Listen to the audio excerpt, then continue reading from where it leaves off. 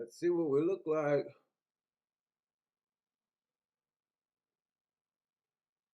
God, I already got a headache.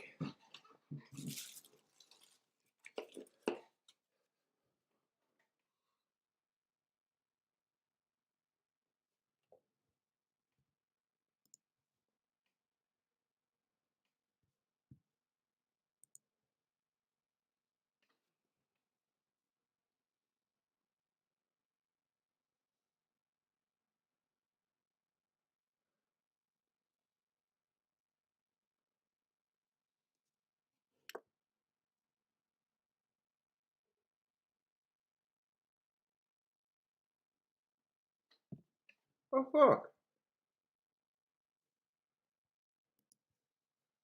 I did. Wait a minute. Is something not right?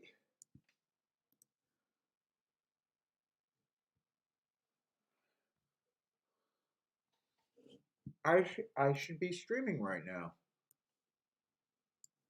Hold up. What's going on? I've never had this before.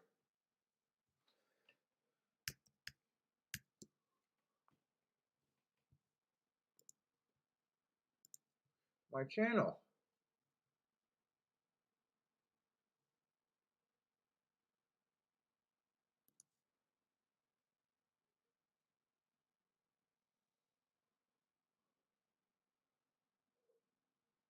Am I live right now?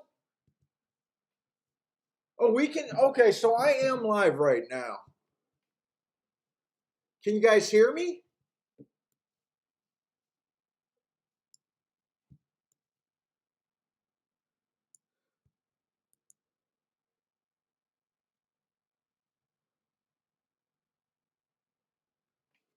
I see what happened. Okay, give me a minute. Let me delete this other one.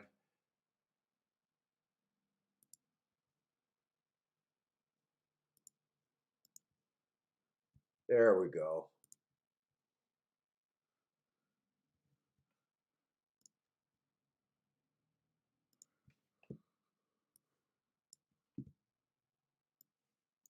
All right, what's up, everybody? Welcome to the Shake Up. I guess I created two rooms and didn't realize that. I don't even know how I did that.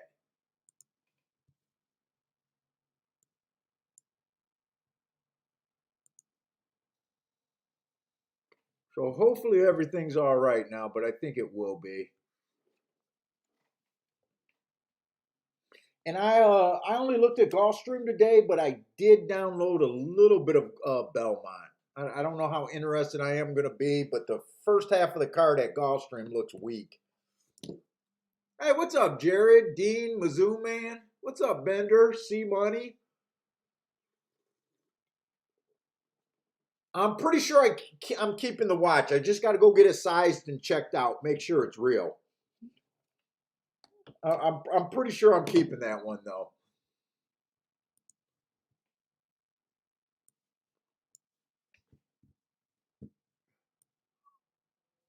Let me see. Belmont. I know Belmont's first race. I think it's the second and the third at Belmont that I might be looking at.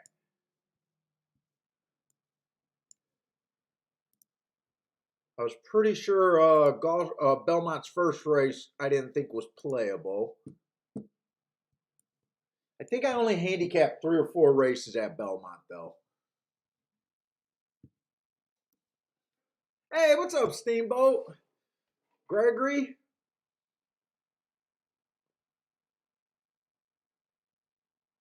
Ed? What's up, Ed? Looks like it's a cooler day or maybe even a gloomy day over there at Belmont. They might even be having rain. It's kind of hard for me to see with my eyes.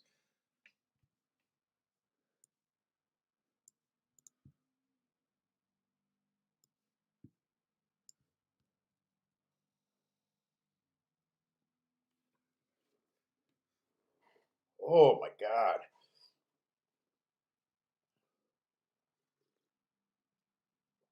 I had to get a coffee, a little pick me up. Let's see. First race at Gulfstream, too. So I know I'm not interested in the first race at Belmont.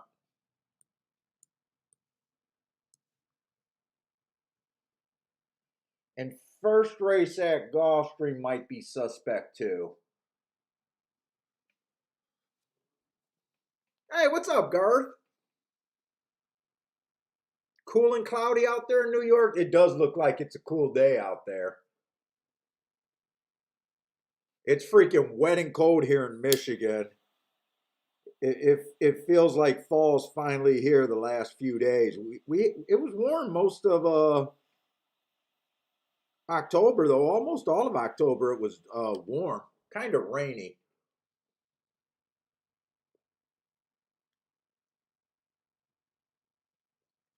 Uh,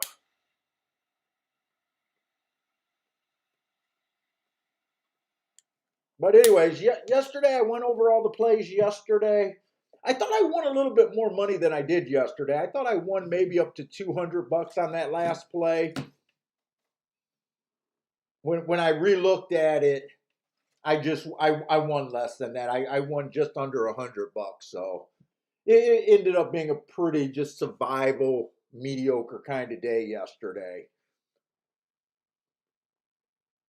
Which really, when I was looking back at it, it wasn't that bad because I went for a race early and I played more races and I almost went for that other race pretty aggressively.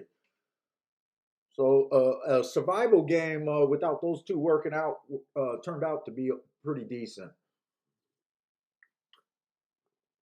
Oh, Wild Bill was a fisherman.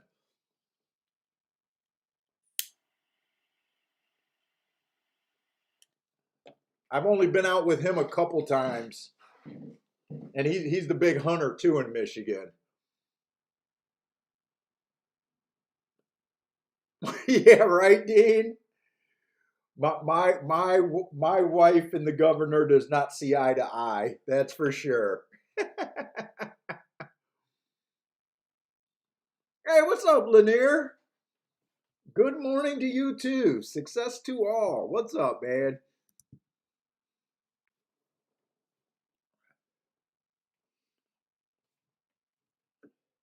Yeah, like I keep saying, I keep having that nervous energy about the poly track or the Tapeta track over there at Gulfstream. And in a way, it's kind of the surface that I'm doing best. And I think I'm over handicapping the dirt a little bit, trying to be too cute in spots because the dirt just feels so inside to me still. And I'm shocked that I haven't been having bigger days on the dirt, especially when you consider last week. Post 1 through 3 accounted, I think, for 63% of the winners. They might have been on the low side, and maybe that's why. But man, whenever I see the track plays like that, I should have some big days in that group.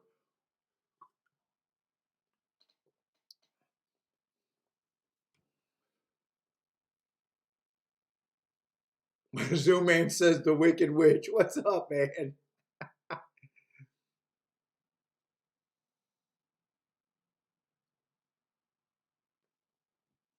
Oh man, let's see. We got 14. They're gonna load at Belmont right now. I'm just gonna let Belmont run. We still got about 14 minutes for the first race at Gulfstream. There's a lot of first time starters, so it's probably not going to be playable for me. But I just want to watch this Belmont race first. Let's see. Lanier has a play over there at Belmont, and he's calling it an enemy race. And I think we asked him what an enemy race was. And I think he said of his top three horses, a super high percent of the time, one of those top three is going to win. I think that was his definition on a enemy race.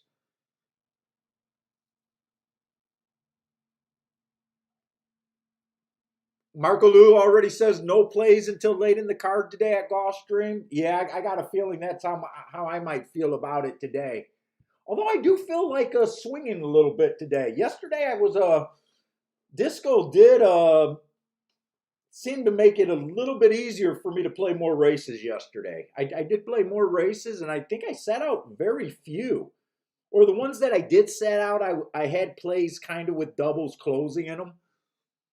So I feel like being a little more action prone today, but hopefully that's only if the races will allow it. Hey, what's up, Grows It Well? Let's see. Gregory likes the 6 to win over there at Belmont. Let me pull up the form. So I didn't decide to even look at Belmont till late last night. So I kind of just looked for the races that I thought I might have been willing to play. So I don't have marks on a lot of the races that I weren't interested in. And with this being a 2-year-old race where everyone only has 1 or 0 starts, I just didn't want to take part of it. I wouldn't mind seeing at Belmont if the inside of the track is good, speed and stalkers. If it's good towards the inside, I don't know if this is the right race to be able to tell that with it being lightly raced horses. Let's see. Gregory liked the 6 here, and Lanier liked the 6-2-1 here. Oh, Jared liked the 1-3-6 here at Belmont.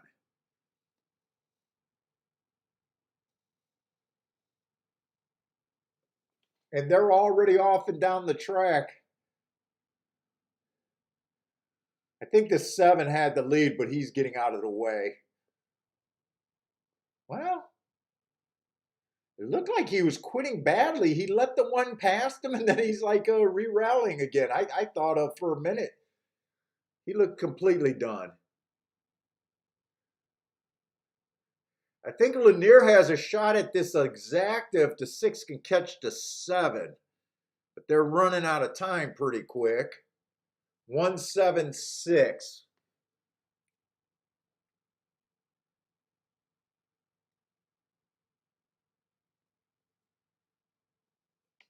I think 1 was about 4-1. Jared used them, but depending on what Jared bet, we don't know if he has the 7 or just bet to win. We don't know really how he bet. He just gave the 3 horses.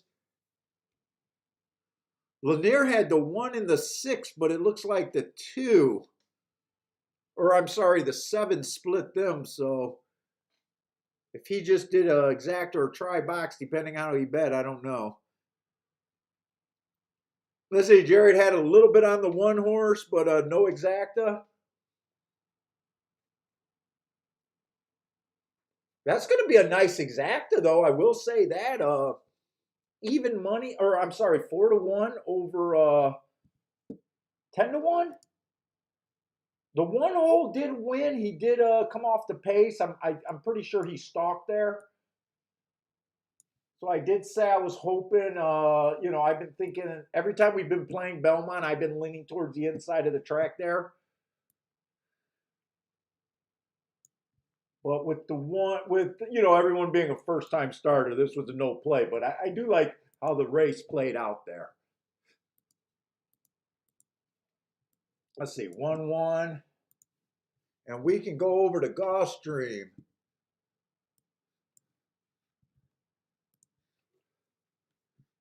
Hey, what's up, Frankie Tubbs? And I wasn't able to follow your guys' bets with Disco on yesterday. It was impossible to really follow the chat using that other software. That was the only drawback about using the other software. The problem is I can't bring guests on with this software. I always have echo problems and stuff. So I guess what I'm saying is I don't really realize what anyone did yesterday, and I was just curious because Frankie's been on the fire spot. Frankie's been on fire. I know there was no turf racing over there at Belmont, and I know that's where he was doing a lot of his damage at.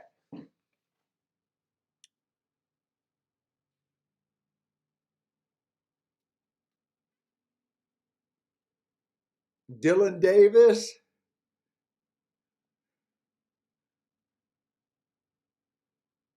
Yeah, that's going to be a nice exacta if you can get it.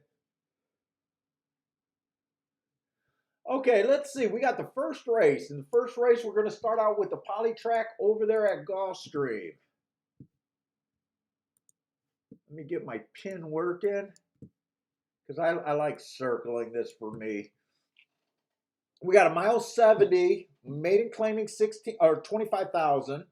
Uh, I think the biggest drawback of this race is it's just a few lightly raced horses and a bunch of first time starters and a few established horses. It's just a little dangerous to me with the number of first time starters in the race.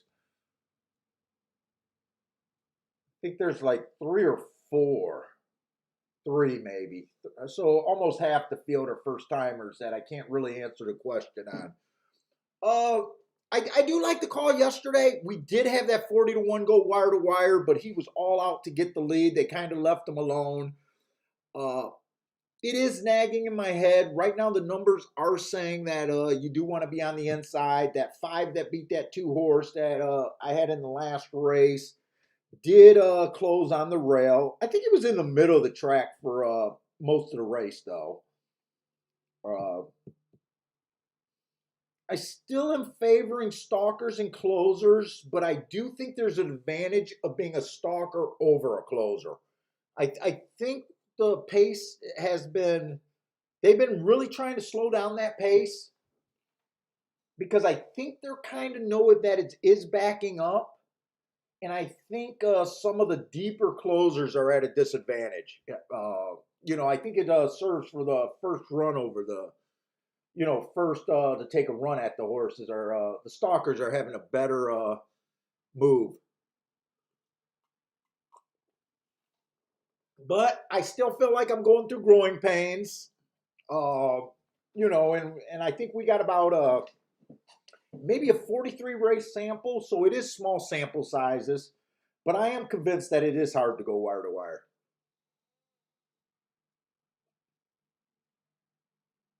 Marco Lou, are you calling Frankie a cow? I'm trying to figure out what that is. Oh, Marco Lou says Frankie is shoe on Twitter. Let me shut this door because it keeps squeaking on me.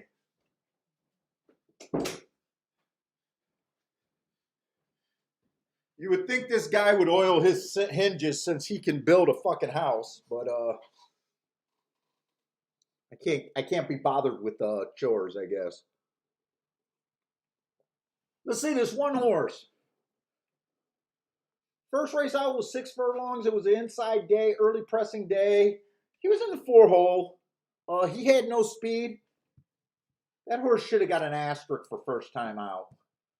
He should have got an asterisk there running against the bias. I don't think that's the worst race, actually. He managed to get in striking distance at the top of the stretch, 4x3, finished 3x6, but was non-threatening. I don't mind that race because he's stretching out. If this was a 6 furlong race or a sprint, I might not like that. He comes back. It was an early pressing day. He was in the 8 hole where we know the 8 hole's not that great. He was just slow, slow, slow, but his speed figure declined a little bit, but not that much. He comes back. He runs a mile. He tried to show a little bit more speed. He came out 1 tick slower than the fastest winner. Speed figure went way down there, and I really can't tell. Oh, maybe because he went up to special weight and didn't belong in special weight, possibly. And then last race, let's see, was a stalker day. Tried to go wire to wire. That was on the poly. So I definitely, think he ran against the bias there, trying to go wire to wire. I think that's his best race. That's kind of a topping his best speed figure. But I just don't think Speed has been doing really good out there. I'm just not buying Speed until they start wiring at a better than a 12% clip. 12% clip is terrible. If you don't believe in the bias, maybe he might have some speed and could get away from here, but I'm not convinced on that. Oh, the 2 horse, Try-2 sprint race stretching out for the first time. First race was at Colonial Downs. I don't keep track of Colonial Downs, but the trouble line says he had a slow start.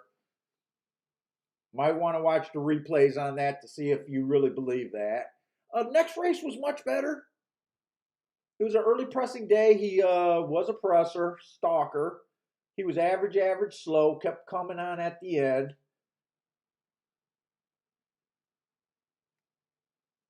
Right now, I've been taking the thought since speed or sprinters are stretching out, and I think the track is tiring. I've been kind of against sprinters just based on that so far. I usually don't like I usually like sprint to route. I don't mind it, but just the way this poly track is playing, and we can't even confirm if this horse is going to come off the back end. I've been just ignoring the sprinter stretching out. 3, 5, and 6 are all first time starters, so I got to ignore them.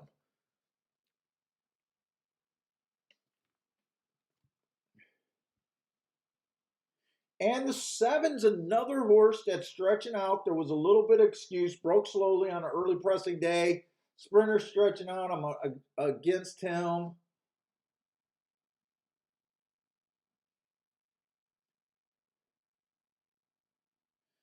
Let's see, the 8 horse.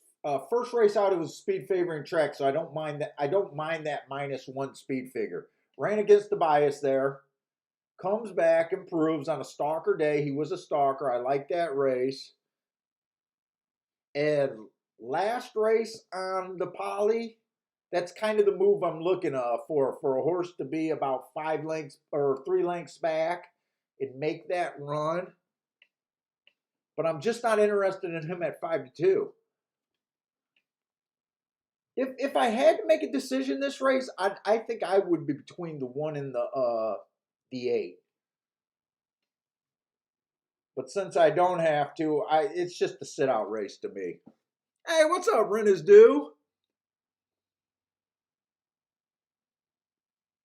Oh, Lanier's coming out with enemy races, so he was right about the first enemy race. As long as I'm right about his definition, the winner will be in his top 3. So he likes the 186.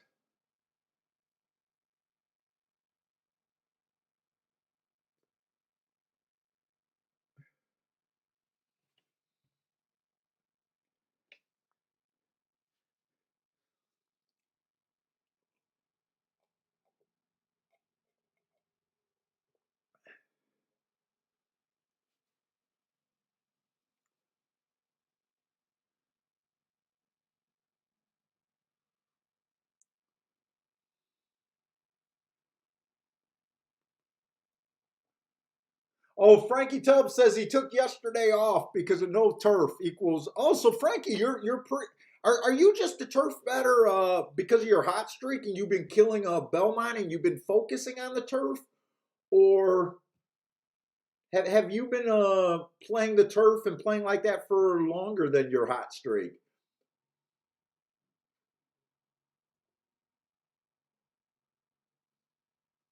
I said years ago I used to never look at turf racing.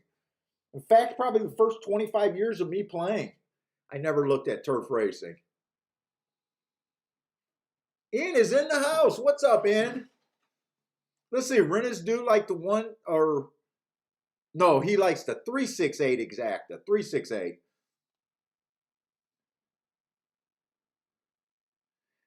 Howard says it doesn't excite him when you pick 3 horses in a 7-horse field.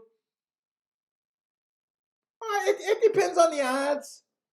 I know some people like to only come on one pick. It depends on what you're talking about, how you're doing it. You know, you guys see how I play. Uh, you know, I can go quite wide.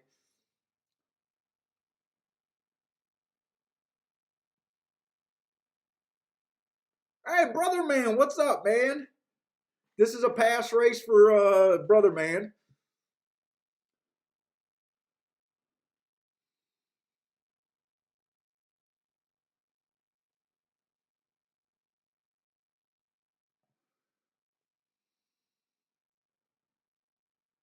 Oh, since the hot streak, you've been just sticking to turf.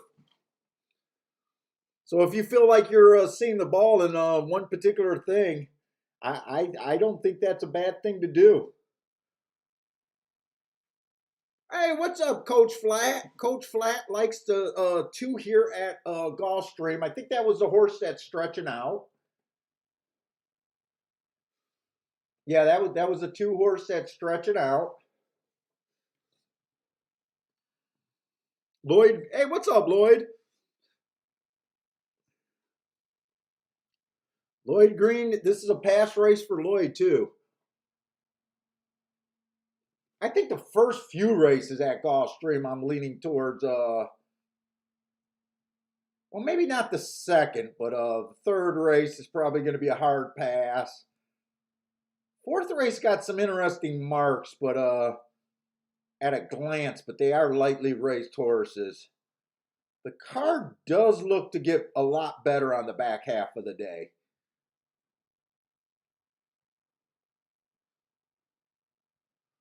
Let's see, Jared got a place. 3 to win in place.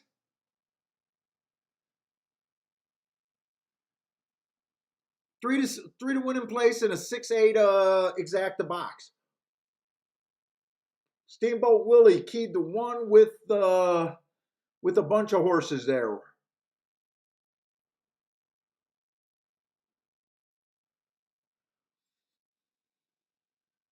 Let's see. We really just want to watch this fraction.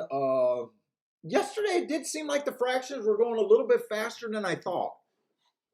It seems like they've been going a little over 25 is normal. So right now, this race kind of looks basically normal going 25 at the first call. Let me try to write these down.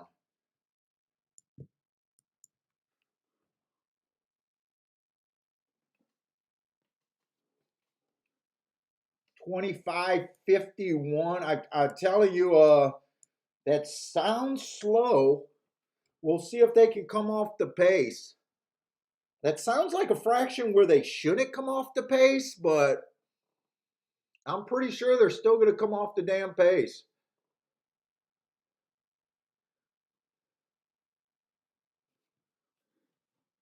Looks like they went 116, so 76 and 2 at the 6 furlong mark.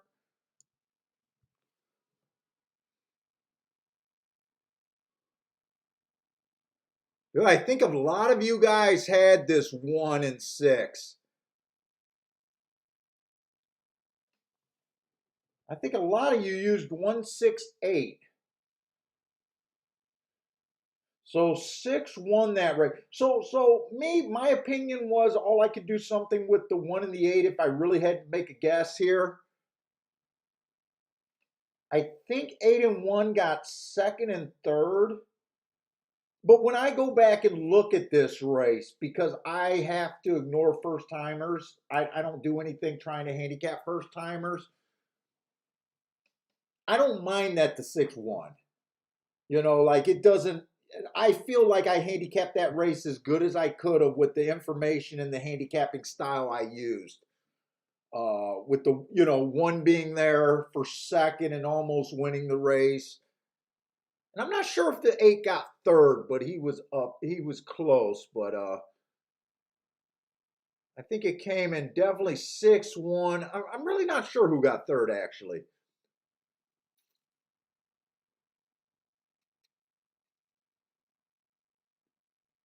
Let's see. Brother Man has a how much was the 3 the best in that race? He wanted nothing to do with the little gap up the rail. Galloped out.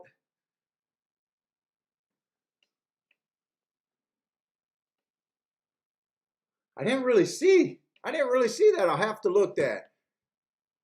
Yeah, it came in 617 actually. 617. At first I thought the 8 got third, but he did not.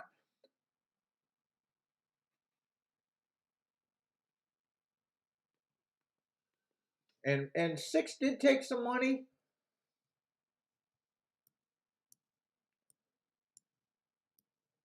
But that was a good sit out for me and the way I look at racing though. The one actually ended up offering a little bit more value if he was 9-2 at the time when I was handicapping. That might have been enough to tempt me for a win bet. I'm kind of glad he was a little bit lower. I think he was 3-1 or 7-2, so it didn't really tempt me. At 9-2, I might have took a little L there if I thought that was actually the odds I was getting on the one. And 5-2 on the 8, I wouldn't have been tempted.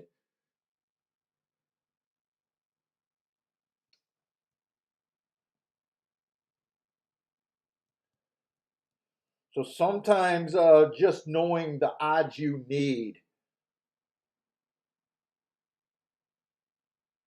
is enough to get you off of a play, or sometimes enough to get you sucked in on a play that you would have lost on. But I can't really say what I would have done because, like I said, he was at about 3-1 when I seen him.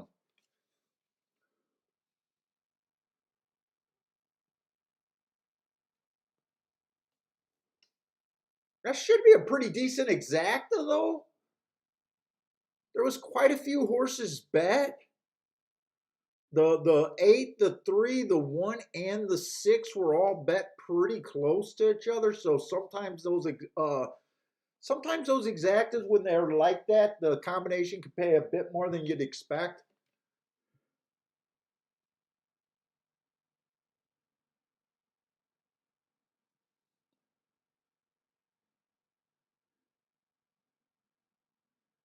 Oh, Bender, I'm with you guys, man. I'm dying for those turf sprints to come back. The turf routes not so much. I could go either way on the turf routes, but I am missing that turf sprinter to a day on the Gulfstream. The turf sprints was a much stronger profile for us, much stronger than the routes.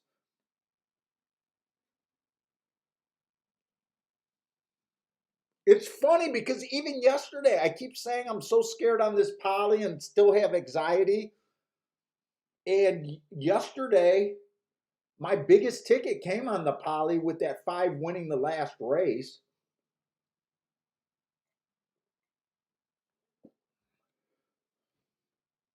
But I will admit that I have a bit of anxiety every day I've been playing Gulfstream lately.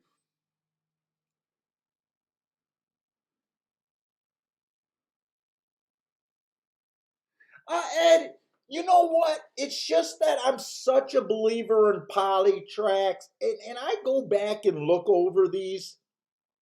I said it wrong. I'm so much of a believer in track profile slash bias, right?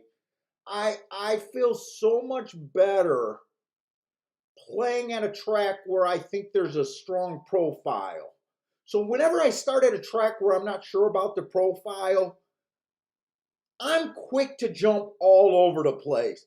And a lot of handicapping. So most people, they handicap and they just try to find the best horse at the best price, right? They want to know who's the best horse. My philosophy is I think most races, especially at the lower level claimers, the talent's a lot closer than what the people believe. Uh, I see the horses beat each other time in and time out.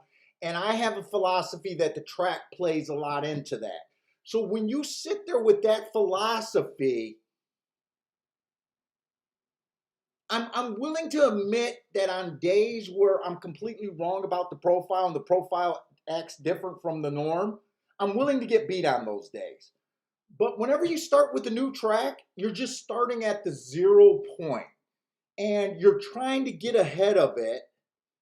You got two options. You either sit there and don't play until you get enough races for your data, or you try to make jumps first and look at the races to make sense.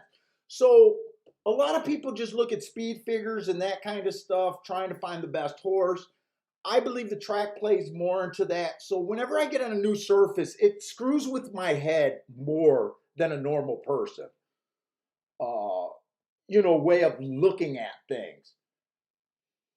So, it's not the Tapita's fault. It's the fault of me being the type of player that I am. It's not really the Tapita, but I have these beliefs for a reason. They're I didn't make them up yesterday. They're why I've been able to survive so long. So I don't think everyone's struggling on the Tapeta, really. I think guys probably find their other niche, and some guys are probably saying, I just think the best horses are winning. But if you're a profile guy or bias guy, any new track can play crazy with your mind.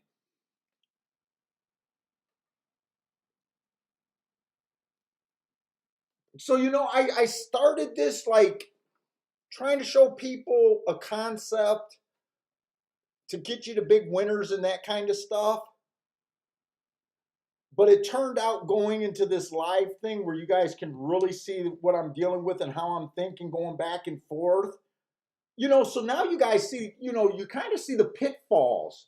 And I admit there's pitfalls in everything, of looking, everything does not work every race. Otherwise, racing will be boring. We'll all just be betting, 3 to 5 shots that win every race. No one wants that to happen. I mean, so, you guys can see the pitfalls of being a profile or bias handicapper too. I just think the good outweighs the bad.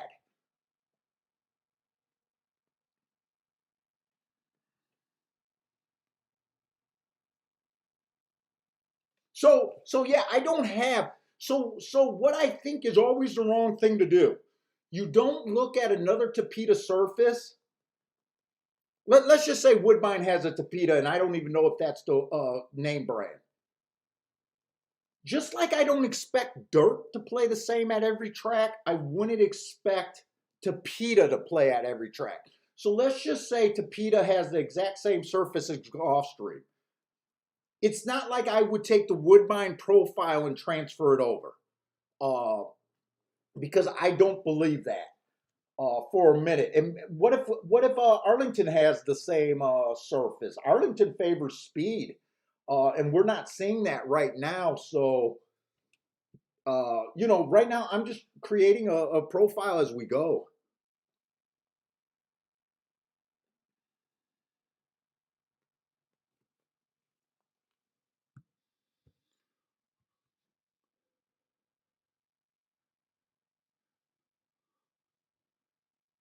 So this one definitely stalked. He might have even closed. I did not see the first call. If anyone's seen where that one came from,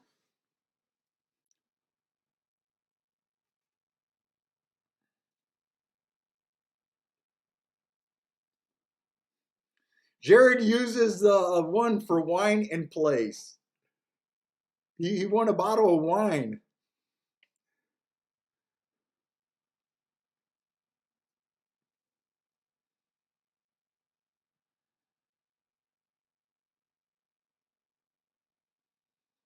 Let's see, Brother Man's making a prediction that I hope is absolutely wrong. I hope you're wrong on that, Brother Man. But he's making a prediction that they might not run as many turf sprints because they used to run the sprints on the outer course and now it's synthetic.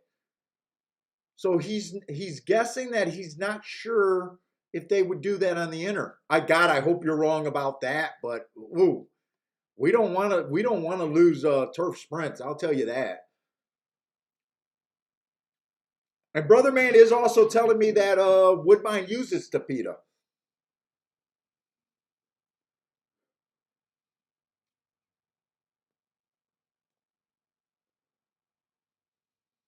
I'm still not sure. I missed this one both times. I'm still not sure where that one horse came from.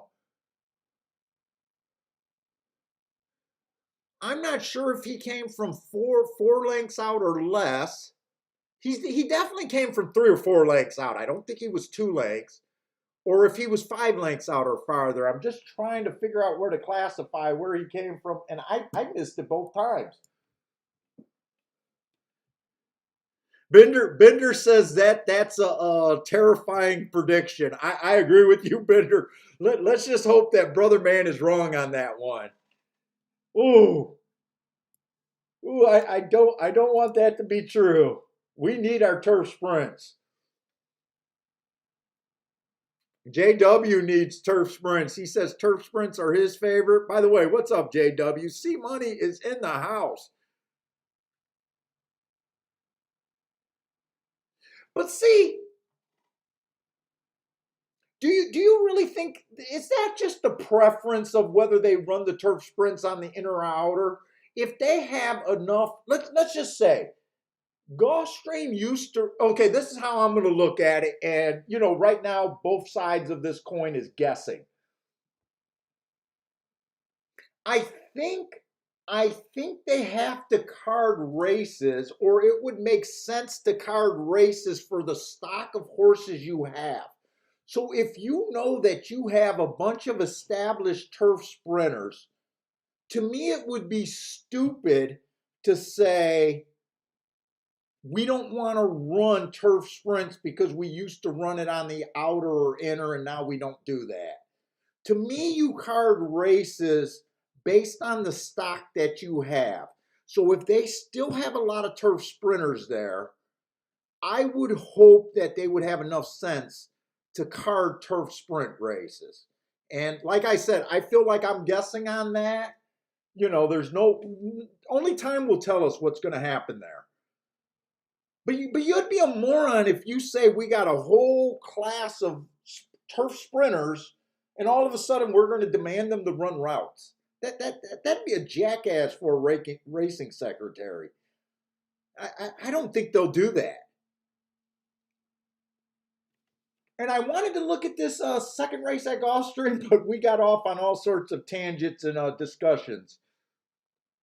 So I'm going to be hoping that it's inside here. I want to see inside over there at Belmont on the dirt.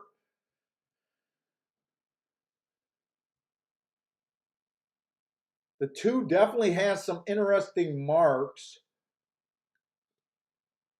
but I am not going to. Well, they're off. They are off.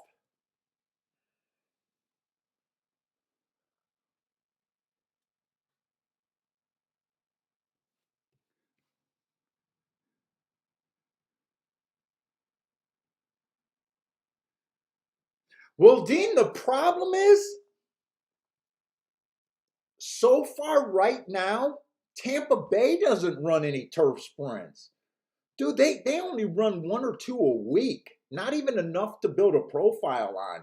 You want to talk about a track that ignores turf sprinter, it's Tampa Bay. Now maybe if they seen an opportunity, let's just say Gulfstream did what Brother Man thinks they might do.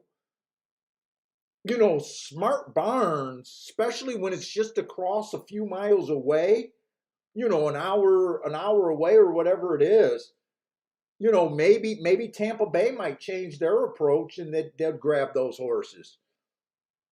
Because I don't think very many trainers would say, I gotta establish a established sprinter. Let's just ride them in route races. Oh my God! I hope this 2 does not win at 8-1. Because okay, he's not going to win. Okay, good. If you guys bet the 2, I don't think I cursed him because he was pretty much looking tired. He was just a horse that had the eye catching moves. I know there was some other good marked horses in that race. Looks like it's going to be 5-3-1-2. What was that? Just a 6-horse field. Let's see. 5 didn't have any eye catching marks. He did run against the bias 2 back, earned a nice speed figure while running against the bias. He did earn a second in that race while going against the bias. That is kind of a good race. Last race was a 1-race sample. He does look better than the 6.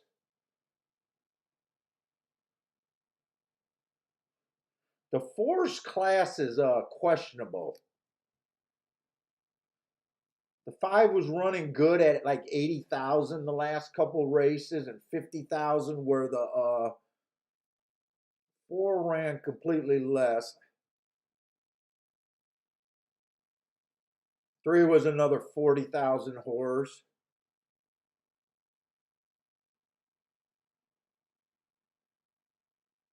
It kind of looks like I think it's arguably, and I have a hard time with class the higher we get.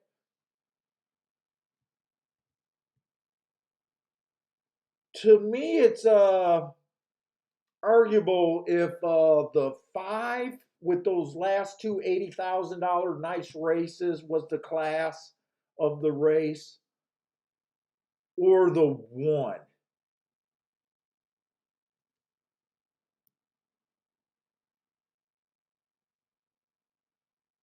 It's arguable because the one ran in some lower class races like that 30,000, but he has a couple grade threes. He didn't really do anything. I don't know. Just glancing at the review of the race, I do think the five makes a little bit of sense.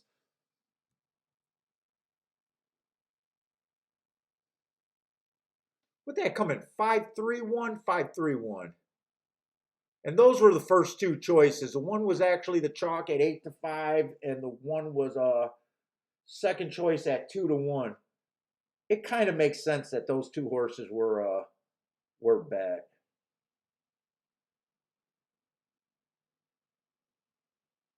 I don't think I would have liked the four. If there was a horse to trick me into betting, it might have been worth taking a shot on that two horse.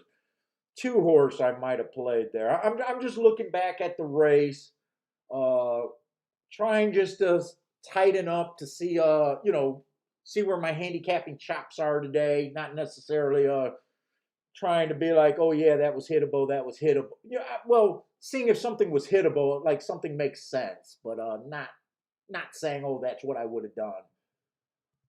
I'm just trying to stay as sharp as I can.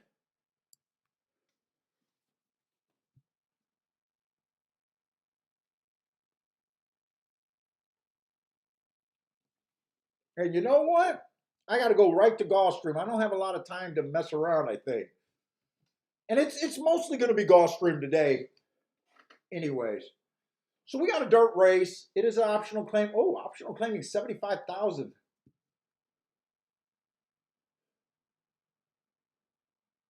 2-year-old race.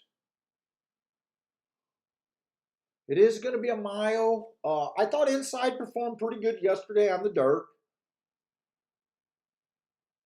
This is a tricky race because right now, just looking at the first two contenders, it just looks like a bunch of lightly raced horses that won their first or second race out, and we're trying to find the class that they fit in. They might be $75,000 claimers, and they might not.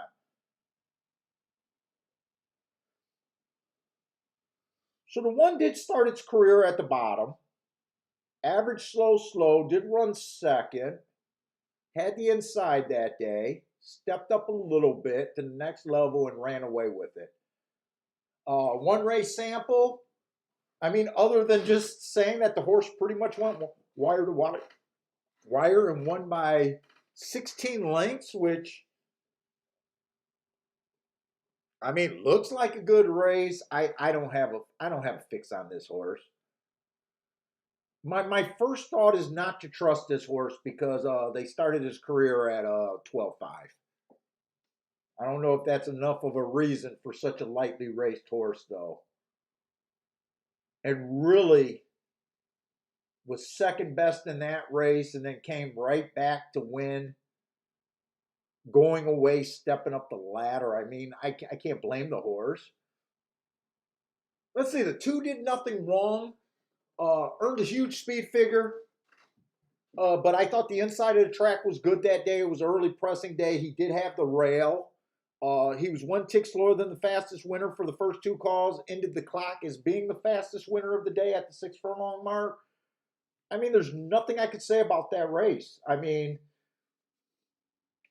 did, how much did the inside help him? Is he really that 96? I don't know. Uh, put it this way: if that's the only spot I can go 3-5 is the price to get me not to do anything here, without a doubt.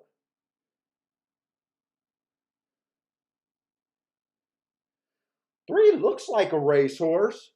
First race out, the rail was bad, but even when the rail's bad, the 9 hole is never where you want to be. He kept running there. Got a slow start too. I don't mind that race. Comes back, bad rail, won on the 9 hole. I don't believe the 9 hole was good. I just believe that the rail was bad that day. So, I mean, that's a really nice race. Stepped up in the little stakes. Got a bad rail that day, was in the 3 hole. I like that race, but I think my biggest problem is I'm just not going to determine talent here.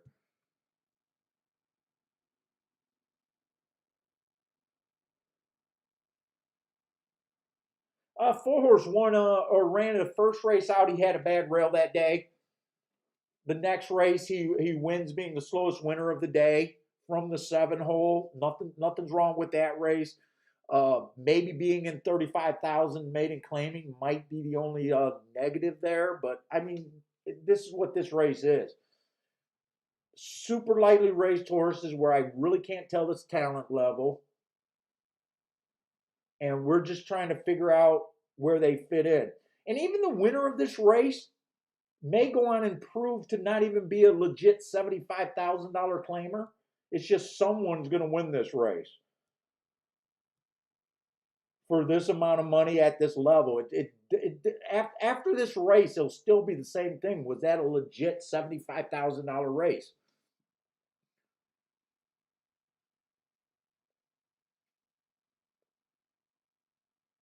I think I did the 5 to 6 horse.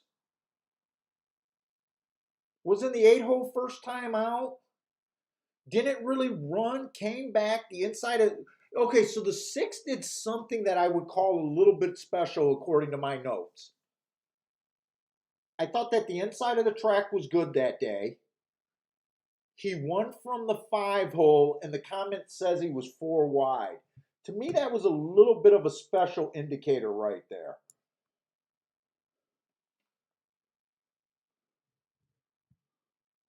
And did he get scratched?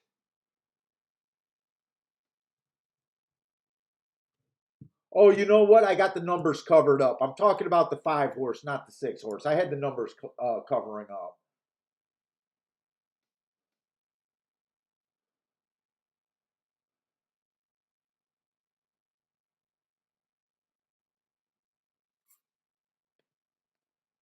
I think I mostly would be interested in the one, or I'm sorry, the 2 to 3 and the 5. Obviously, I don't think there's much to do with the 2 and the 3.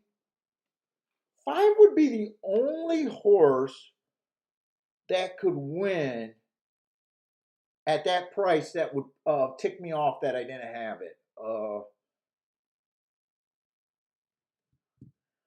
Who did he run with this first time out? Who was that?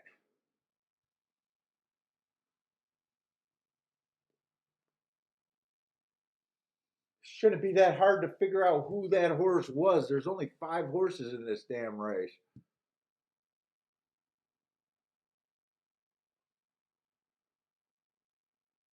That must have been the 3 horse on September 25th. No, it wasn't the 3 horse.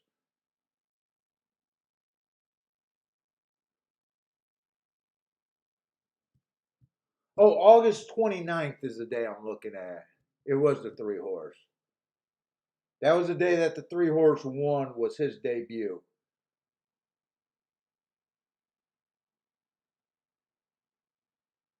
And they were right next to each other. I think this 5's interesting.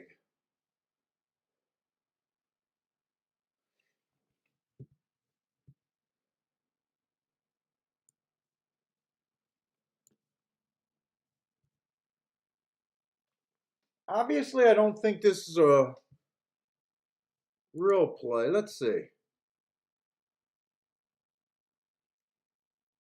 Let's see. 5 on top of the 2 and 3 are definitely worth playing. Ah, shit. I'm looking at doubles again.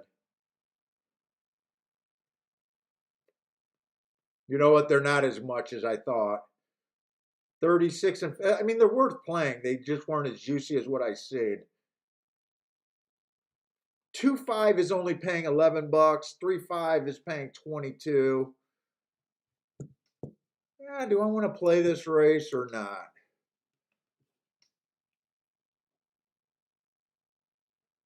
I think I'm going to sit out this race. He's interesting. Goddamn, the price is right.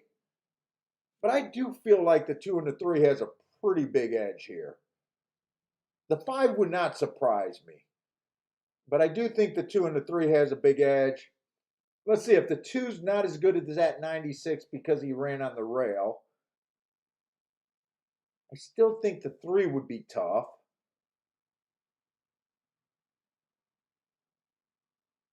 Yeah, I'm going to sit out this race.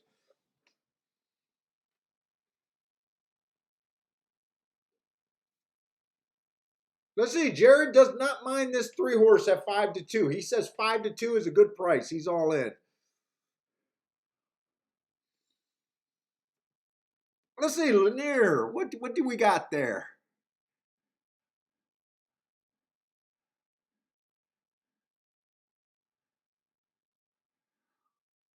Let's see. He's calling it an enemy race, so I'm not sure if I got the definition right. Let me know if I got the definition right on your enemy race, Lanier. He does have that. It's a complex race, outstanding. Anyone could win.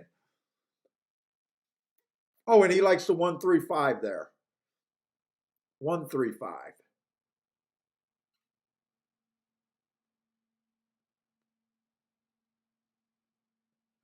And Jared really likes the 3 horse. Let's see. What's up, Gregory? Gregory likes the 1 over there at 5-1.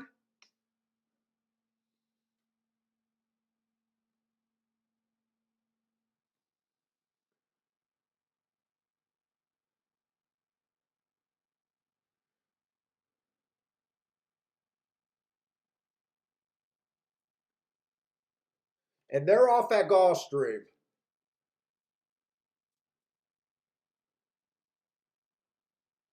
Boy, the two's really forcing everyone wide here. I don't think they're going to look at that, but it seemed like the 2 forced everyone wide there.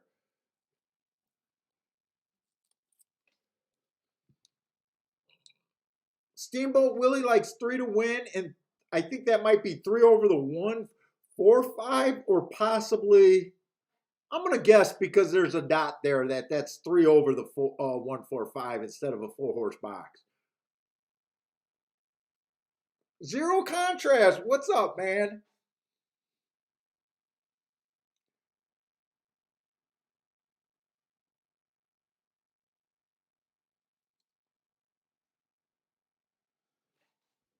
And this is slow on the dirt. I expect to see that fraction on the poly. 25 on the front end is on the slow side at Gulfstream on the dirt, without a doubt. 48 and 1 at the second call. That's at least normal. Two's running away with it. Three's going to get second best easily. Five's going to run third, but 2, 3, 5, 1.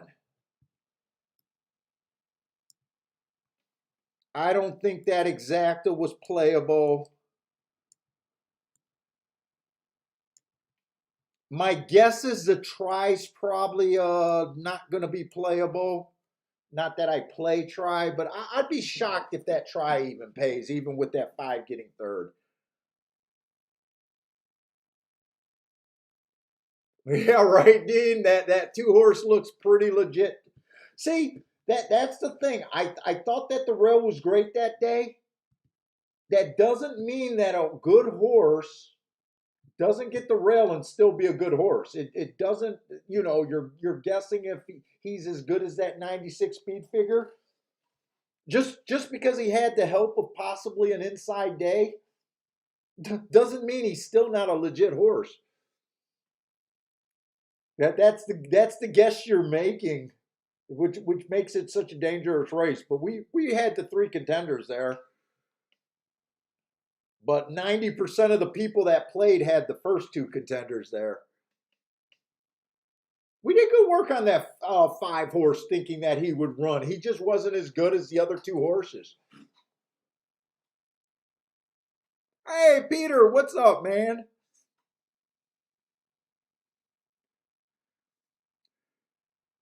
But yeah, after that race, I'll say that 2 looks pretty legit too. he didn't leave anything to imagination that race, right? He looked much the best that race. Let's see, 2 went wire to wire from the inside, and he was bet down to 1-5. So there's no way that exacta could do anything.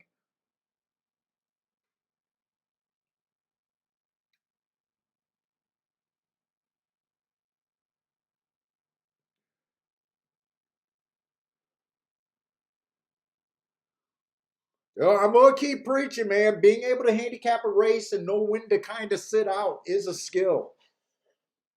Some days I would have took a shot with that 5 though. It's kind of like poker. I watch a lot of the poker channels, even though I'm not a good poker player, because I like hearing. I watch the Daniel Negreanu poker channel where he plays live in computer tournaments, and he talks about his brain thinking, and I think it relates a lot to horse playing. That you gotta there's some days where I would take that 5 and say at 25-1, I'm willing to take that play. And there's other times that I'm not. You got to kind of scale that play different accordingly to, where you're at in your mental frame of mind. Early in the day, late in the day, kind of. I think a lot of that relates to horse racing, just talking about gambling theories. Uh,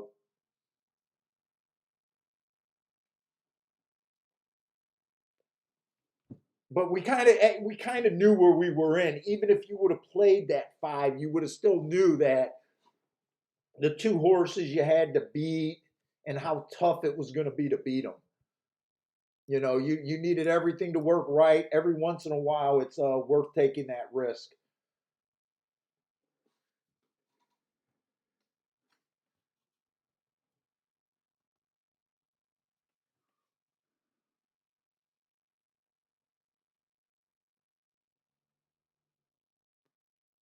Marco Lewis liking the 4th race over there at Gulfstream. I think once the 4th race is over, everything gets good. And the 4th race might actually be playable. There's a couple of first-time starters that make it dangerous, but depending on what the two's odds in the 4th race, I might dabble in that race. I think I could look at the 3rd race. Oh, I got the 3rd and the 4th race a little bit handicapped over there at Belmont. And there's a 3-5 over there. I think we got enough time to look at this race at least.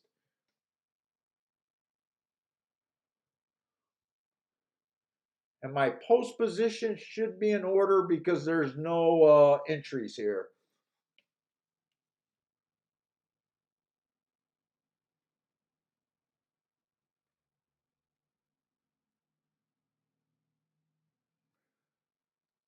Oh, oh, really, Howard? That 2 horse at Gulfstream was a $300,000 purchase? I never even look at that stuff.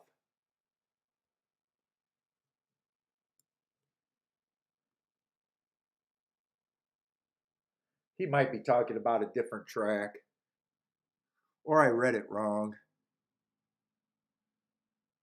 Spencer brought the 2 from the first race for 300,000.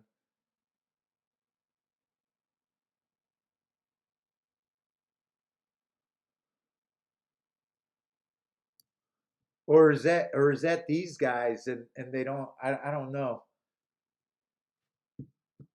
I'm not sure if that's the race he's talking about or not. You know what? Maybe that is the race horse he's talking about. I don't know.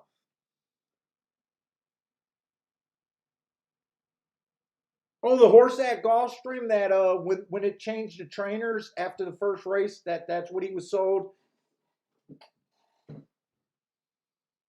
How do you know that? Is there something extra in your form? I mean, I never look at that. I only know to look where he was bought at auction or in the beginning. You must be talking about when the trainer changed then. I don't think I don't see where it says it on my form. I'm just curious is that just knowing shit and reading a lot of stuff or does your form actually say that somewhere?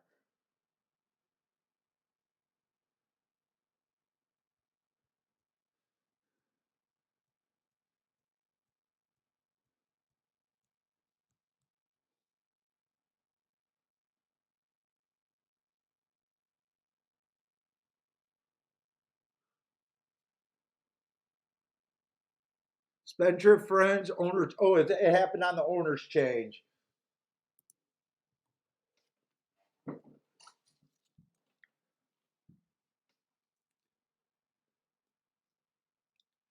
Let's see. Steamboat Willie got a play over there at Keeneland. Good luck over there. Oh, they told you. Ooh, you got the sweet inside info.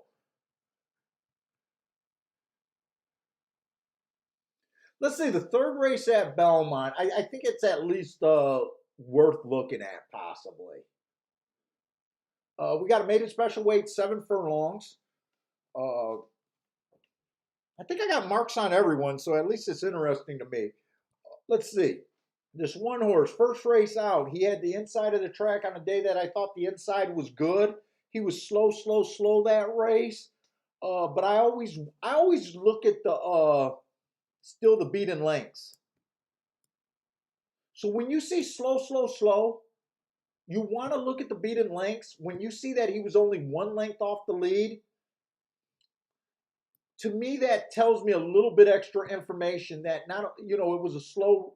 He chased the pace of the slowest race of the day, uh, and I could see a horse improving from that. If the pace is slow and possibly the winner went wire to wire on a super slow pace that you couldn't cut into. To me, that would be interesting. He comes back, improves off of that race. He did step up to a route race. So he was fast early on a closing day. Now, if he's a front end, I mean, he's lightly raced right now. But if he ends up to be a sprinter, I almost expect him to be able to be fast in a route race. But I do like that mark on a closing day asterisk, and I like that he went too fast to win. He comes back again on a speed favoring track. Uh, didn't get the lead. He was only 2 lengths of the lead off the lead and still managed to be on the slower side. So again, I think it was a speed favoring track where he chased the slower pace of the day and wasn't able to cut into that. He's interesting. I'm not sure if he's a sprinter or a router. This is a 7 furlong race. I myself prefer sprinters than horses that are possibly routers. And right now, I'm just not sure where he fits in. He's interesting. I don't know if he's that interesting at 5 to 1 without looking at the rest of the field. The 2 horse first race had an early pressing day, didn't run that day, gave him an asterisk, came back, improved his next race out. I really like that he was able to flash a lot of speed that day, went too fast to win. But that again was at a mile 16. Comes back on a 7 furlong race, bad rail. He was in the 5 hole. Again, he went too fast to win. And then last race on a stalking closing day, probably could have deserved an asterisk there because I think this horse wants to lead at a route. But this is another horse where I'm not sure, and I would prefer a fast sprinter over a fast router. Although he has a price, he does have a price at 49 to 1 that makes me feel like if I want to use them, it's definitely worth it. Let's see, the 3-horse. Inside Speed, first time out, he was on the outside and he was a stalker that day. Big excuse there. Comes back. It looks like the same race as the 1-horse that closing day. He's another one that went too fast to win. And right now, I wouldn't be against playing Router in this race if this race doesn't have any true sprinters in it. But to me, the 1, 2, and 3 all look a little interesting, possibly. The 4-horse just has a bunch of excuses. Has a lot of starts under his belt, too. I don't know. I mean, I wouldn't be surprised with the excuses, but just combine that with the lack of, with how many tries he had at this level. To me, it's just time to drop this horse and stop messing around. Never really gets in position at the top of the stretch. 5's a first-time starter, don't know. 6 is another fast router who kind of looks like the 1 through 3. God, there's some nice prices on some horses, but I really... Let's get to the chalk and see what we think about the chalk. 3 races ago, he was average at a mile. I mean, that just looks okay. 2 races ago, he was just average at a mile and an eighth. All of these horses got the same thing. I just don't know if they want 7 furlongs. I guess I don't understand why he's 3 to 5. And 8 just looks like a complete throwout. When you're having trouble with the race, I like to go to the chalk and see what I really think about the chalk. My first thought about the chalk is I just don't understand why he's 3 to 5. Now I'm looking a little bit more and just see Todd Fletcher. That's not enough reason for me to think 3 to 5.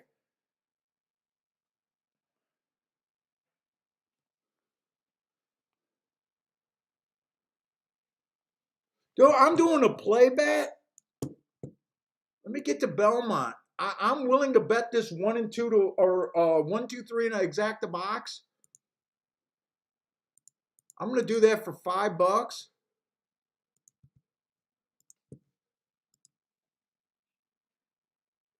And I'm gonna take the 3 and the 1 to win here. No, 3 and 2. 3 and 2.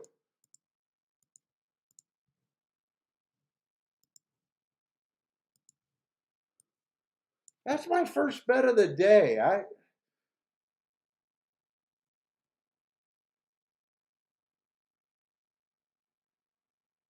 mean, right here, the 7 would not chalk.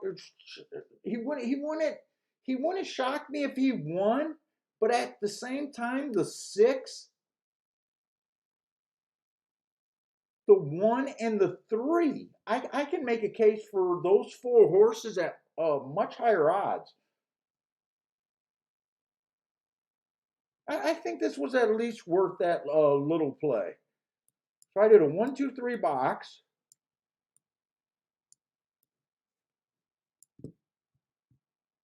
And I did a 2 and a 3 to win. And maybe I should have placed that 2-horse also, but I didn't.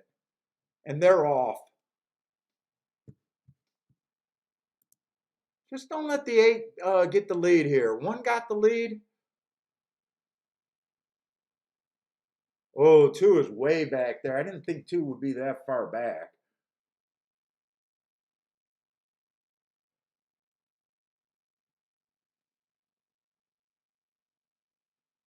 Two I was probably reaching for. I like the 3 and the 1 better. 3 and the 1 had more upside than the 2. I seen those juicy odds and wanted to use the 2. As long as the 8 does not win, I'm happy with taking. Or no, it was. Wait a minute. I thought the 8 was the favorite. Oh no, I knew the 7 was the favorite. Seven's the favorite. 8 was the throwout horse. I said 8 was the throwout horse. I just got the number wrong. Come on, one, run away with this. I won't have a ticket, but I won't regret making this play. The 7 was a false favorite.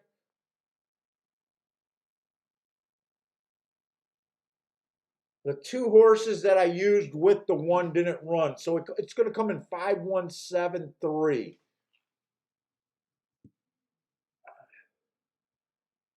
And 5's a first time starter, so to me, I did the best I could possibly do in that race. 5 was a first time starter. I couldn't have seen him. I don't regret that play bet at all.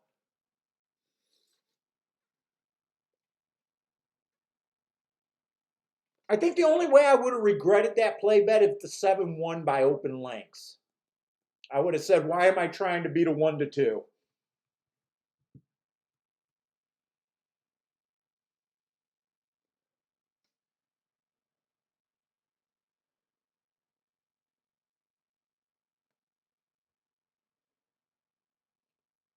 And looking back at it, I probably would have liked to bet a 1-3-6 in the box better than the 2.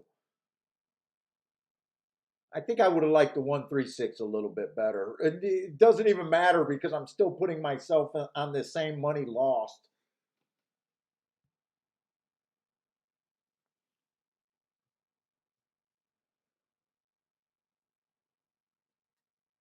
Six probably had a little bit more upside than the 2, even though he was nowhere in the race.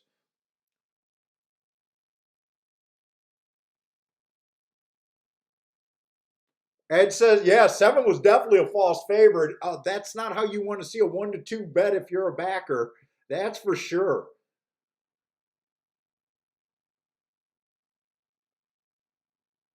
He didn't give you a run for the money even at the top of the stretch. He was done. I think he ranged up for the 1 for a little bit and then he was done. I wonder. Oh no, bridge jumping wouldn't have helped you there. I was just ready to say I was wondering if there was a bridge jumper there, but he did finish third, so he would have survived.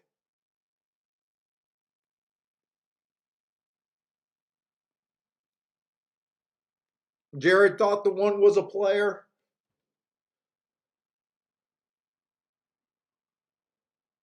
Yeah, I bet the 2 and the 3 at that group, but basically I was just taking the 2 highest prices. I wanted to get paid the most there.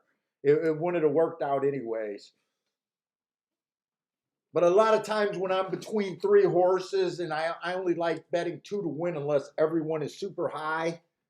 You know, if all 3 of those were well over 10 to 1, you know, I might have did a 3 horse win bet there, but I was willing to let the 5 to 1 go, but it would only cost an extra 20 there. He ran good. I mean, the 5, the first time starter, was just a better horse today. Hey, what's up, George? George Sacramento, what's up, man?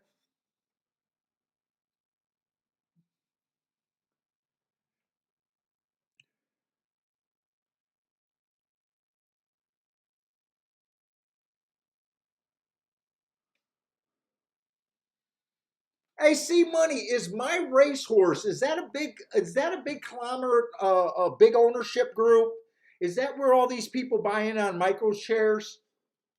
Is that what my racehorse is? Another one of those?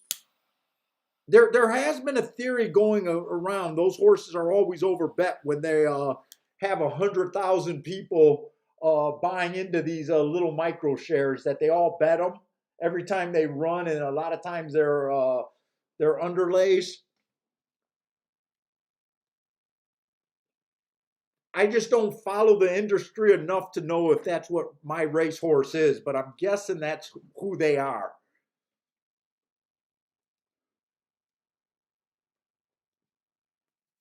You know it? So you as an owner says, yeah, I own three strands of the horse's tail, and another guy owns the hoof, and another guy owns two hoofs.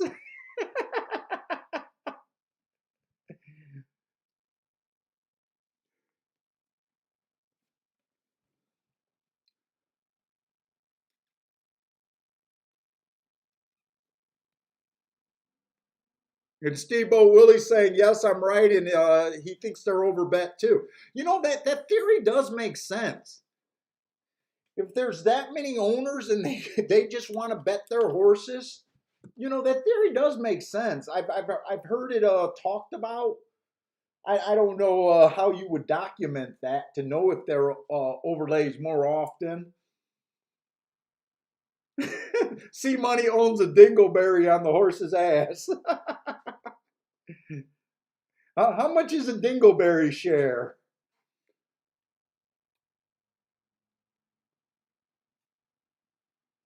Oh, Steamboat Willie, did you really buy into Authentic?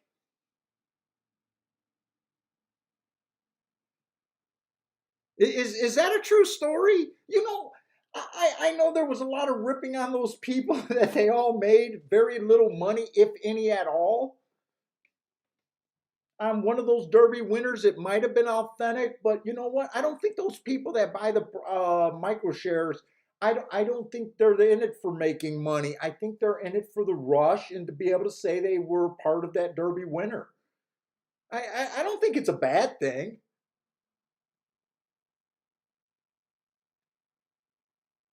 Oh, you did have him. You had 200 him.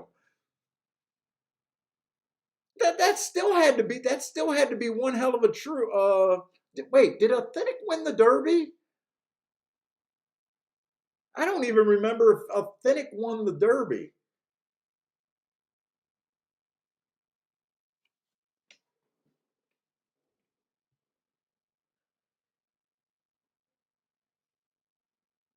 Yeah, I got $4 from the for the Derby win. I know, but it's paying for that thrill. That's all that is, and I don't think it's a bad thing. Does owning a share like that give you access? They probably can't let all those people in on the Derby picture.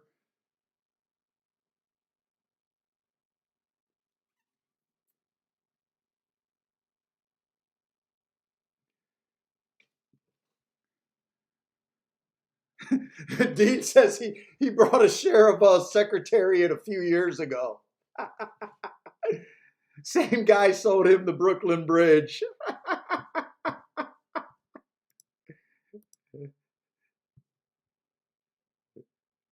Dude, that means Dean is a pretty sharp investor over there. He owns the Brooklyn Bridge and the share of Secretariat.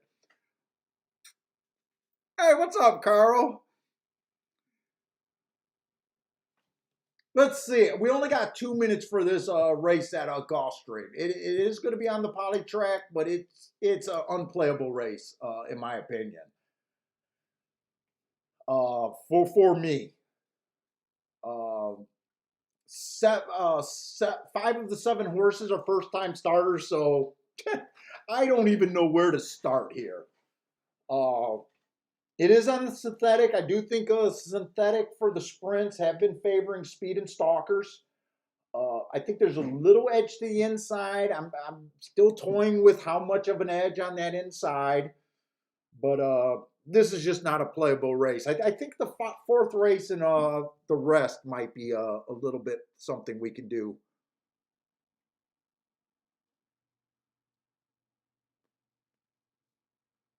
Let's see, Jared putting out a name and making me look at names. So Jared is on the two horse here over there at Gulfstream. Jared says, bullshit, this race is damn playable. That's why. Hey, Jared, that's why I said for me. For me. I'm trying to add that on there so I'm not trying to sound like the Grand Poobah where when I say a race is unplayable, it's unplayable for everyone. I know there's other ways to handicap than what I believe in.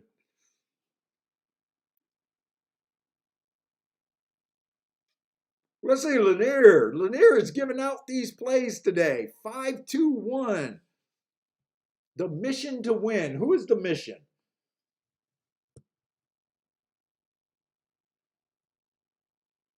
Let's see. I'm taking it that he's just saying it's the mission to win the race because I don't see a horse named the mission.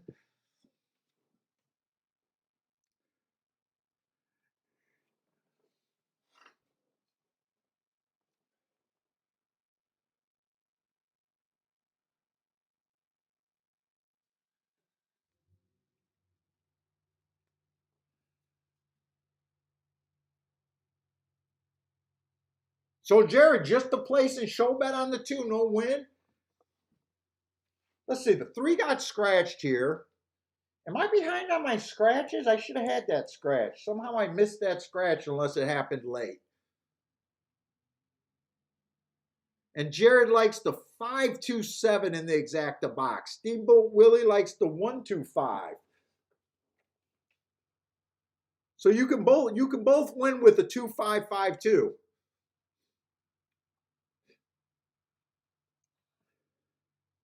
Oh, and Jared is now adding the win bet to the 2. Hey, Jared, I didn't want to push you. Now win, no win. I don't know what you're doing. Place and show on the 2. He's wishy-washy on the win bet. Well, good luck, guys. They are loading in the gate over there at Gulfstream right now.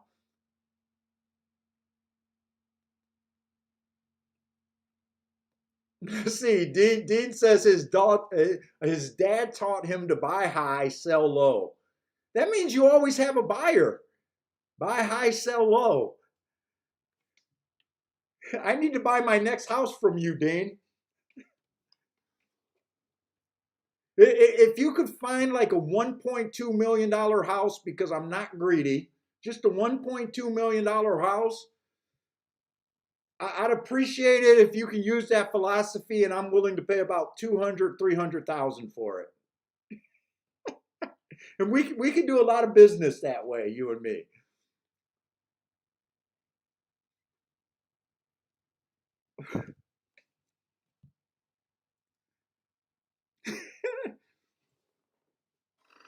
Hey, Dean, what kind of parlay cards are you playing? You already hit a parlay today?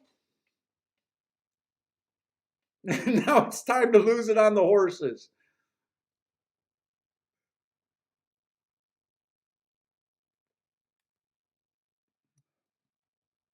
Dude, Parsons hit that $16,000 parlay, and then he came back, and I think he hit for another $2,500.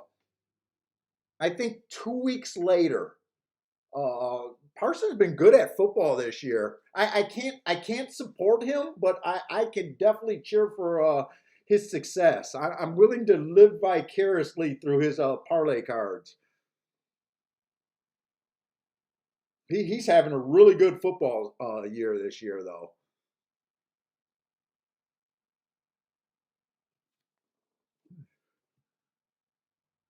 Oh shit, Dean, you're in Vancouver. I don't even think we can get a decent house for 1.2 million in Vancouver.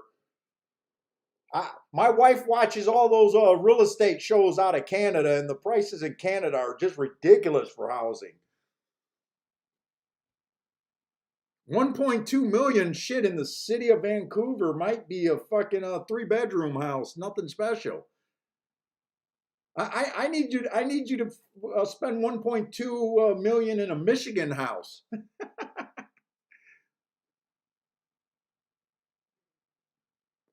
Oh, you play the Euro sports, and you had a Euro hockey. Man, sports betting has changed so much from when I ever even dabbled. I haven't dabbled in a parlay card since 1990 or 92.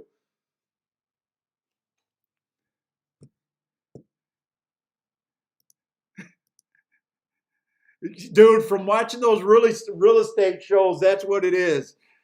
You can get me a really nice crack house for 1.2 in Vancouver. Yeah, you got to do it in Michigan. In Michigan, you get a real house for 1.2 million.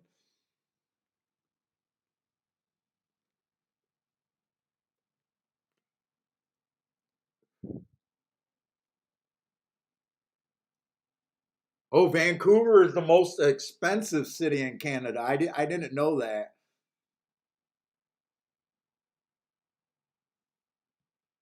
Dude, how do middle I guess middle class people just don't live in Vancouver.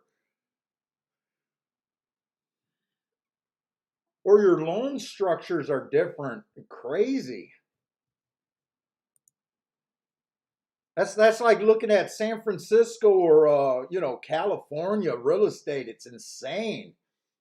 New York real estate in the city is fucking insane.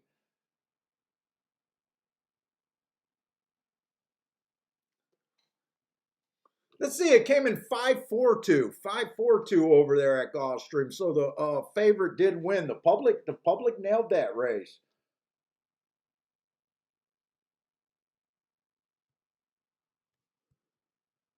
I didn't see how the 5 won. I'm so busy making up following the comments today that I really did not see how that horse won.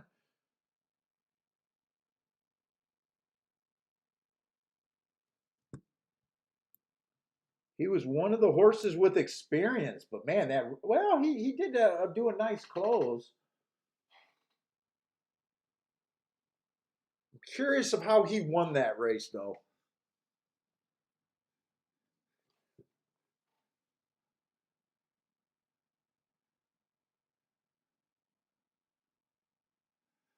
Oh, so if you're in Vancouver, if you're middle class, you either bought the house at least 30 years ago and you stayed,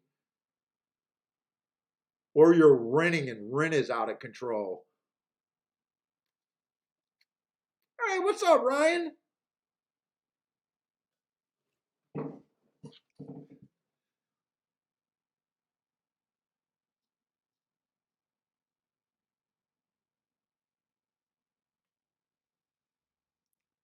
Garth B's looking for Euro hockey tips.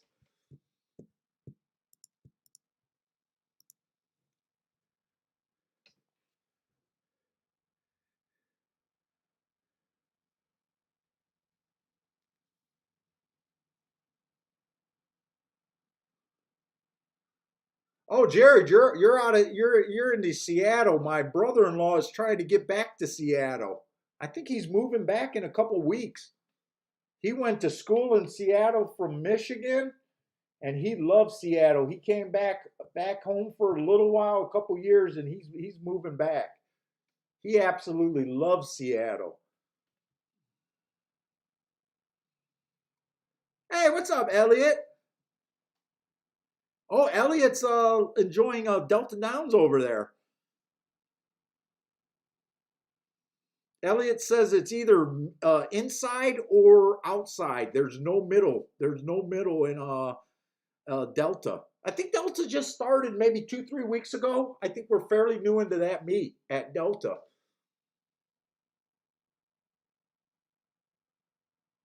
Oh, and I think this is a different Ryan, by the way. Ryan Redden. I'm so used to the Ryan Hoyer. That's who I thought you were at first. Joshua's back. What's up, Joshua?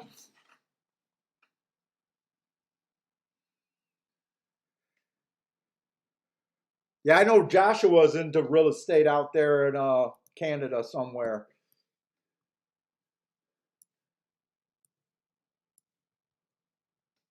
Let's see. I just got to figure out how the 5 horse won over there at Gulfstream.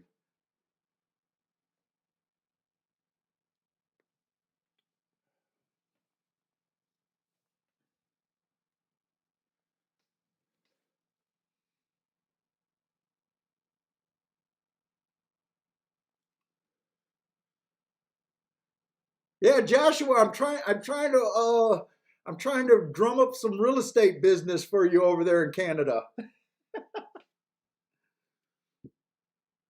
We need to get you some listings.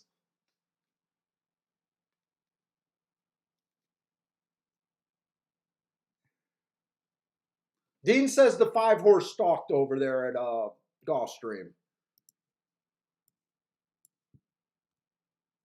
And that was on the Poly, and that was a sprint race.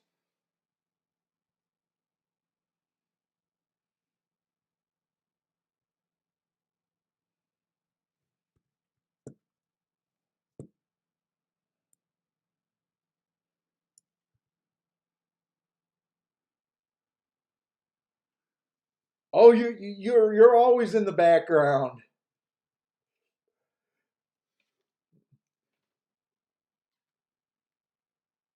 I think the Breeders' Cup is the Breeders' Cup next week. I think the Breeders' Cup is next week.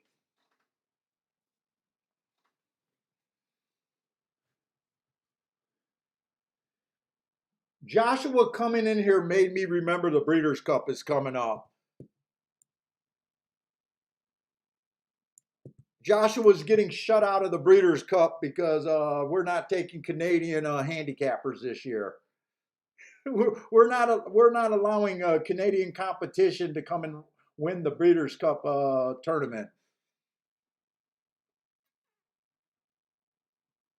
Hey, what's up, Damien? Damien?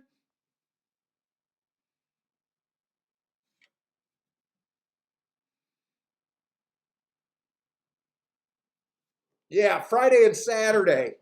I'm definitely doing a show on Friday. I'm probably gonna do a show, Breeders' Cup show.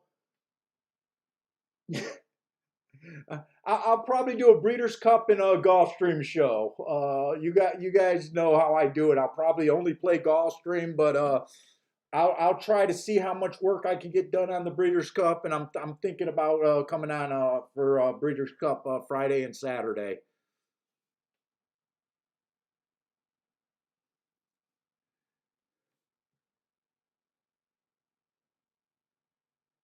Yeah, and I'm seeing the replay right now, and yeah, 5 was always within 3 lengths of the lead there. So thanks a lot, Dean, for that.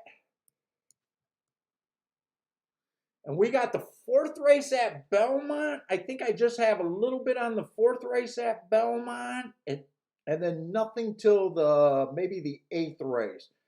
And when I was looking at the races, I thought 8th might be the race that I was most interested in.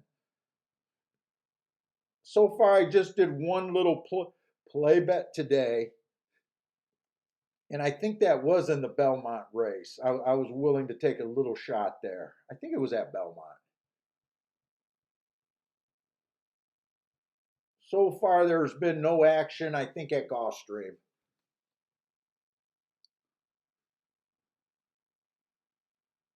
Oh, really, Damien? Breeders' Cup is at 4 o'clock? Oh, God. Why do they do this? I guess they don't want the California people waking up early.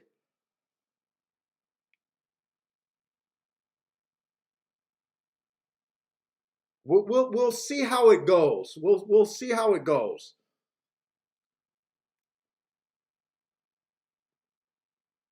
We had a fun time doing it last year. I did have a fun time doing it last year. The difference about last year, it was at Keeneland where I had a good track profile and I was comfortable at Keeneland, even though I didn't play. We handicapped good. Uh, Del Mar is a little different of a story. I don't watch Del Mar racing. I went through all the charts. I did build a track profile there. It might be interesting, and it may not be. Uh, Damien says you need me. You only need me if I'm on fire. You don't need me if I suck, unless you enjoy the chat room.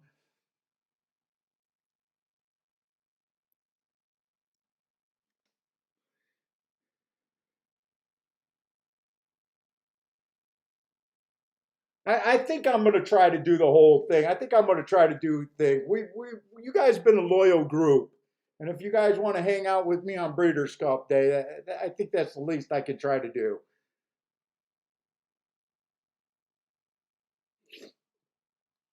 Yeah, I made all my plays at Gulfstream, but we were hot at the Breeders' Cup. That outside bias was huge on the Breeders' Cup, but I mean, we can't count on it this year. That outside bias on the turf. We had a Heart Horse win at 75 to 1 on outside. We had another 75 to 1 winner that I was like, dude, just box it. I didn't do it, and I think some of you guys played it even.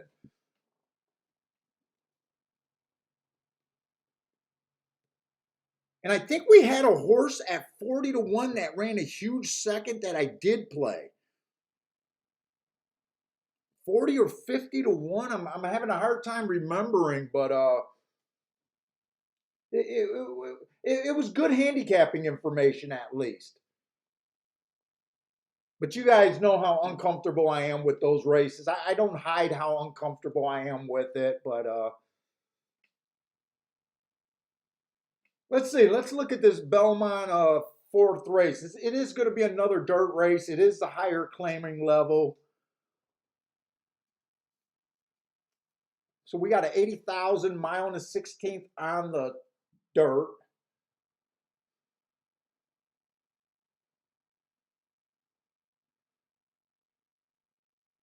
Let's say, I mean, just looking at this one horse, I think just looking at the running lines and not knowing anything, just reading a basic form, he does look like a horse that's in form, that's been running at this level, that's been getting in position at the top of the stretch. Last three races, not that bad. 3 races ago, the inside track was good. So him having the 6 hole, I think he deserved the asterisk, and I think that's a decently good race. His next race out was a 1 race sample. He got in position at the top of the stretch before tiring. I think that's a good race. And last race on what I thought was a fair track, he just missed by a head at a big price. Been nailing 90 speed figures, pretty consistent. I don't know if that's good enough here, but we'll see. 6 to 1, he's a little interesting. It looks like the two's coming out of the exact same last race. So there's not much difference between the 1 and the 2 other than the price being offered. 2 was technically a little bit faster earlier. They were at the same place at the top of the stretch and not much difference at the finish.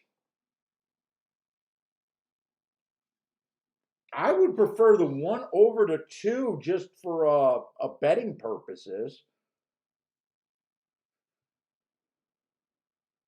Let's see, 3's coming out of that exact same race, and really, he was only 2 lengths off the lead of that pace at the top of the stretch. So he got himself in position. He finished 4th.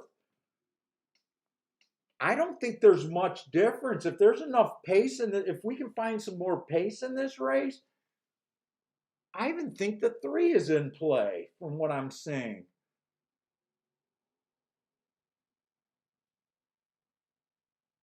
Three races ago, he ran on a speed favoring track. I think that race would have been a throwout for him. He does have to improve to win this race. His average race isn't as good as these. He definitely needs a pace meltdown, though. Let's see, there is going to be a little bit of pace in this race. The 4 horse is a sprinter stretching out. I mean, 3 races ago, he ran on a bad inside. I like the asterisk there. He comes back average, average, average, just misses at this level. His biggest problem is just the stretch out and if there's any other pace. He looks like a stalker, but I wouldn't be shocked to see him a little bit closer to lead.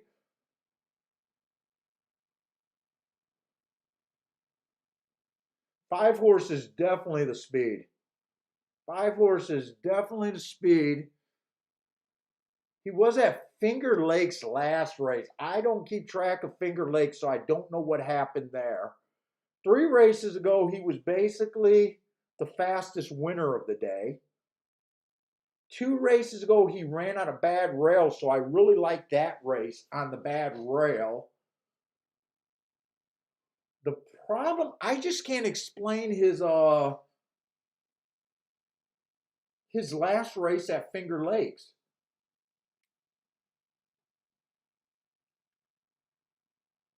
If you can forgive that race, I think he's a play at 12-1.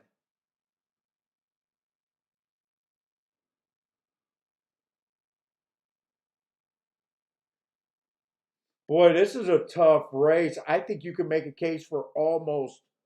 This almost looks like a rider's race to me, depending on what the bias is. Let's see, 6 is the favorite. He just ran in a grade 1 race. Really, only that allowance makes him a favorite. He did have a bad rail that race. But I don't think I have a real opinion here. And they are in the gate.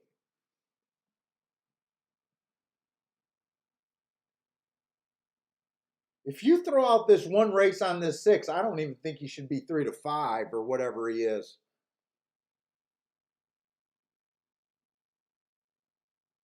I don't think he should be 3-5.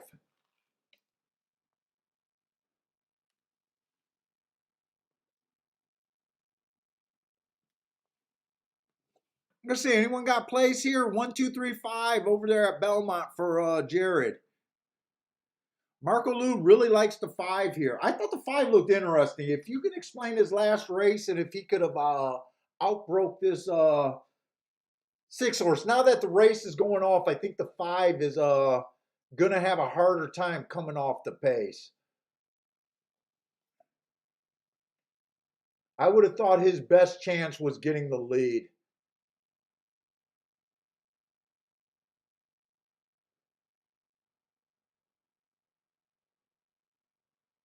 Shit, maybe this 6 is a 3-5 shot. Right now, it looks like the 6 is a 3-5 shot.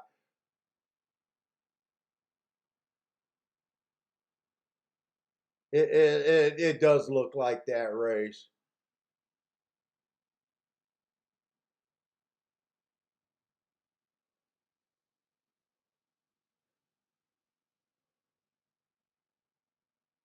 Yeah, I think for the 5 to run there, he would have had to get the lead, and the 6 could not have won like this. 6 left. No doubt that he was not overbet. He won like a 3-5. I kept saying if you threw out the one race, he didn't look like 3-5, but right now that race looks legit.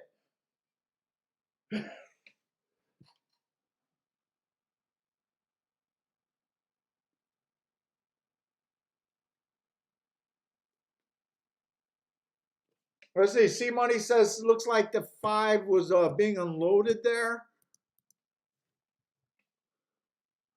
Let's see. They went 23-1, 46-2. That looks pretty legit to me at Belmont. 2 ran a good race. 2 was really the only horse that offered any resistance. He held on for second.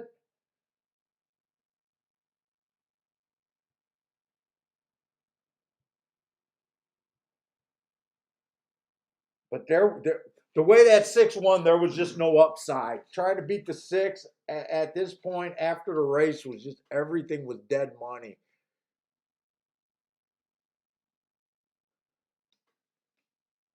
Yeah.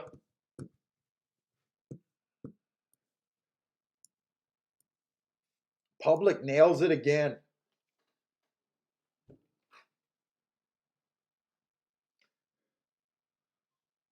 Dean says 6 was a real deal. Yeah, you got to take your hats off when they just do that and says, yeah, your opinion doesn't mean how I'm gonna run. Yeah.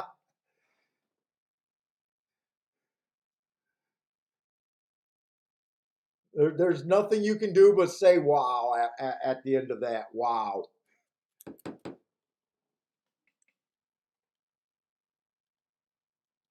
Lloyd says he had $1 to win on the 2.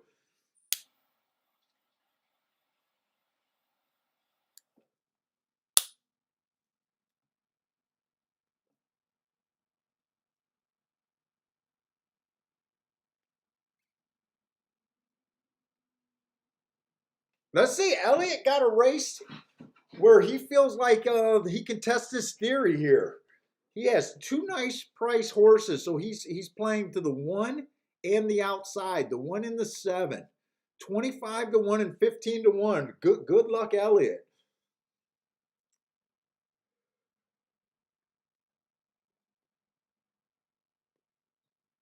So I'm taking from your comments, you think 4, 5, and maybe the 6 hole. Well, I guess it's depending on how many horses are in the race. You're kind of fading the middle of the track. So I guess it varies depending on how many horses are in the race, I guess.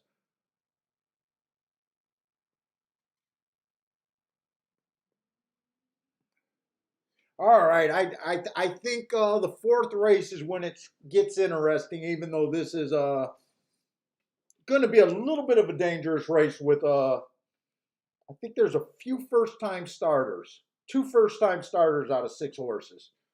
Uh, so if you guys are new to the show, I ignore first timers.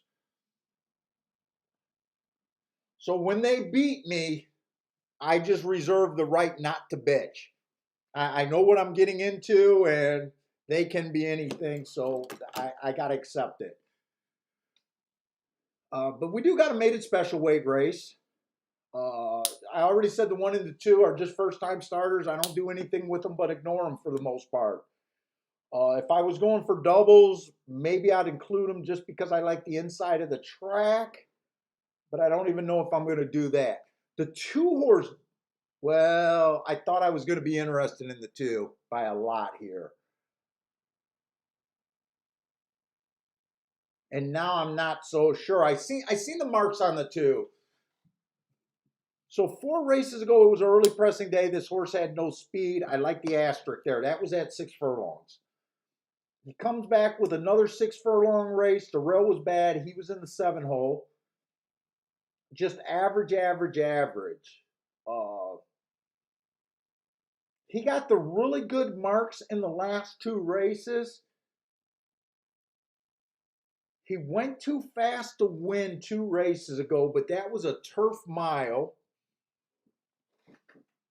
So I do like that race. I just don't like route to sprint.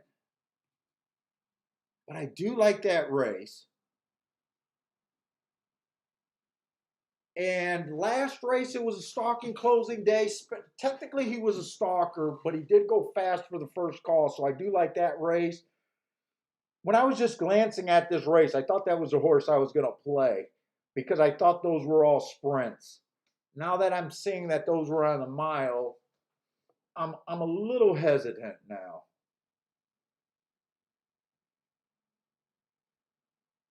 Let's say 4 only ran 1 race. It was a stalker day. He came out a little too far back.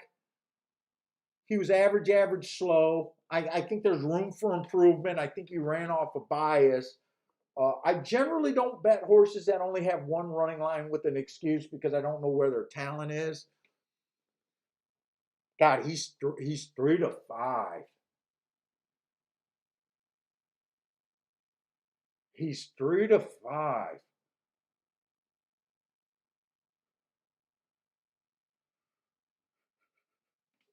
Ooh. Let's see, the 5 horse 4 races ago ran on an inside speed favoring day. He did have speed. He was in the 4 hole. It says he got the rail, but I usually give a 4 post asterisk on an inside day. So I think there was an excuse that day. The next race, speed favoring day on the turf. That's what we expect. That was not a good race. I gave him an asterisk for not having any speed. He comes back on the dirt September 19th. I like that race. And then last, man, this horse either is close to the lead or he misses the break completely. He's tricky because I would consider him off of those races where he got the lead, and I hate him if he's going to be 6 lengths back or farther. And I got 4 races, so 50% of the time I like his running style, and the other 50% of the time I hate his running style. And that could be a sign of a weak-minded horse that when he doesn't get the lead, he just refuses to run. I'm not sure. I like that he has three excuses, but man, I don't know if I trust him. Wow, 23 to 1. Wait a minute.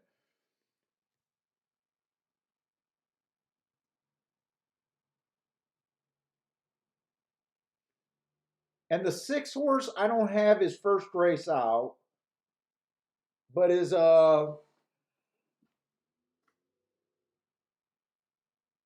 last race, he was 1 tick slower than the fastest winner for the first 2 calls before giving it up completely.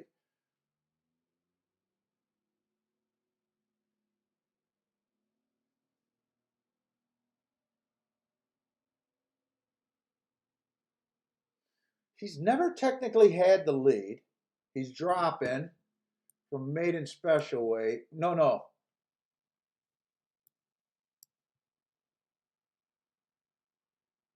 There's a few horses stepping up. This is a dangerous race.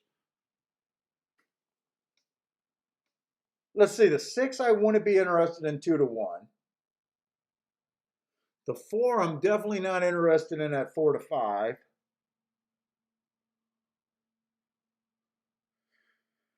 The 2, I do, man, I wanted to bet this 2, and I'm getting the right price on the 2. Let me see if I can do a double here.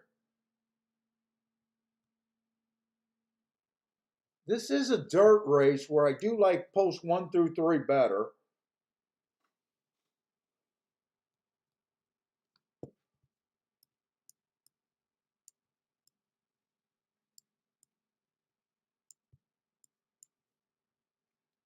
Those are the only horses I can use. Do I even want to do this? Next race is going to be a poly race.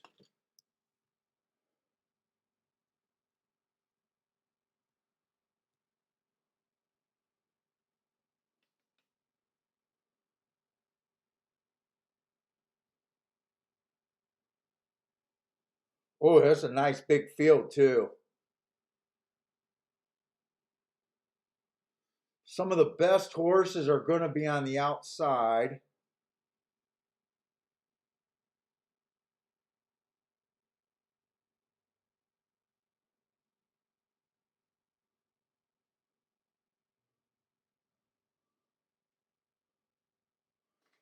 Let's see, I can't use the 2 because he looks like a closer and I don't like that running style here.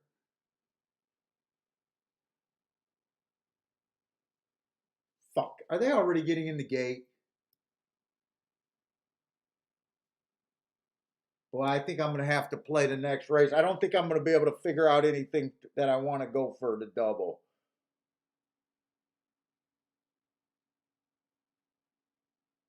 I don't think I have time. I'm interested in the 1 next race.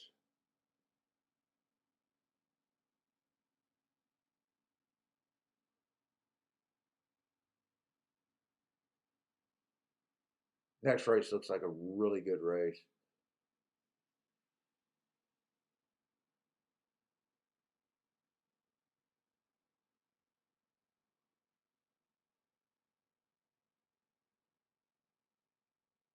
Next race is going to be tricky.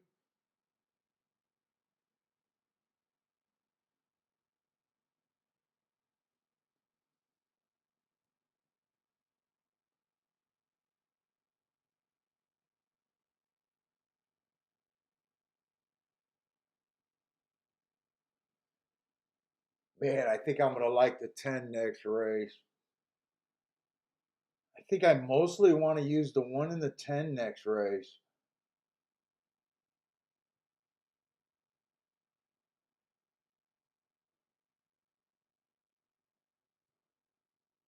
I think I'm definitely playing next race. Are they going to dawdle forever for me to look up these doubles? There's no way I'm going to be able to look at this.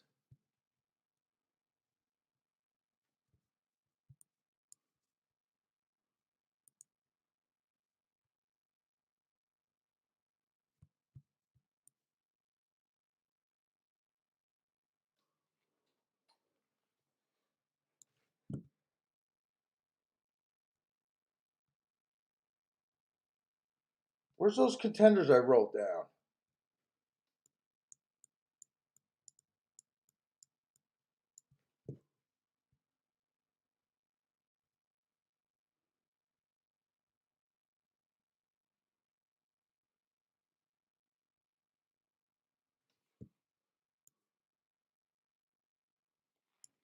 I might have enough time to do a play there. Those doubles are paying good. I'm just not sure who they're scratching or what the hell happened.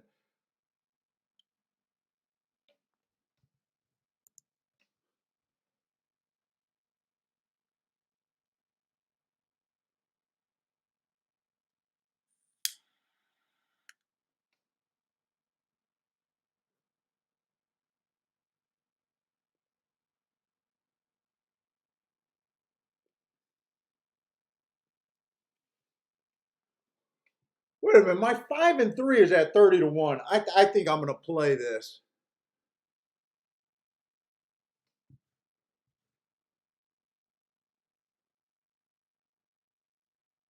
I'm going to put this ticket in. I'm not sure what the hell's going on. I'm doing this in my play bet. Oh, they just scratched the 5. 5 was the horse that they were going to scratch.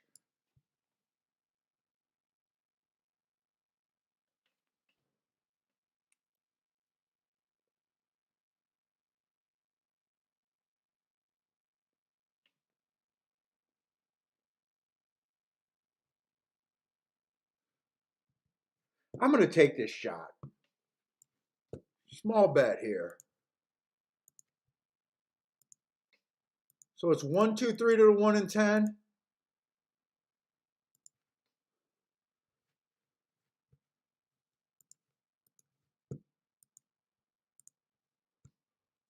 One, two, three to the 1 and 10. And I'm going to bet the 2 and the 3 to win.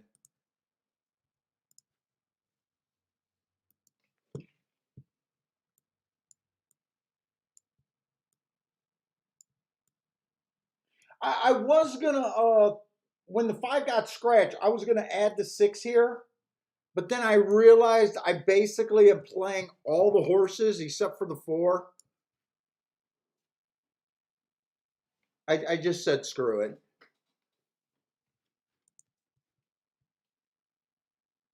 Oh, 3 is loose? They're going to end up scratching the 3. In fact, I'm canceling the tickets. I'm going to cancel the tickets.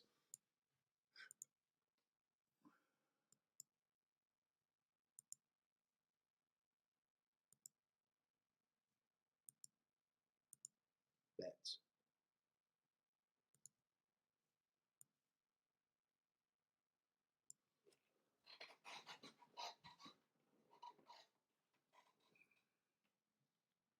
I canceled everything.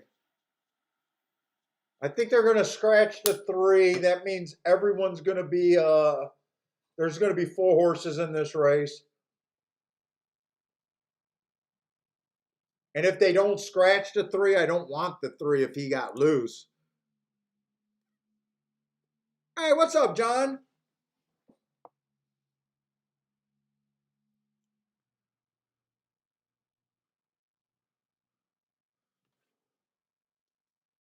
Jared likes the 5 in the 5th. Who's the 5? So I think this 5th race is going to be tricky. I knew I wanted to, when I looked at the doubles to the 1 and the 10, I knew I wanted to use both of those. But I thought once I got to looking at this race,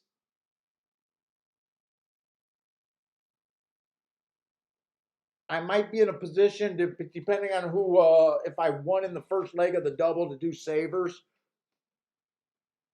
I definitely didn't want to go wide in both legs. I wanted to hopefully get alive with the 3 or the 5, but that looks like both of those horses are going to get scratched.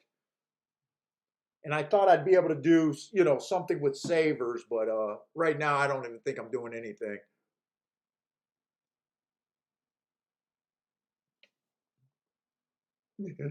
Three is loose. Sounds like Dean's ex-girlfriend.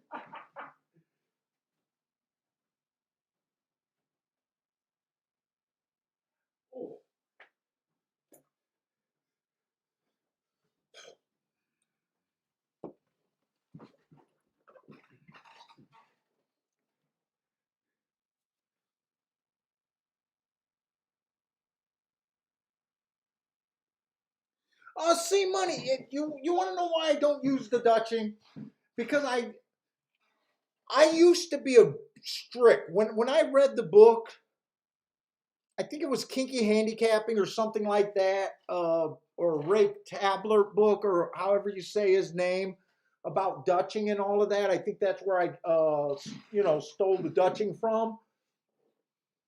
I used to play mostly Ohio Circuit at that time, and it was so hard trying to do equal Dutches because in Ohio, the odds just change so much at the end, right? So I kind of just got out of the way. And once I got out of the way of that, if you see how I usually do my win bets, they're usually prices. And a lot of times I honestly don't differentiate. If when I like say a 5 to 1, a 10 to 1, and I'm Dutching them, it doesn't seem like the 5 to 1s win at a much higher rate than my 10 to 1s. And I just thought in the long run, those higher price horses with the equal money on them made bigger bangs to your bankroll in the longer amount of time. And you got to also remember, my win bets are designed not to make me win for the year. They're kind of like stopgap measures. They're good enough to help me win for a particular day or to cut losing down for a day. Most of my profits come from the doubles and the exactas.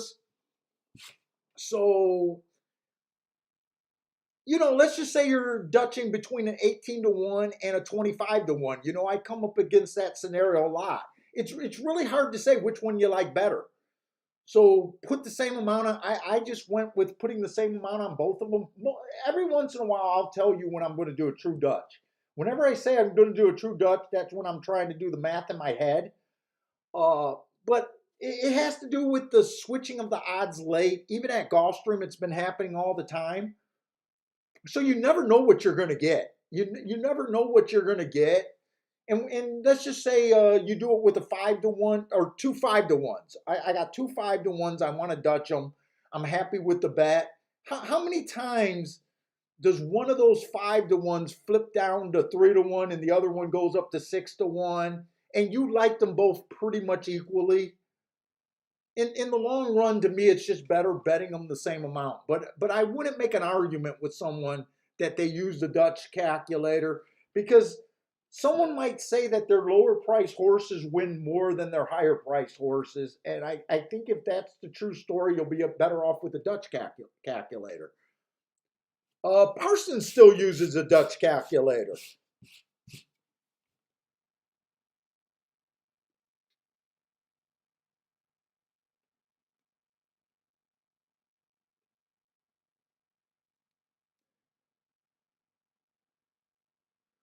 But Jared said, uh,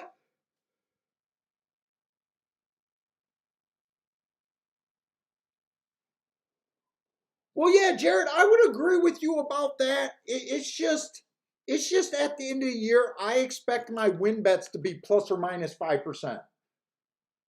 They're rarely higher than 5%.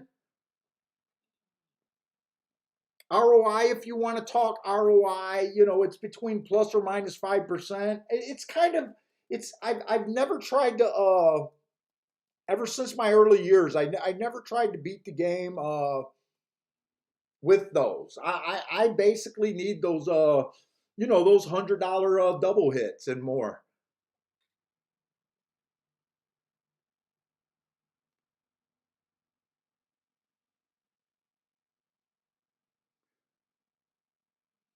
But every it's not only that you come up with different handicapping theories as a player. You also got to come up with different theories of how you're going to use your money.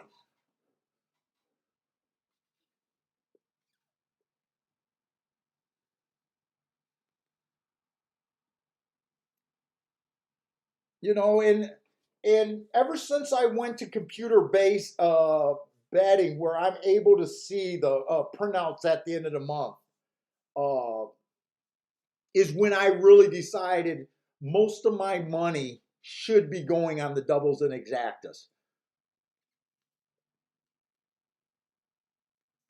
Because when I used to play at the track, I didn't separate my bets. If I had a winning day at the track, I'd write down all my bets, but I never really went to try to figure out ROI and all that shit when it was all paper. And you basically, at the end of the year, you got, 250 programs stacked up this freaking high. It wasn't really good to really look at your ROI for the fucking year. What I used to do is the front page of everything, down $500, up $1,000, and you just go through and you just add up what you were, and hopefully you had a winning season. It wasn't really until I came on, playing from home that I really knew for a fact that it was the right way for me to play doubles and exactas.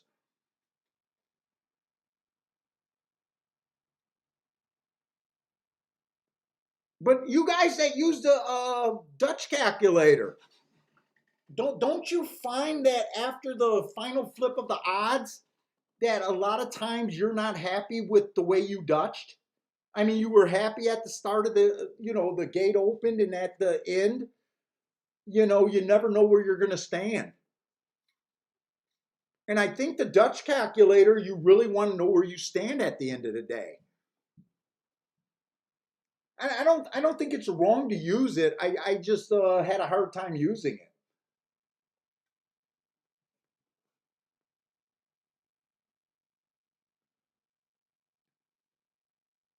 Let's see. This ended up being the 4-horse race, and the 6 got the lead pretty easy in the inside. Four's approaching them, but four's going to be forced to be 2 or 3 wide here.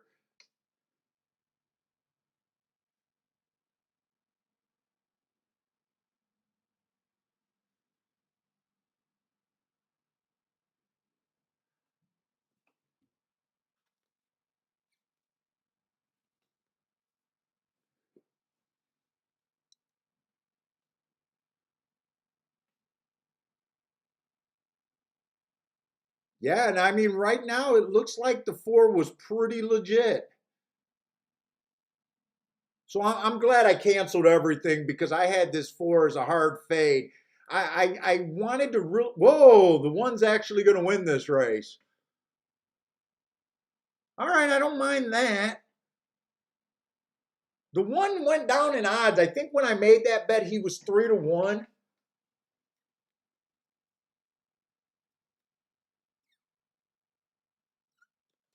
So if I would have left that bet in, let's see, I would have saved a little bit of money because the 3 did get scratched.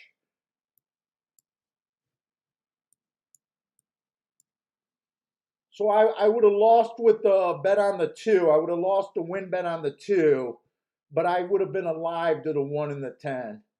Uh, I got a feeling with that being a 4-horse race, and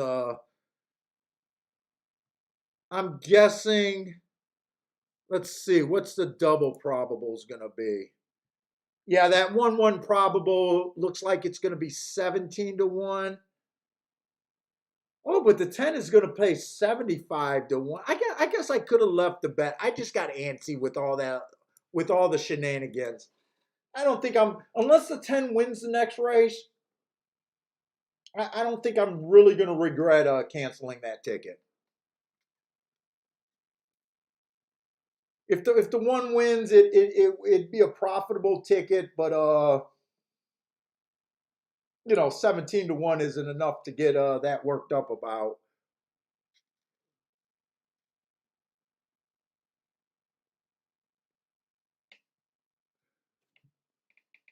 Yeah, and it looked like the 4 was the horse to beat, and he just the 1 ran him down.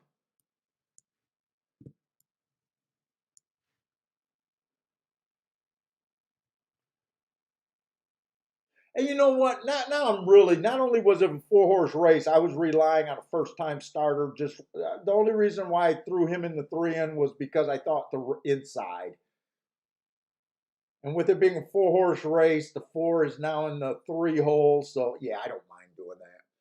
Like I said, unless the 10 wins next race, but I'll be able to bet the 10 if I want to bet the 10 anyways.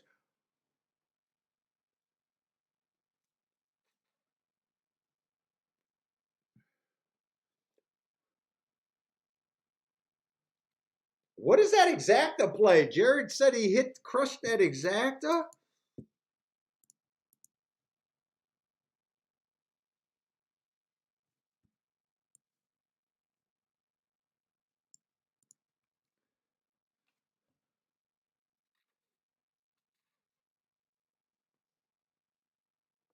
Let's see. I think this is the part of Belmont that I'm not interested in. And I've been barely interested in Belmont anyways today. And I think they're on the turf today, right? So is Frankie got plays today on the turf at Belmont?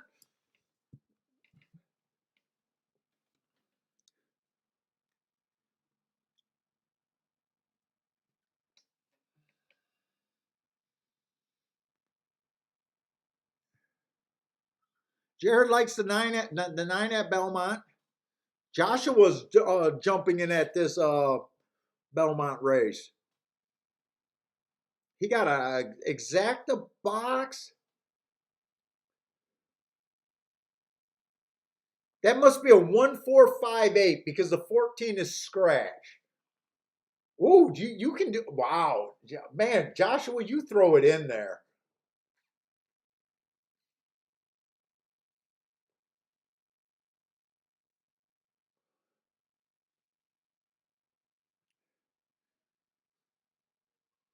Let's see. It looks like Brother Man. I'm taking that's going to be a Belmont play right there for Brother Man. Brother Man likes the 8, 9, 11.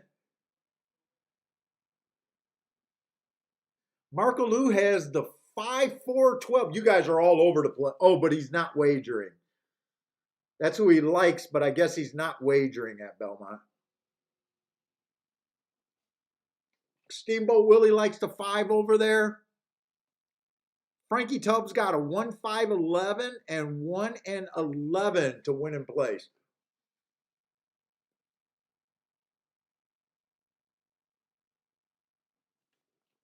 Jared says 670 bucks there. 1340 for that exacta for $2. I imagine that's got to be for $2.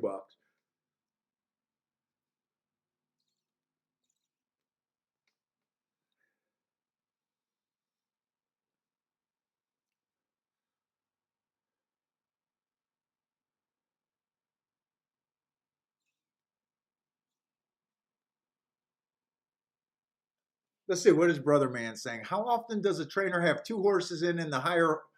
Oh yeah, right. Doesn't it always seems like the higher price horse? I don't know if it's true that the higher price horse wins more, but it sure as hell seems like it, doesn't it?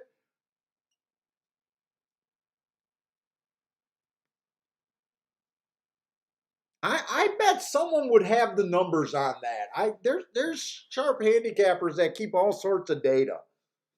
That would be interesting to see. I mean, that just happened with the Derby winner. Wasn't he an entry, a 2 horse entry, or am I wrong on that? I might be wrong on that. Oh, that was Baffert. Baffert probably had more than 1 horse in that Derby. But yeah, it does happen a lot. The higher price horse wins a race at the higher odds, and people always wonder if there's something. It always feels like something's funny going on there. I don't buy into it because we set the prices, but it feels that way sometimes. And let's see, my Belmont just shut down completely.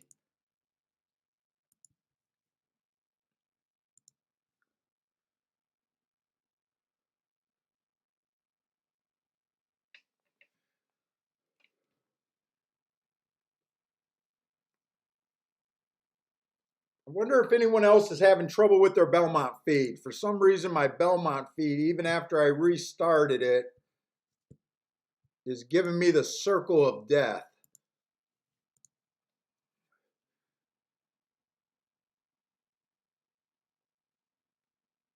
Look at you clowns. Nice hit, guys. Did Frankie and Joshua hit that same ticket? Let's see. We got the 1 and the, who is that? 1 and the 4 coming down the stretch. It looks like it's going to be 1, 4, 2.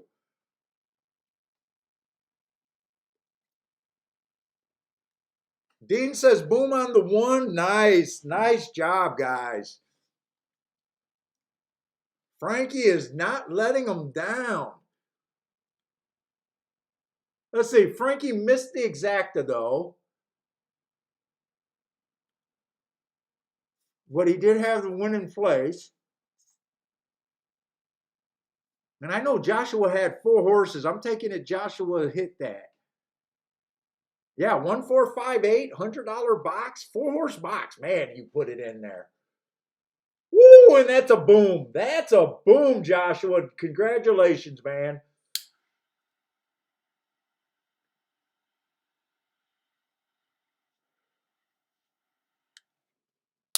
Joshua, is it shutdown time or are you going to keep firing?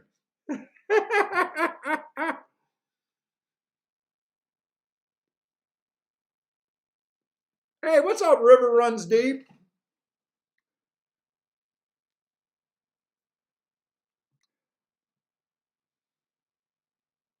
Joshua, is this a $40,000 day today?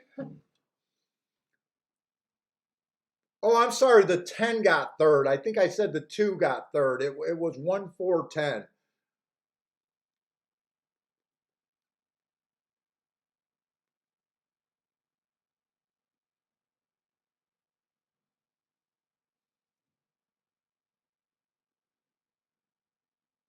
Jared says off to work. Peace, Jared. Oh, Joshua says he doesn't want a $40,000 day. He wants a $50,000 day. Dude, my heart could not do too many 4-horse boxes for $100. I don't think my heart would survive that.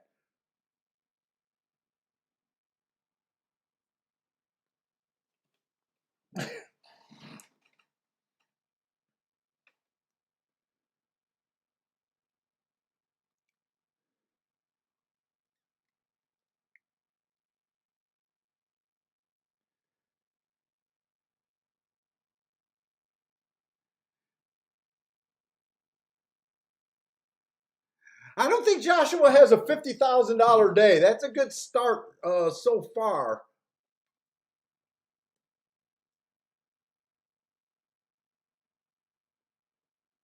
What is that? 640? That's almost a Rolex day.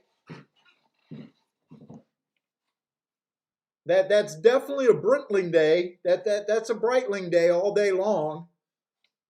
You got to back out what he invested. That's a $1,200 punch right there. That's why I'm saying my heart could not survive that ticket. Hey, what's up, Shan? Shan, you better have been on Frankie's bet at least because you've been asking for Frankie every day.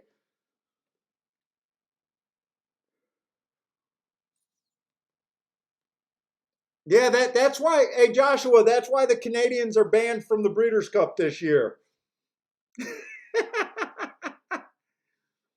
That's why you guys are banned from the tournament this year. They've seen you on the shakeup and they decided to ban a whole country just because of you Canadians. Shan, he just gave out the 1 and he missed the exacta, but he did give out a win in place bet on the 1.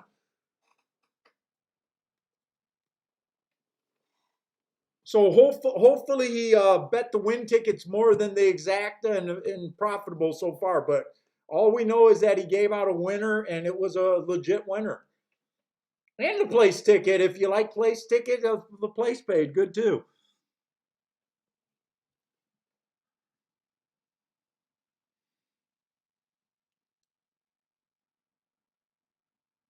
Right, Ed. I do not put. I don't think I've ever put that much in on a single race.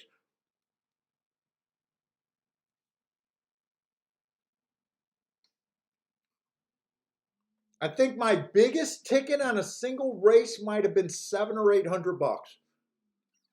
Uh,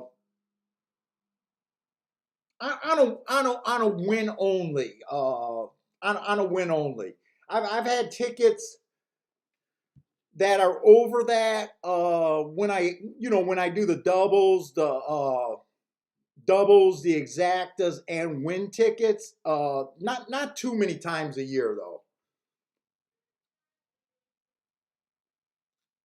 Not too many times a year.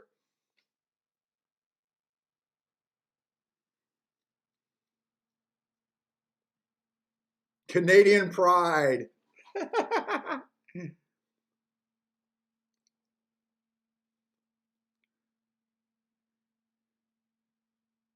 Yeah, great hit, Joshua.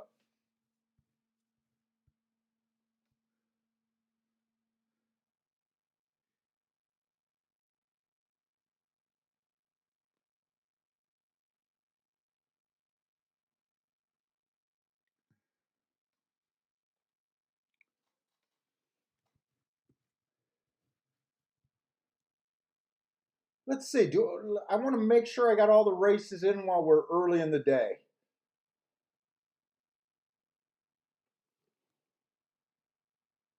Why do I got the one way out here closing?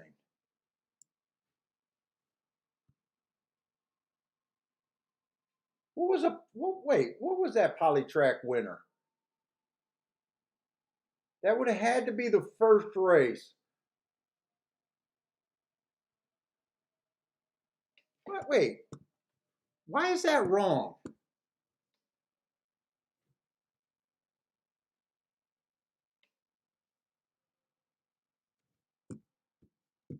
Let me get the result charts. I want to make sure that's right. It's I either wrote the number wrong or something. Let me do that before I look at this next race.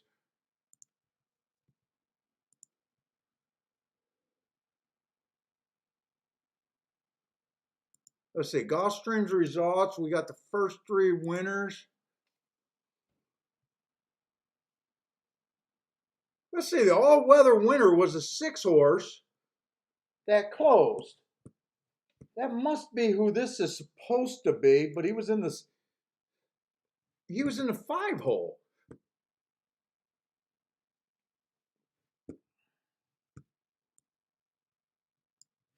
So do I have another mistake there? Let's just see. The 2 horse went wire to wire on the dirt. We got that.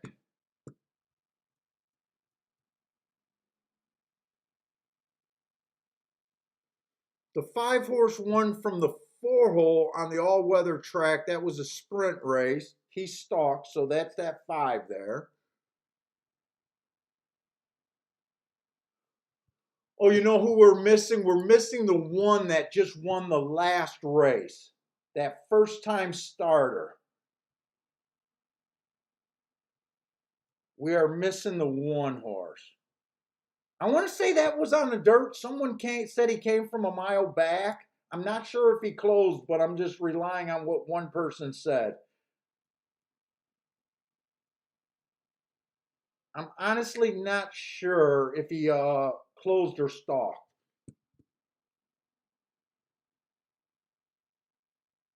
And I circled the wrong horse there, so I don't know what the hell I'm doing.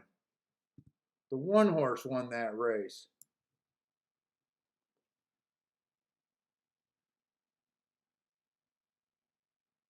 Oh, Peter's ready to play. He's home from work.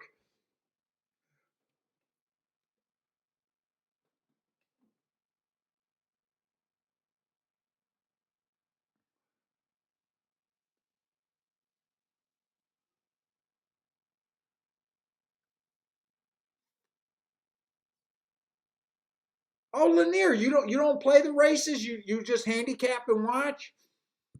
Hey, what's up, Joshua Kuhn?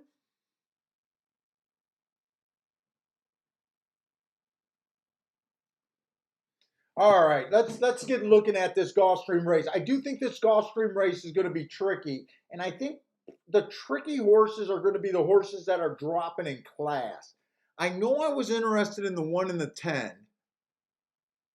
Ooh, 10 is 25 to 1. This is going to be on the poly.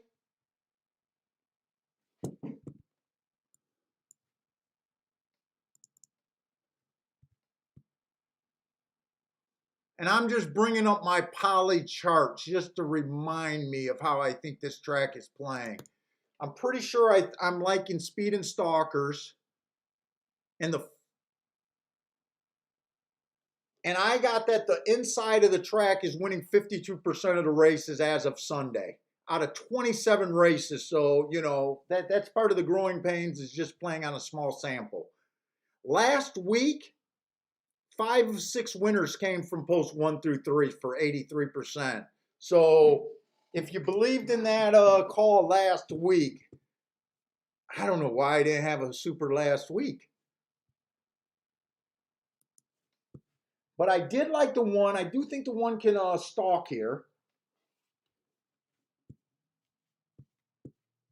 I don't know if I'm crazy about the 3 to 1 price though. Here, I want to leave that open. Let me just shrink that and close that.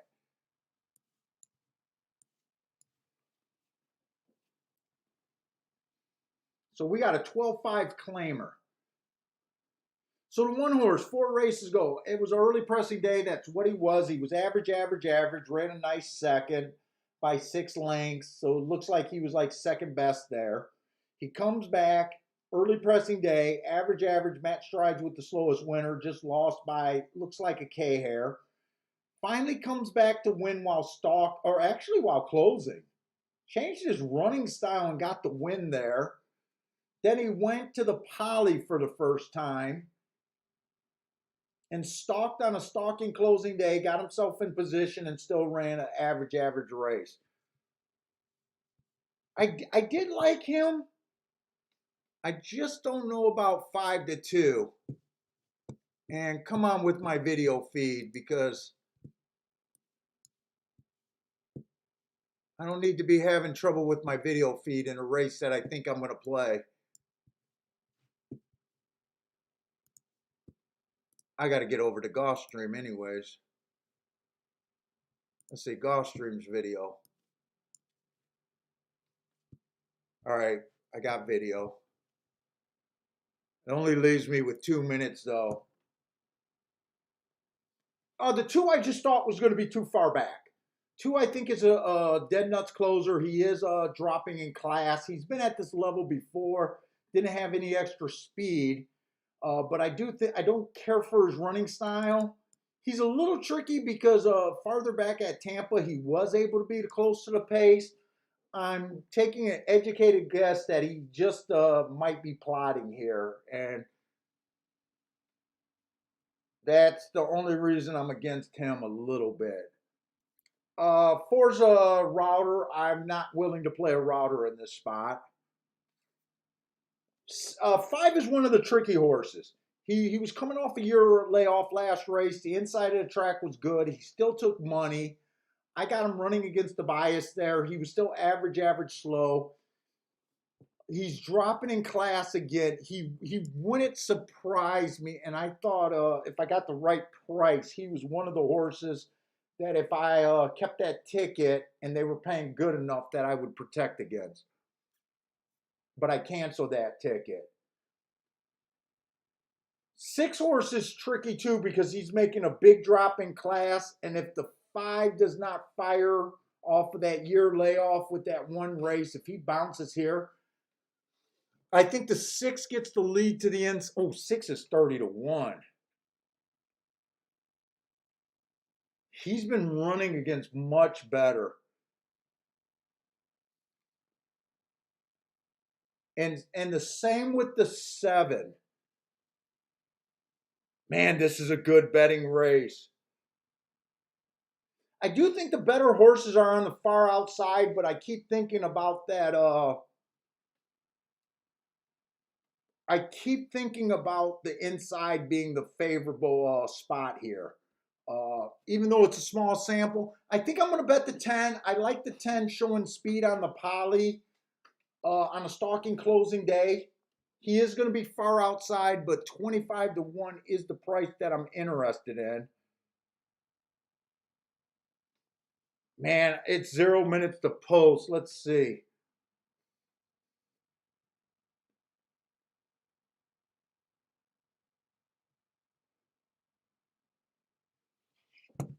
Let's see. I got to get that win bet on the 10 horse.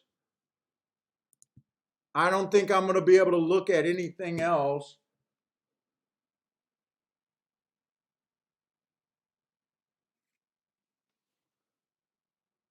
And I'm going to bet the 6 horse too at 36 to 1. I think that's all I'm going to be able to do here.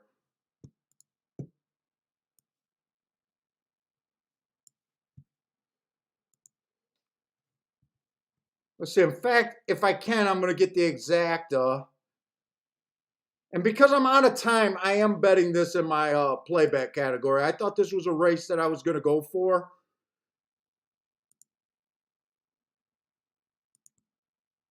I'm playing 1 on top of the 2, 5, 6, 10. Can I get that in?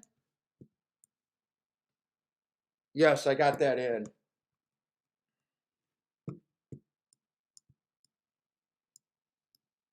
I should have got to this race faster.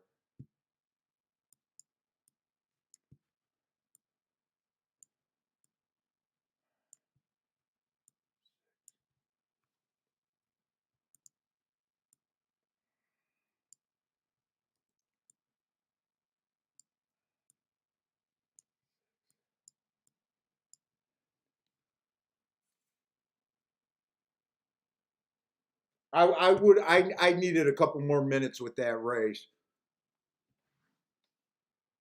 I was celebrating Joshua's and Tubbs' ticket for so long. 6, get the rail. Get the rail and just go with this. 7's the other horse that I thought. Right? Was 7 the other horse or was it 5 and 6?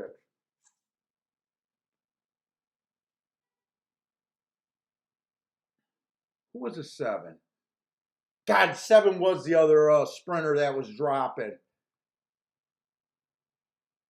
Dude, I used the 5. I think it was supposed to be the 6 and the 7 in second I was supposed to use. Come on, 6. Don't give up here. Don't give up with this 6.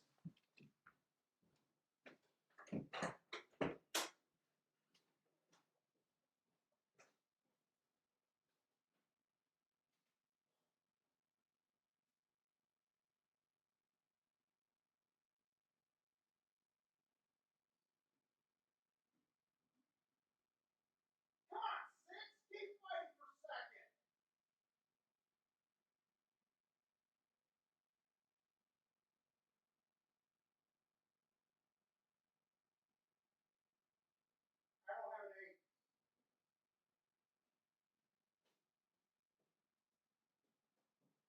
I don't have an 8. I guess I should have left that double. I would have got a 17 to 1 on that double. I did not have the 8 for second.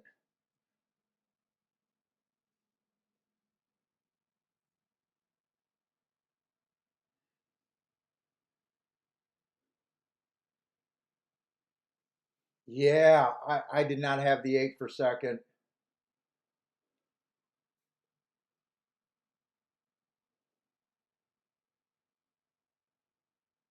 God, I thought I was live with that 6. I thought I was live with that 6.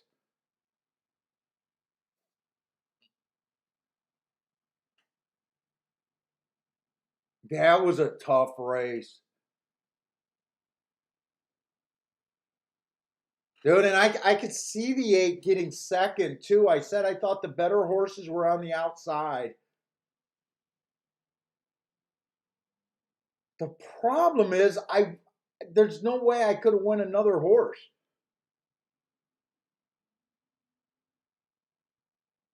There's no way I could have won another horse.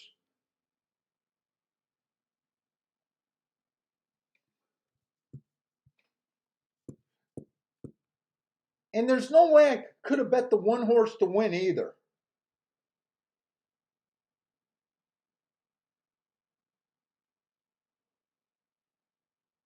Let's see, I basically got 40 to win on the one with the doubles.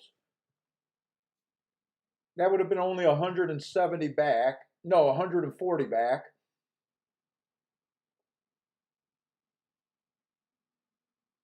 Yeah, I think I made the right play with the one. I just didn't have the eight.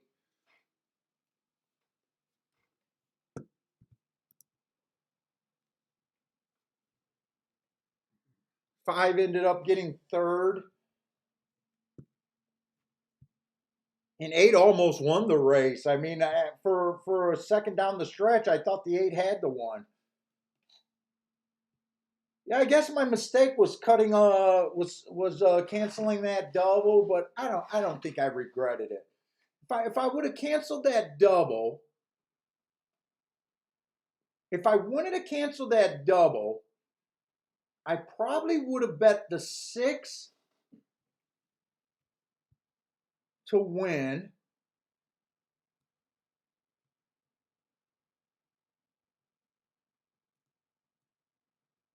I don't think that's the worst mistake I made. I got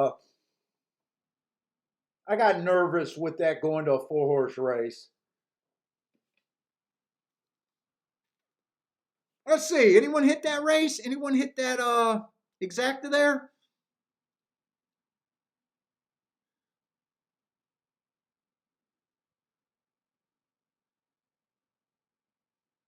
I thought the one won that race easy. I thought it looked like the eight horse was threatening.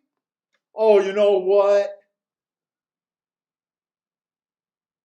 I couldn't have included that eight horse on the double. Actually, I didn't realize the eight horse was 2 to 1. No, no, I'm fine with that play. I knew I wanted to bet the 10 there, even though I didn't like him from the outside. I knew six was worth a play at 30 to 1. I thought one was the best horse to win. That's why I played him on the single of the exactas. I didn't have enough time to look at the payouts, but after the race, yeah, 1/8's paying 11 to 1. No, I couldn't have threw that. I couldn't have threw him in. Let's see, 1/5 was paying 24 to 1. 1/2 was paying 22. 1/6 I wanted, and 1/10 I wanted. No, I did the bet how I needed to play that bet.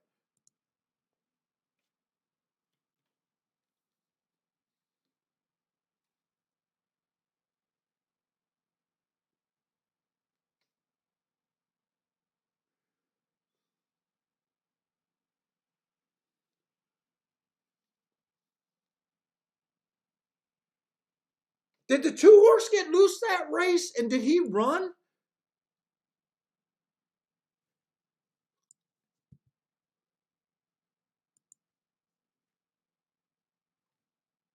Or is that another race you guys are talking about where the two horse ran in that race?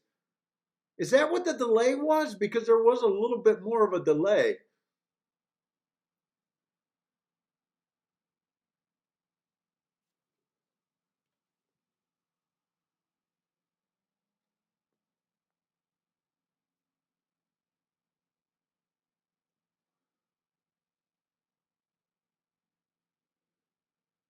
Oh, Marco Lou had the eight there. I didn't realize that.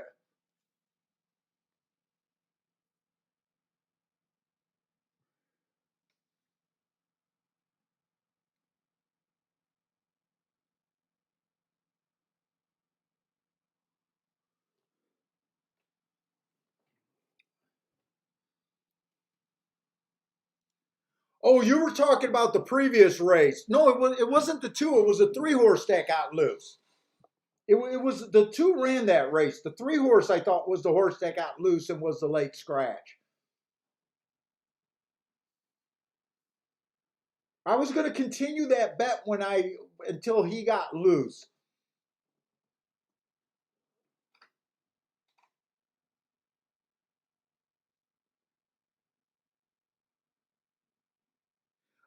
Frankie Tubbs, I'll be doing Gulfstream. I'll still have Gulfstream done.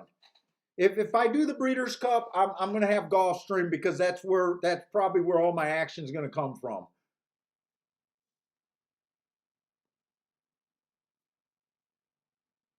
But I won't try to do a third track.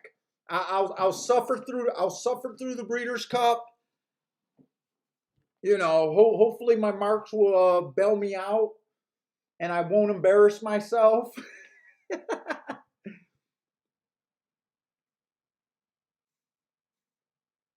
But I'll have Gulfstream for my crutch.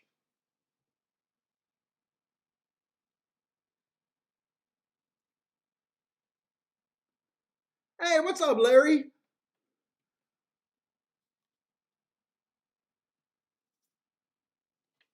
Yeah, I glossed over that 7-horse.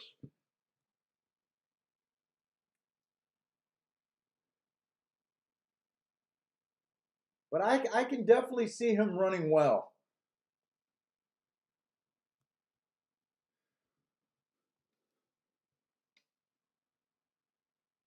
He almost ran too well, but not well enough. He ran too well for me, but not well enough for Marco.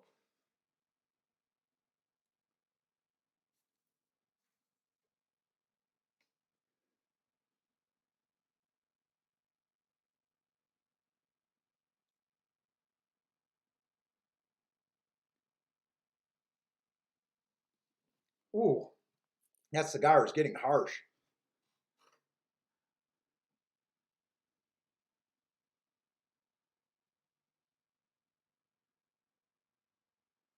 Let's see. I don't have anything at Woodbine or Gulfstream, or I'm sorry, Belmont here, but it's going to be another turf race. And for you guys, oh, this is not a race that I would be interested in, anyways. Lots of first-time starter. But if you guys are looking for plays, I think Joshua and Frankie's definitely been doing well at Belmont. I don't know if they got plays here, but hey, what's up, Jay Brum? Jay Brum says the 2 is a cinch over there at Belmont. 4-1, nice price on a cinch. Oh, John likes the 2 with you.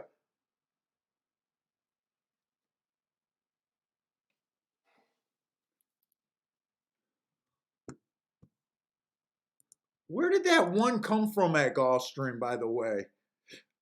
It looks like he kind of stalked and he did get that nice rail run.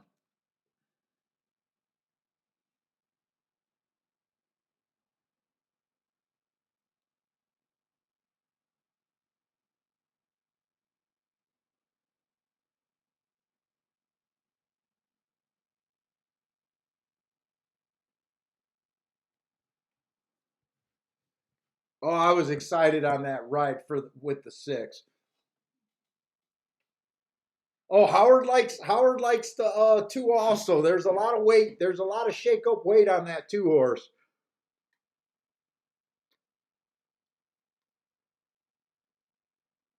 Damien says Breeders' Cup will bring sponsors. Dude, those big days stressed me out. Kentucky Derby Day stressed me out. But I had a great hit on a Derby Day. But God, I was so stressed doing those high level racing. I was so stressed. Let's see, 5. Marco Lou's not playing it, but 5's the only horse that he would be interested here. Another Steve B. What's up, Steve B? 2 over the 1-6.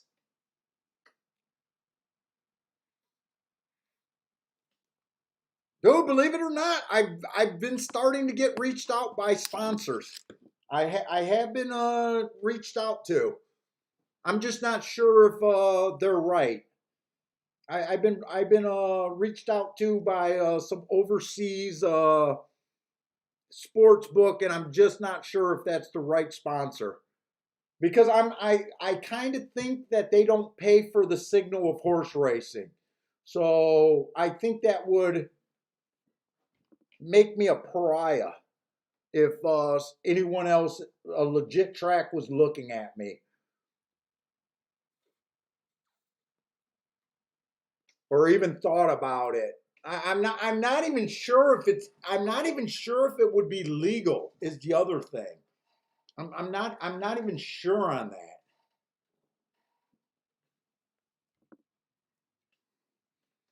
Hey, what's up, Ryan C? A cigar sponsor? I need to cut down on these damn cigars.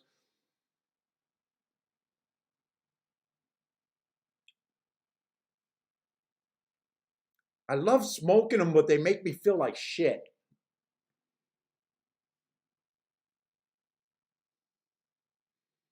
Let's see, that's gonna be 5-1. So Marco Lou's no bet was the right call there. I'm guessing he's not at acceptable odds for Marco Lou there.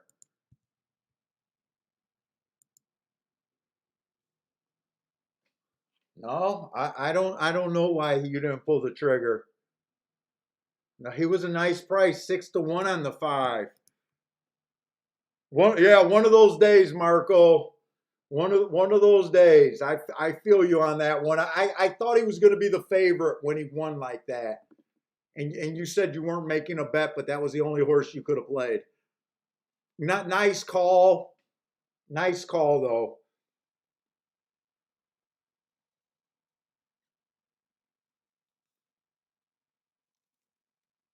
He's one of those horses that have been giving you fits when you use him. He doesn't do anything. And when you say that he's the horse to be, and you sit out, that's when he comes through. That's what I'm taking from that comment.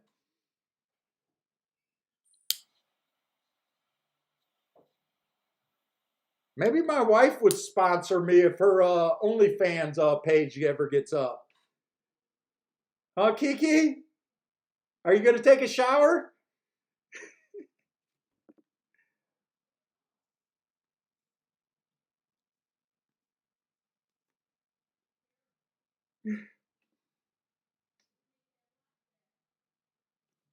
Who was that 5 over there, by the way? Because he ran pretty damn. I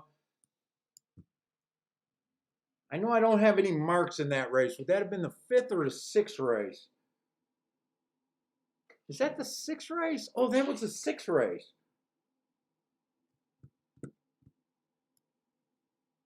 Hagler? How can you not bet Hagler?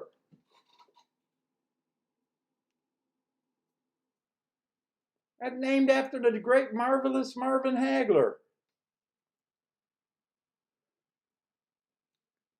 Whoa, that was a good exacta and trifecta. That was a good race to bet if you could sort out these first timers.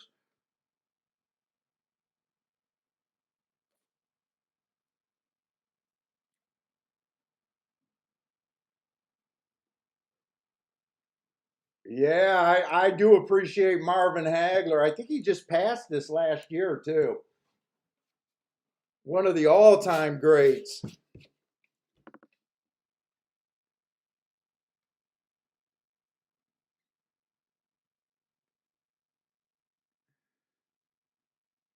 Let's see, Lanier, you like that 5 horse too?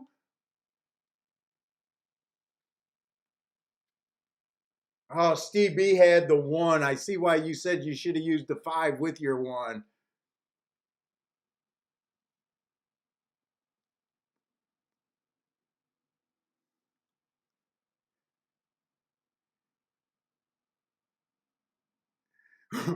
Marco Lou gave himself the kiss of death. 5's the only horse on my sheet at Belmont, not wagering, so it doesn't matter, and then it ends up mattering. That's brutal. That's brutal. We've all been there. Okay, hopefully Gulfstream is gonna start giving us some. Actually, I'm not that disappointed with Gulfstream. Could have made some money today. Felt like I made the right bet follow up that didn't work. So other than that, it's been nothing but a bunch of sit outs and short price horses for us today at Gulfstream. So this is going to be another poly race. Boy, they're even running for different money. I don't remember seeing any $8,000 claimers at Gulfstream. They're running for different money on the poly, it looks like. Maybe that's replacing the $6,250 raise. Because I don't recall seeing too many $8,000 claimers. Yeah, Hagler and Hearns. Oh my God, I'm from Detroit. Hearns was a man.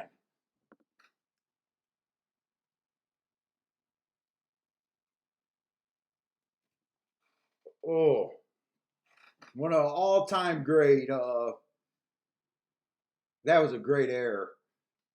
Error. Time to be a boxing fan. No pay-per-view either. That might have been one of the early pay-per-views, actually. I think we went to the Silverdome and watched that on the big screen.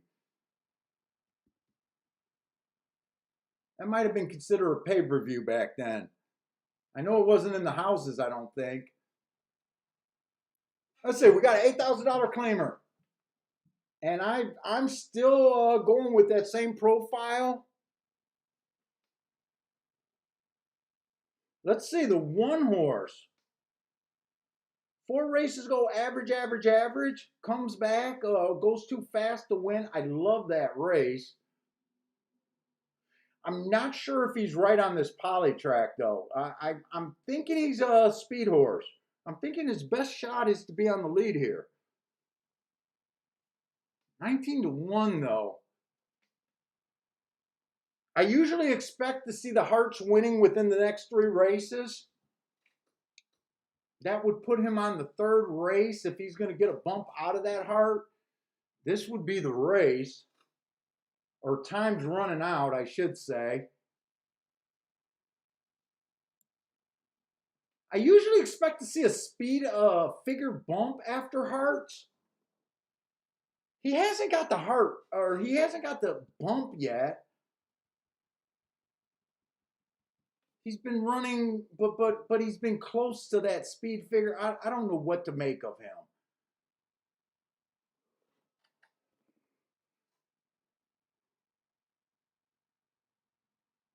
Let's see, this 2 horse. If this horse can stay in the stalking position on the inside, I could be a little interested in him.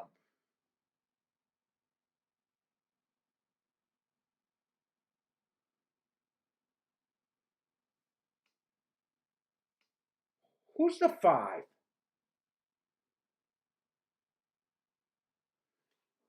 If 5 goes to the lead, I think he can get beat here.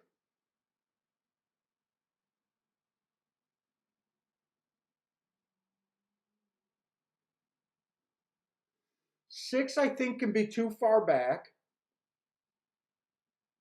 Even though I think it's a stalking closing track, I'm trying to aim towards the horses that I think get first run. I'm giving a little bit more weight to the stalking profile here.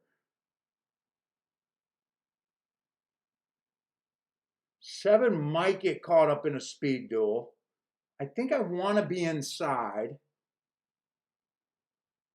Man, this is a tricky race.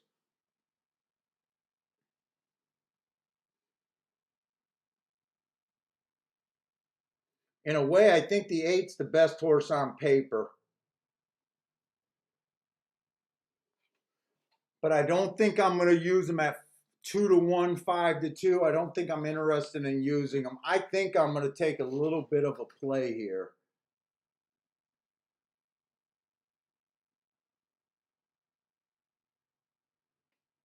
I think I want to use the 2 and the 3 the most.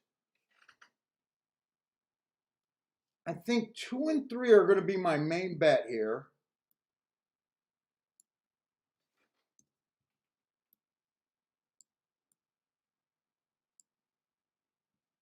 I think I want to do a 1, 2, 3 in a box. I definitely want to fade the 5 and the 8. I need them to go to the leader. I need this pace to be fast and them to be sucked up in it. It might be dangerous playing against this 5, though. I feel like he's overbet at even money.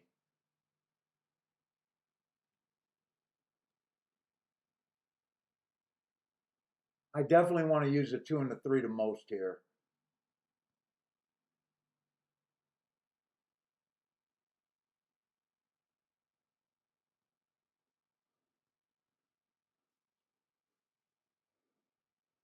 Next race is going to be on the dirt sprint. I think I want to go exactas and doubles. I think I'm going to only go do that exacta for $5. I think I'm going to play the doubles.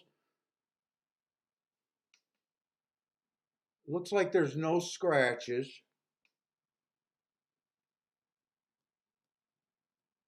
And the double, I just want to use the 2 and the 3 here. Let me put my win bets in first. I'm at Belmont. I got to get over to Gulfstream.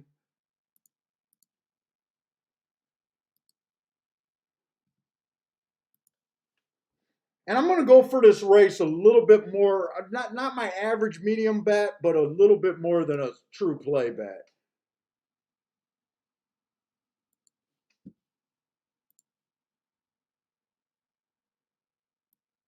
Wait a minute, no, exactas. I don't have the double worked out yet.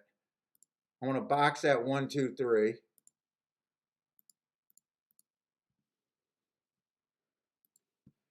Is this the right time to be that aggressive?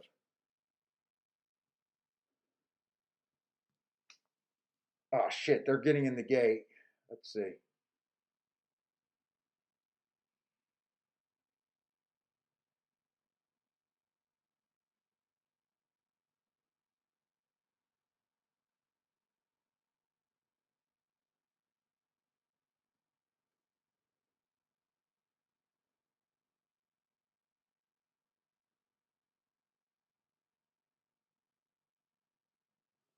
Two and 3 to the 1 is the only double I'm going to do.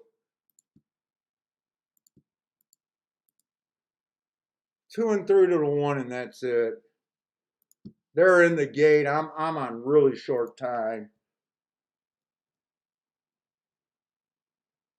I need to be right about the 2 and the 3. I got most of the money invested on the win tickets. 2 and 3. Well, they're in the gate. There's nothing else I can do here. Let's see.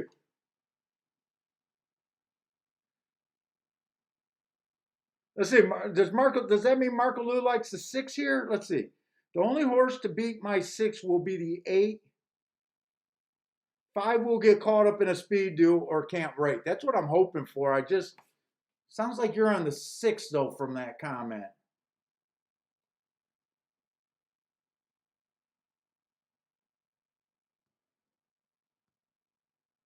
Who's the 6?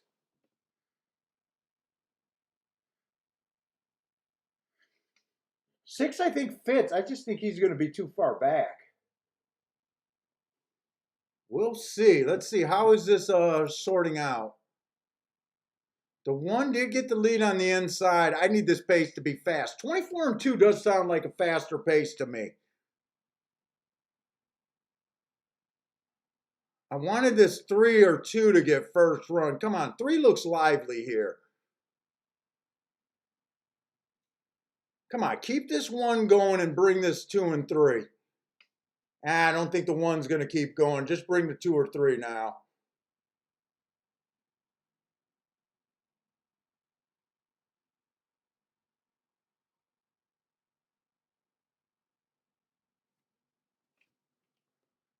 Eight's getting a perfect trip. Come on, 3. You got horse. You got horse.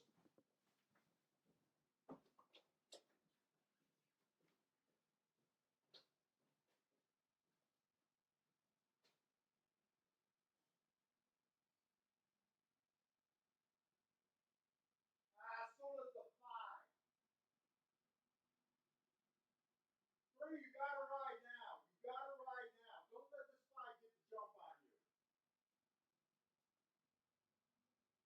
Come on, 2. Come on, 2. Get your fat ass up there. Get your fat boy up there. Get up there.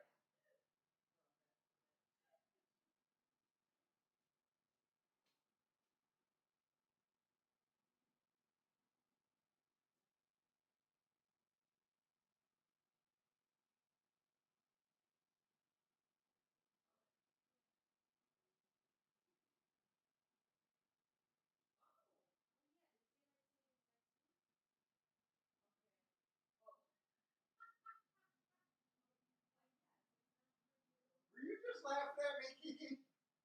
Oh.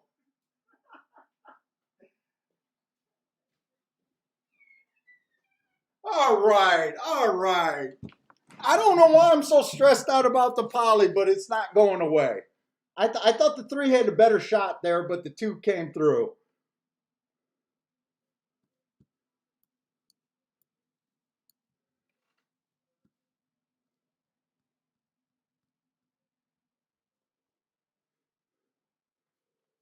Woo! Hopefully he stayed at they never stay at the odds after the win. 2 went down to 5-1 from 8-1. I'm still happy with that. Most of my money was on the win bets.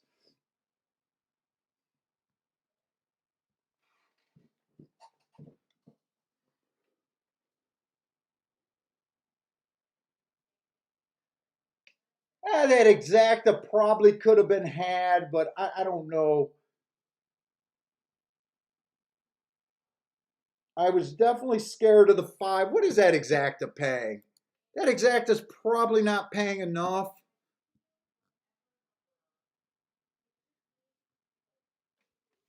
Ah. Well, you know what? I was thinking maybe I should have just did a 2-3-5 box instead of the 1. But I knew I was only paying it for $5. I knew I was only playing the exacta for $5.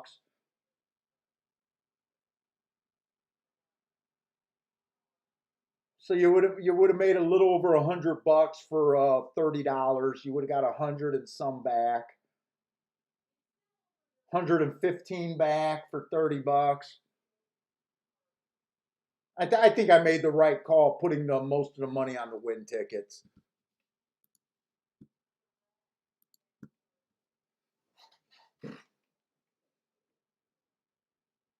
Peter's just not feeling golf. I honestly think I've been doing okay on these poly tracks. Actually, it seems like the bigger hits been coming on the poly, but I'm not. I'm still not comfortable with it. I'm definitely not comfortable with it.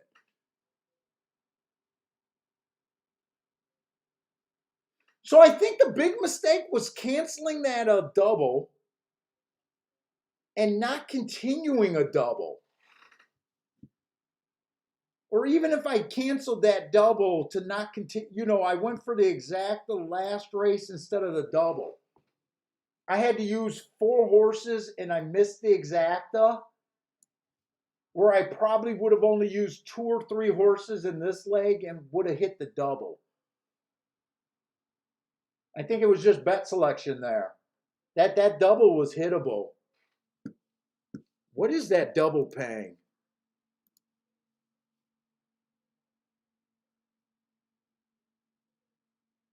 20. Oh, the double's paying $29. I mean, $29, 29-1 does not suck.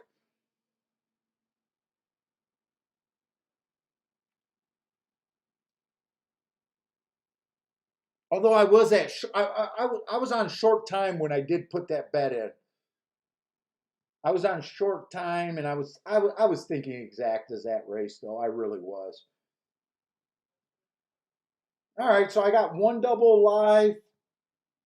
I was on short time again. I probably would have wanted to use a couple extra horses here. I probably should have because I knew I was keying off of two 8-to-1s. I probably had the right to go a little bit wider there, but I was on pretty short time. So I don't think I'll be able to blame myself for that. What we get? 1360 for the win.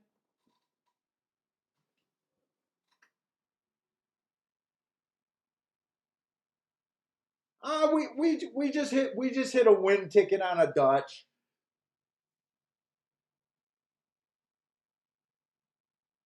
We've had a few more would have, could have, should have's today than we've actually had tickets.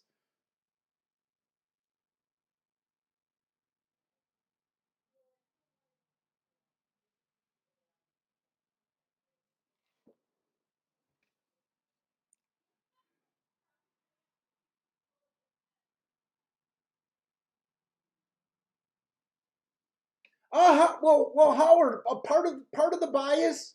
So there's two parts in that Gulfstream bias on the poly. I'm saying I think tracks are backing up, and I think it's favoring inside post positions. So yeah, the two was in the middle of the track and wide, but he definitely came off the pace. I think the stronger part of the bias, as I keep saying, I really believe that they're just not wiring there. So I'm looking for horses off the pace. Uh, I always call the bias in like two parts. Sometimes one might play a little bit stronger, and right now I think the off the pace is playing stronger than post positions. But at the same time,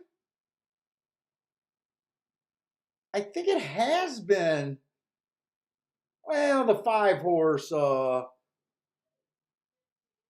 I'm not sure. Let's put it that way. I'm not sure.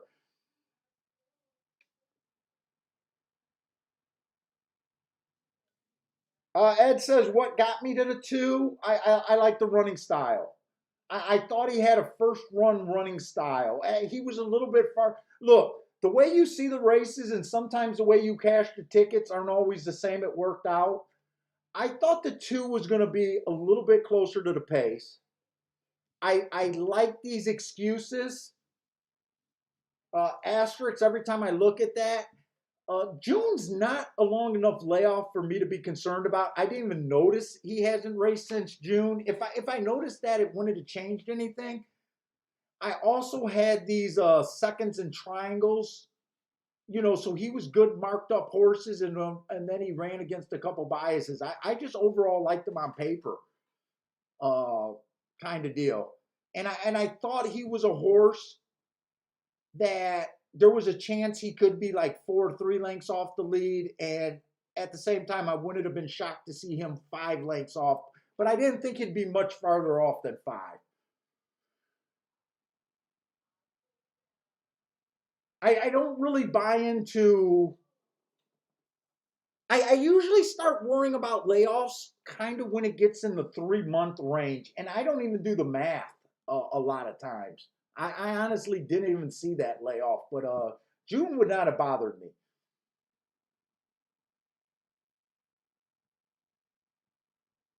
And then the other part of the fact is he was on the inside. If you see my bet, I decided to go 1, 2, 3, so I was believing a bit on the inside.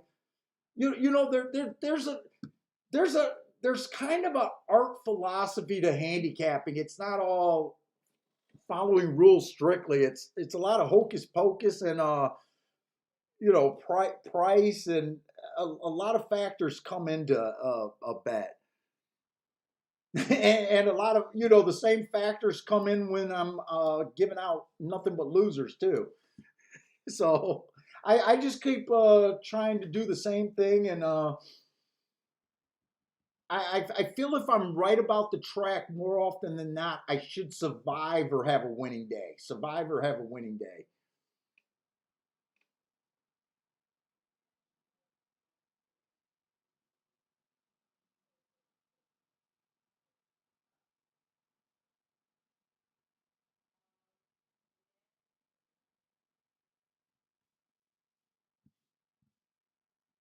When Paul loses, he harps on a race. When he wins, he trumps up a race. Dude, he asked a question, dude. What do you want from me? What do you want from me?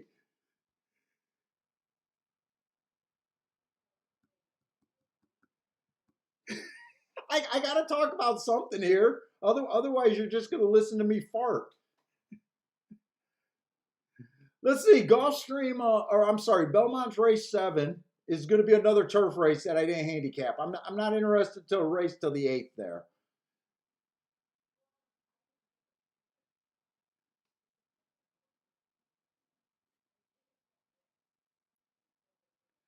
Let's see. Marco Lou likes the two to win, and Marco Lou, if he wins, harp it up.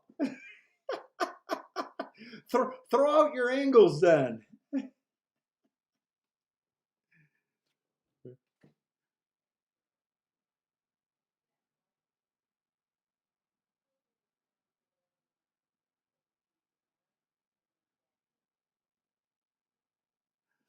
Let's see. I'm just going to look at Gulfstream because I really don't have a play here.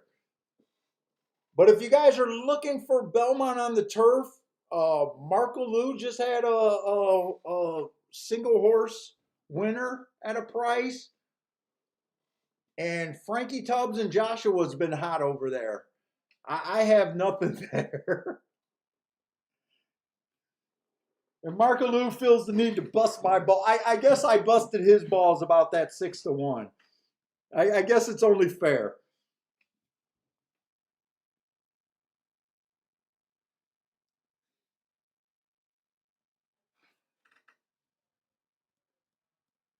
Let's see, the next race at Gulfstream is going to be on the dirt. And I do think I should have used a couple more horses there.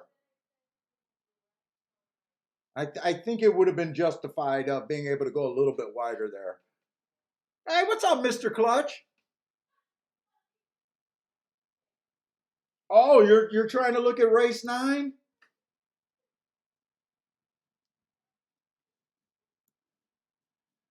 Let's see, we're going to be on the dirt for race 9.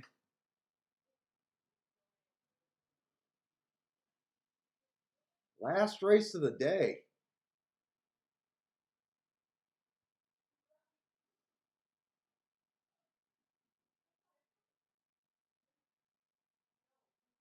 Boy, that's going to be a tricky race.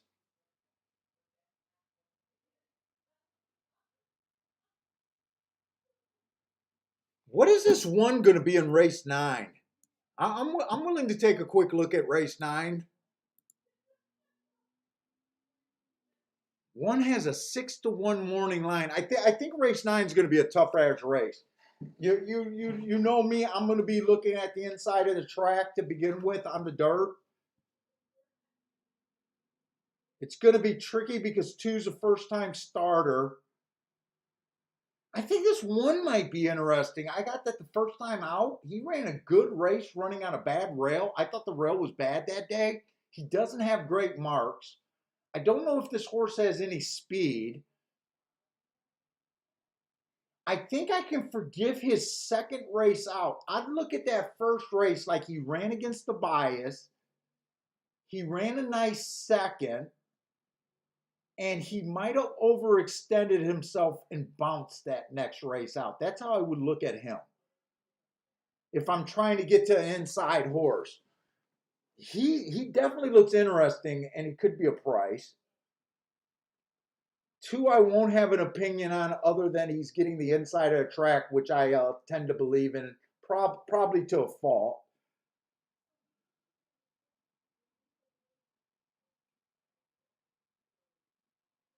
3 might be a little interesting. 3 races ago, he ran on an inside track. He had the inside, but it was a speed favoring track, and he wasn't able to get the lead. That might be your speed horse. He comes back, gets the 6 hole on a bad rail day. He got low speed figures, which make me nervous, but his last race, he ran in the 5 hole on a day that I thought the inside was good.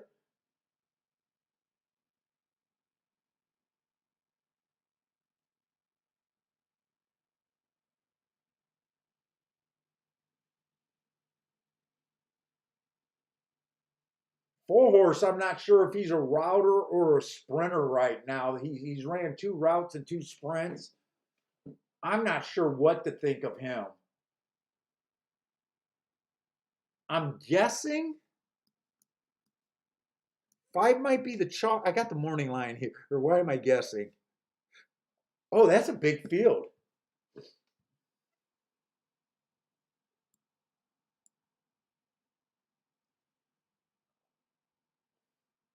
I thought 5 might be the chalk, but they got him at a big price.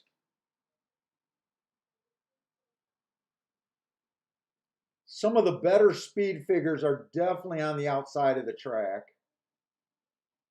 But I would concentrate to the inside. I think I'd focus on the 1, 2, 3, and maybe even the 5. That's a tricky race because it's really the horses that showed speed.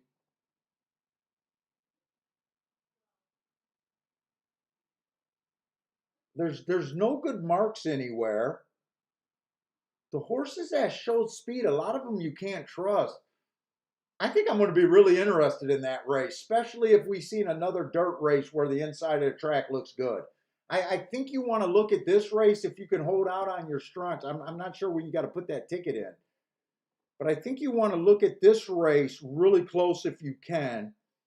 And if it's inside of the track, this race, I would focus on inside. I don't even know if that helps. Did anyone have a play at Belmont? Hey, what's up, Stephen Marshall? Stephen Marshall had a play at Belmont. 267. Oh, Cole, what's up, guys? Greer. Greer got his expert picks today. What's up, Greer?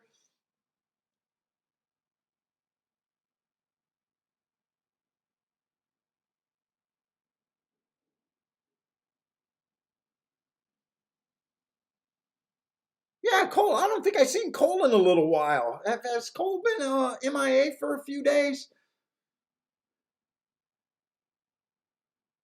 Oh, Joshua. Oh, my God. Joshua got to play on this 3 to win in plays.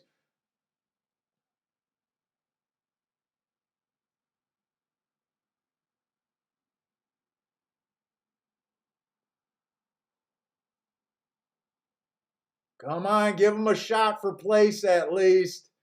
Give him a shot for place. Give him a shot. There's not enough time for the win. Dude, Joshua, your tickets are making my heart thump, man. You're gonna make me skip my heart skip a beat over here.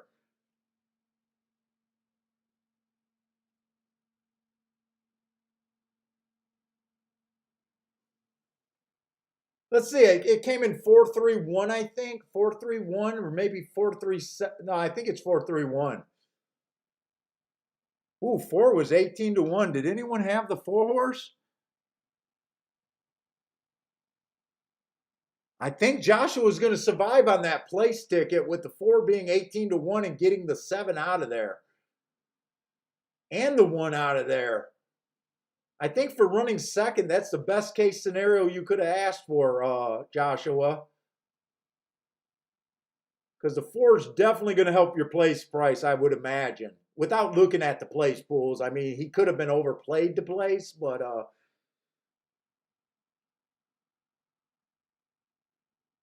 he got. You said the 3 got bumped sometime during the race too.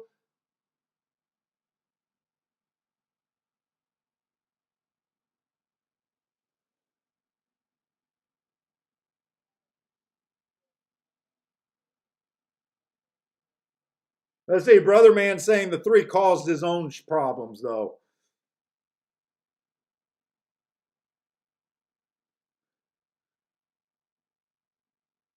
Oh, Cole, you've been gone for months. Got a new job and don't get to play anymore. Well, congratulations on your job.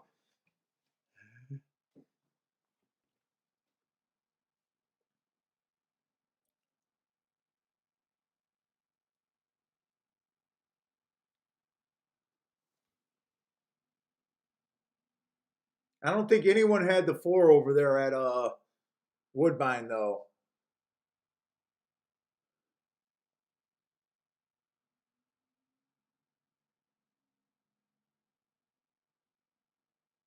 Let's see, did Lanier give that out? Someone said, nice job, Lanier.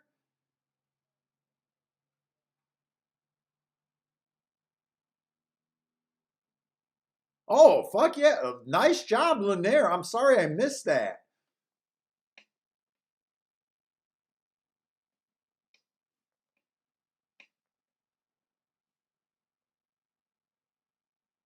So we got a new player over there at Belmont. That was the seventh race, right?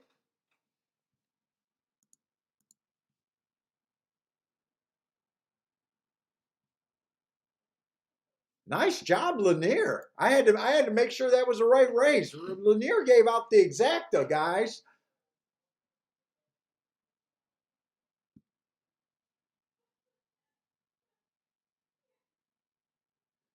He gave out a 3.46.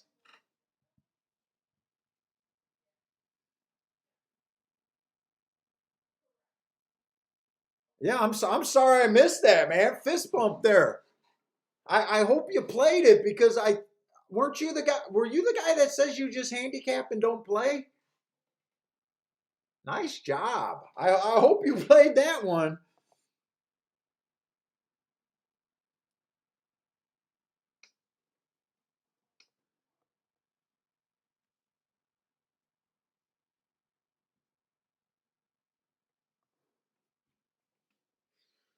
Let's see. Is my double anything great at Gulfstream? It might not be great because the one horse is taking action.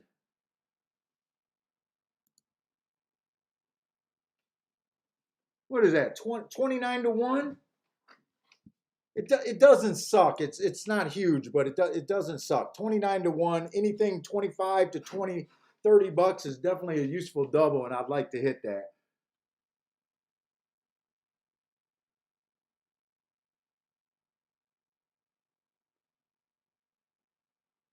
Dude, Brother Man is just coming. I just picture Brother Man just sitting there taking notes like no one's business. After a lot of races, he gives trip notes on a horse. I take it that Brother Man does a lot of trip note handicapping.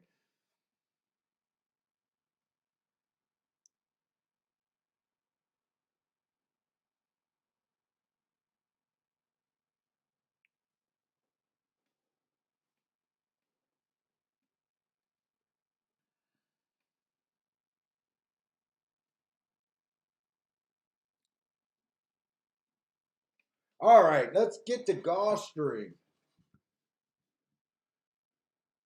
Let's see. Let's look at the sequence though.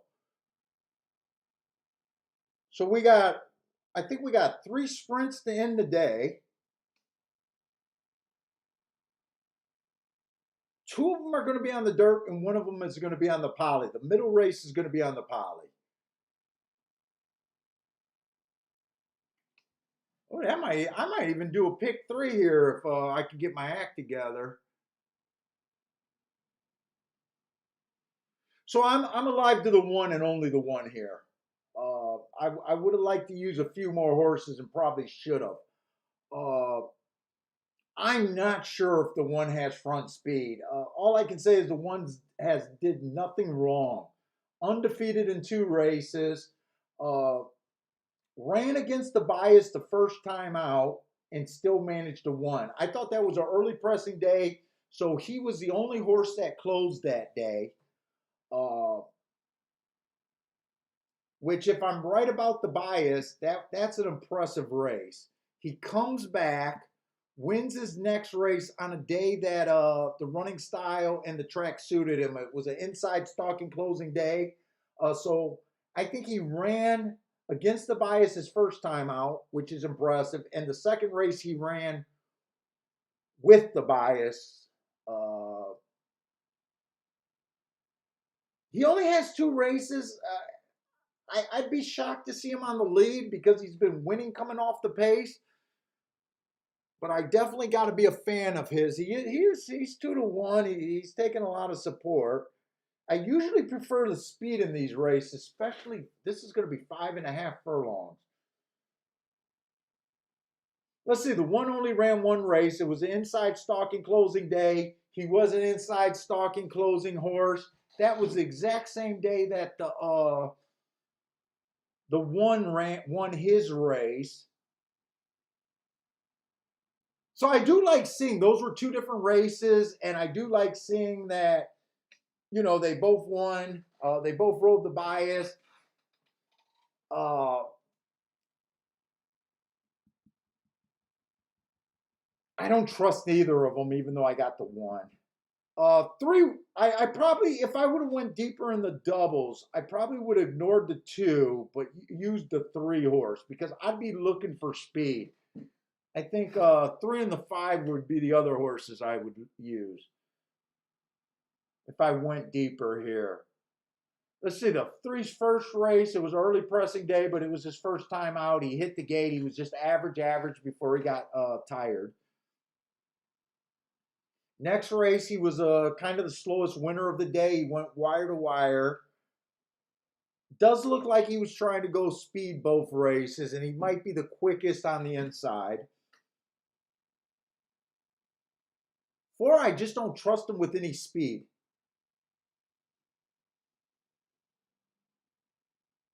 So I think the 3 can get the lead here. I think his real challenge is the 5 horse. 3 races ago, 1 race sample that was on the turf sprints. Might not have liked that race. I'm not sure if he liked the turf.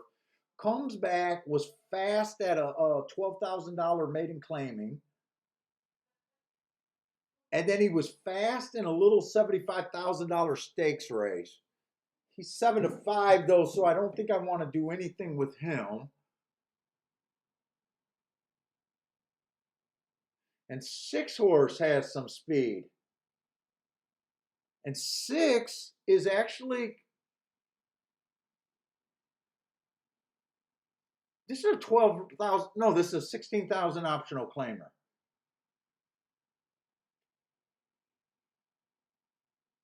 He won at 25,000. He definitely has some speed. 4 races ago, he ran against the inside speed favoring track, had no speed, asterisk. He comes back average, slow on the slow pace of the day, which I always say you want to watch that. I think that race is sneaky good. He comes back, wins the next race, steps up to 25,000 on a day that the inside was good and it was a stalking closing day.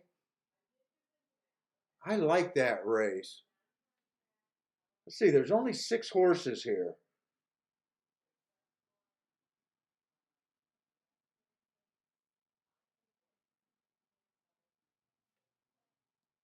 Three and the 6 are the only horses at a price that I would consider,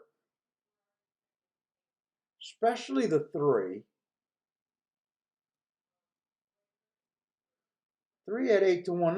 Let me look at this sequel. God, I'm out of time.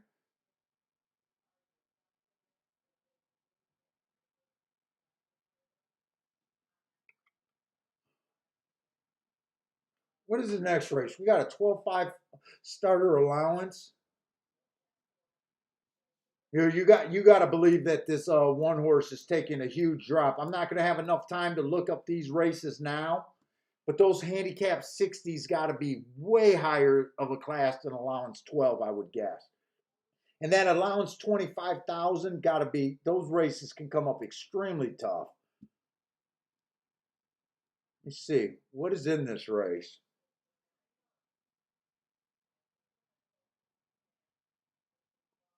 The 4 is definitely in good form.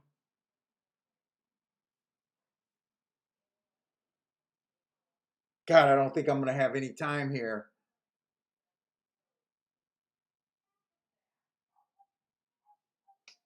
They're already at the gate. There's definitely no time for a pick 3.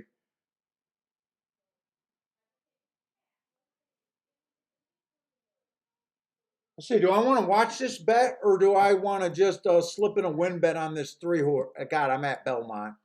Why am I at Belmont? I haven't even played a race at Belmont. 3 just went 9-2. I was going to bet him at 8-1, but he just went down to 9-2. I'm just going to let my double ride. I'm just going to let my double ride, not save it. I'm just alive to the 1 horse here, and that's it. Let's see, Frankie Tubbs likes the 6 to win in place over there at Gulfstream. 6 got more appealing to me once the 3 horses odds went down. 6 would not surprise me. I think 7 to 1 is about the right price for playing against the inside.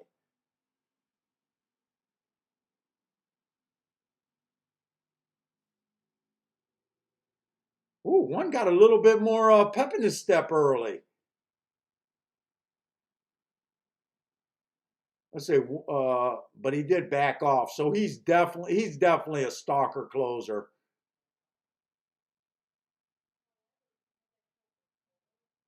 5 was the horse that got the lead. Who? Oh, 5 was the horse that was that tried that stakes race.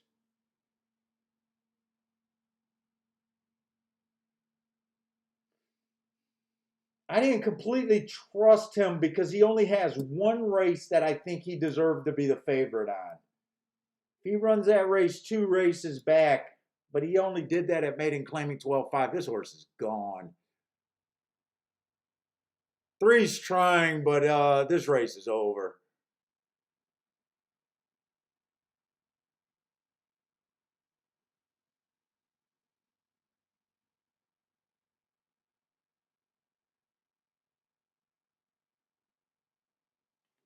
Came in 5-3-4-1. 5-3-4-1.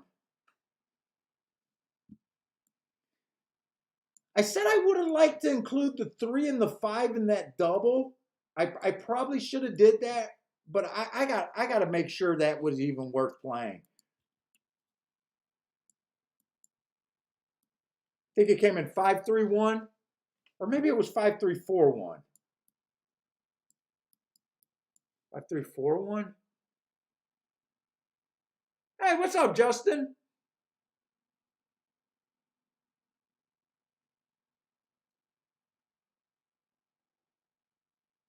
Five, 5-3-4-1. Okay, I did write it down right.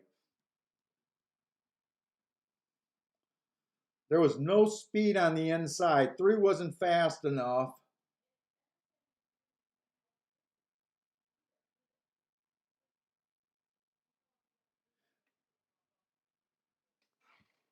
Let me see if that double was worth having. Ah, it paid 20.90 to 1.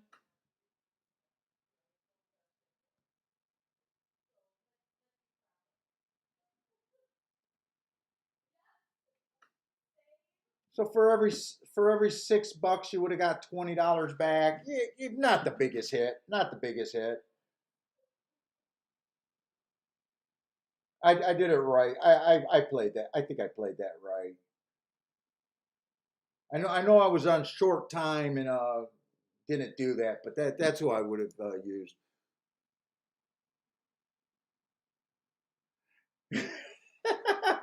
Yeah, Greer, my handicapping writing is ridiculous. I'm shocked. I'm shocked. When I went to Gulfstream this last time, I was absolutely shocked by how many people did not have forms. I don't know what the hell they were looking at. I don't know if they all had them on their phone, but I seen very few forms at Gulfstream. I was absolutely shocked by that, and I'm usually shocked when I do see people's forms and there's no writing in them. I'm shocked by that. Everyone teases me about how I mark up a form, but I'm shocked when people don't mark up their form. I don't know what the hell they're doing.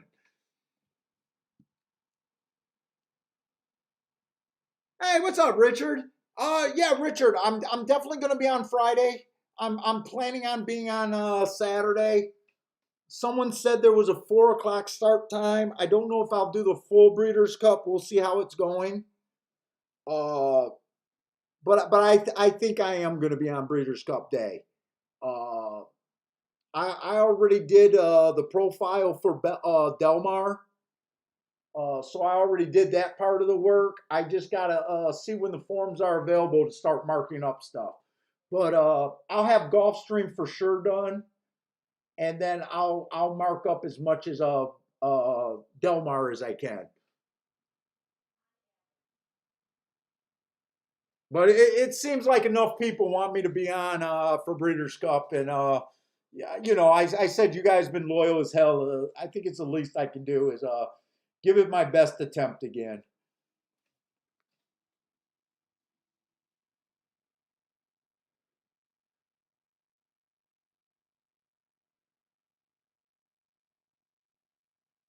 Now, whoever was asking about the that sequence, I said look at this race to see how the inside plays. I'm not sure with that 5 horse running away like he did is the best indicator that the inside is bad. He pretty much got to the inside instantly. Uh, like I thought, if he runs back to that maiden breaking score, and he did show speed against that. It would have been nice to look this race up. In fact, I'm gonna do my. Wait a minute. Do I got time to waste?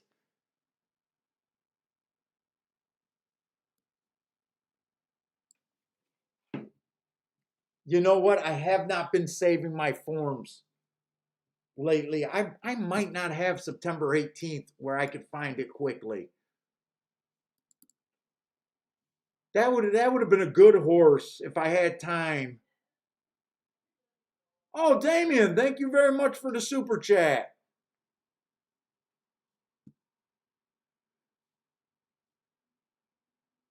John, yeah. Oh no, no, no. I'm not going to be on tomorrow. Not tomorrow. If I'm on tomorrow, I don't even know that I'm going to be on tomorrow.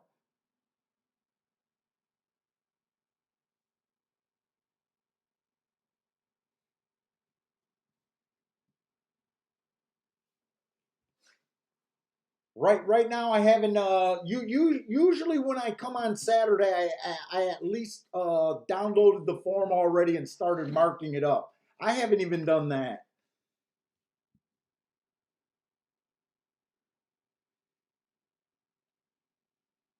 Come on, man. Oh man.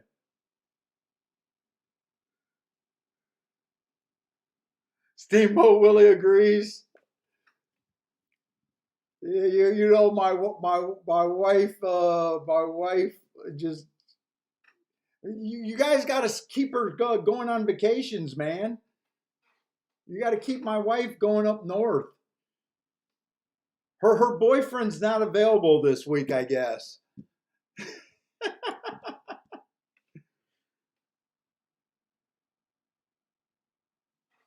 Let's see. I did say I wanted to look at this Belmont race. I'm definitely going to find that form tonight. Let me see if I got a couple minutes to look real quick.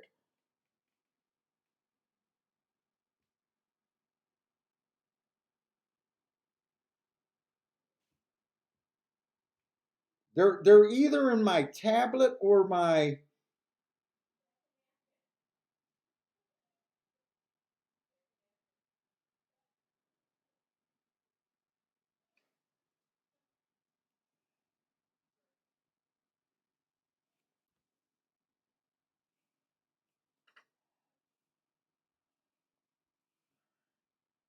See, as soon as I go back, they used to keep track in there. Let me see something real quick. Because I am curious about that, if that would have made a difference. And in fact, I want the old forms for. I just got lazy and stopped saving them.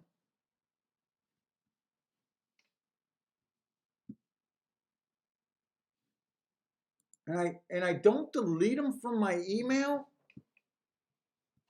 but my email's not going back far enough.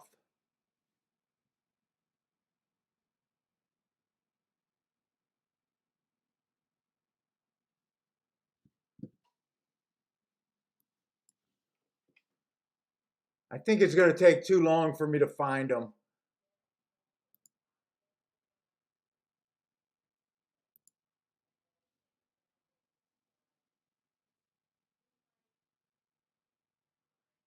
Dude, they're not even in my trash. I wonder where they're at. I better not have lost them somehow.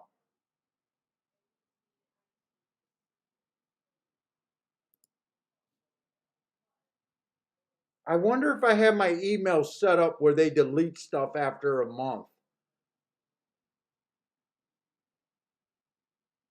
God, I'm going to have to find those. I don't think I'll be able to find them now. Let's see. I did want to look up this Belmont race, and I got to make sure the horses are in the right order.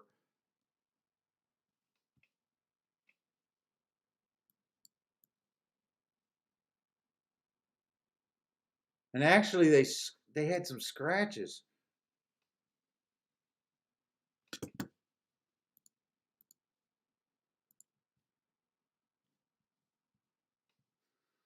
Let's see. That is the 2-horse. That does look like the 3. Fuck, the 4 is at 1 to 2, and I don't even have a mark on them. That's the 5. That's the 6. That's the 8. Oh, so the numbers are going to be right here. And that's the 9.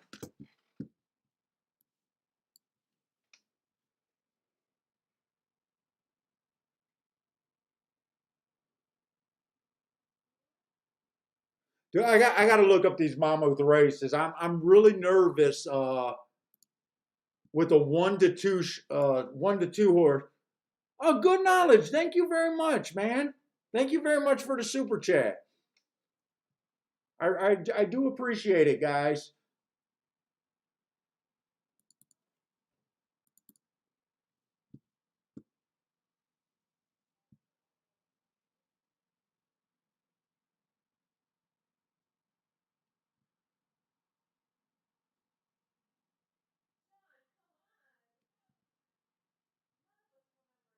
Is she flirting with her boyfriend in the next room? That's ridiculous. She just laughed and said, "John, come on." That's embarrassing that she would flirt, and I'm in the next room.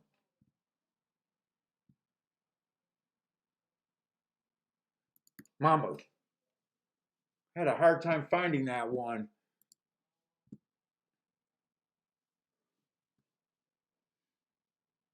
Let's see. This race was a bad rail, so he was in the 4-hole.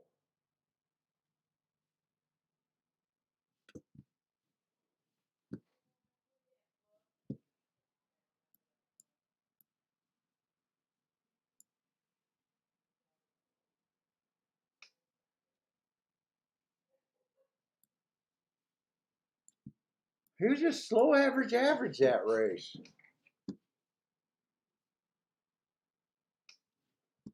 Middle of the track was good this day. I'm just going to put an equal sign that he ran with the bias that day. It was a middle early pressing day, which he was.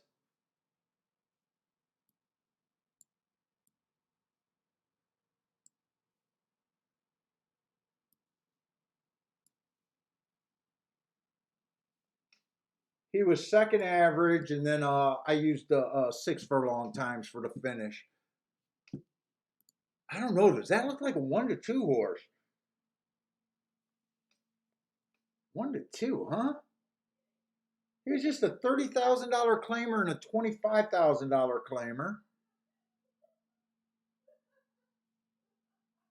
I mean, I'm not overwhelmed. August 15th. That was an early pressing day, which he was. 22 and 3 was average. 46 and 1 was slowest winner of the day and average.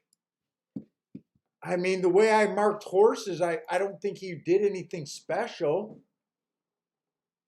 And he's 3 to 5, 1 to 2. Let's see the makeup of this race. What we got? We got a $35,000 claiming 6.5 furlongs.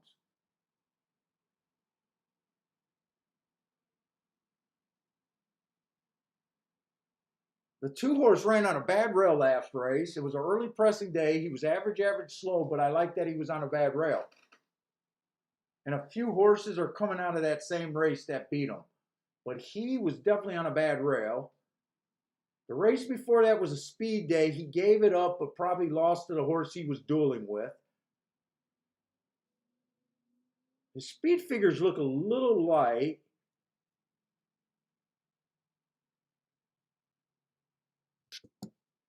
That was a September 24th day. I know 2 other horses are coming out of that race. Let's see, the 3's coming out of that same race. He was in the 3-hole on that bad rail day and ran better. He has a little better speed figures. Wow, they're both nice prices. Race before that, he had an inside speed day. He technically came off the pace. Probably was at a little disadvantage there. I think the 3 got some upside. It all depends on what I think of this 4, and I'm not overwhelmed with the 4. He's been winning by open lengths.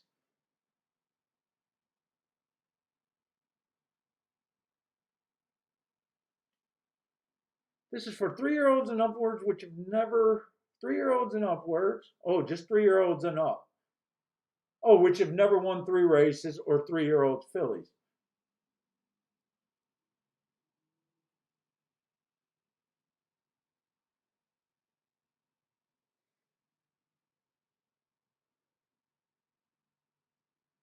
So the older horses can't win 3 races, but if you're 3-year-olds, you can win more races. And that's the 4 horse. So the 4 horse gets more races because he's 3.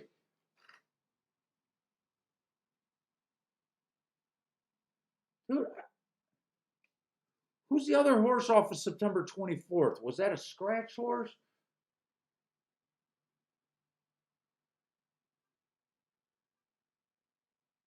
Dude, and I think this 9 is fast. I think this 4 can get beat here. I just don't think I'm going to be able to form an opinion fast enough.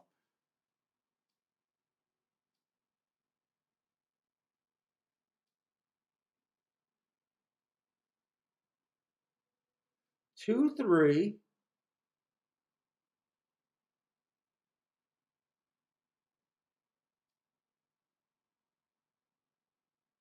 Man, I even think the 8 can do something. 2, 3, 8, and 9. Wait a minute, is this a 5-horse race? Why does it feel like I said every horse in the race? I said 4 out of 6 horses. Or no, there's 7 horses. 2, 3, 8, and 9. They're in the gate. Dude, I think this 4 can get beat. I'm not a believer in this full horse. I'm rooting for the 2, 3, 8, and 9 exacta, but I'm not putting it in. I don't like 4 horse exacta box. I feel awfully rushed here.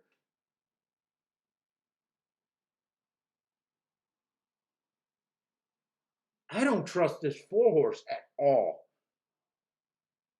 I'm probably putting him in the winner's circle, by the way. He has beat some of these horses on September 11th. Well, I'd like to look up that September. Who did he beat on September 11th? They're off, by the way. Who did he beat on September 11th? He has beat the 6 horse before. I would have liked a couple more minutes with this race. And he beat the 9. I think the 9's a player here.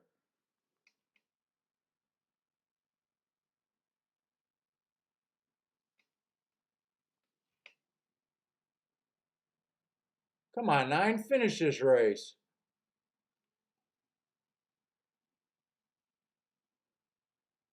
What did I say? 2, 3, 8, and 4, I think? Oh, 6 is just running too damn good.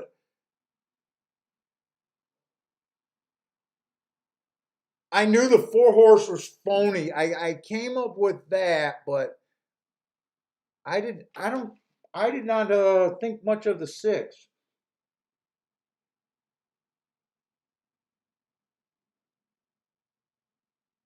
I didn't think anything of the 6 horse.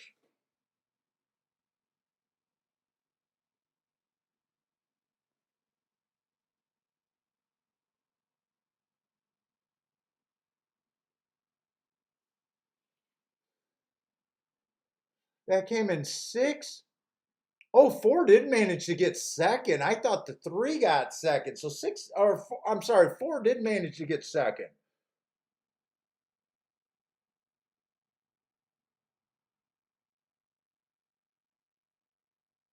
So the horses I was considering were all dead money, though.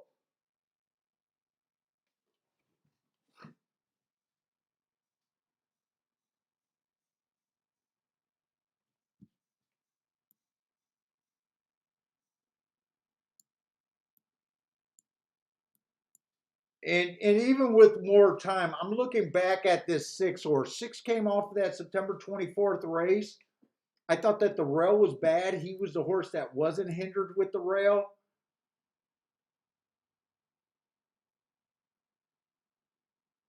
Yeah, I would have used a 2 and a 3 over the 6. I would have definitely used a 2 and a 3 over the 6. I would have tried to beat the 4. I guess I'm glad that I could not get involved in that race. Definitely would have wanted to use the 9. 6 was a nice price, but I think he was a hard horse to get to. Did anyone have the 6 there? Marco Lou says 6 should have been an average, easy play. Why do you say that? I got that the rail was bad. I don't. I'm interpreting the. I'm interpreting it completely different. That the 6 is a hard play for me. I thought that the rail was bad that day and he was on the outside. I thought the 2 and the 3 were coming out of that same race, and I thought they both ran. Not only did they both finish better, I thought they were both hindered by the rail. I disagree with you, Marco. 6 is a harder play for me to make. I wish I could say, oh yeah, I could see it, but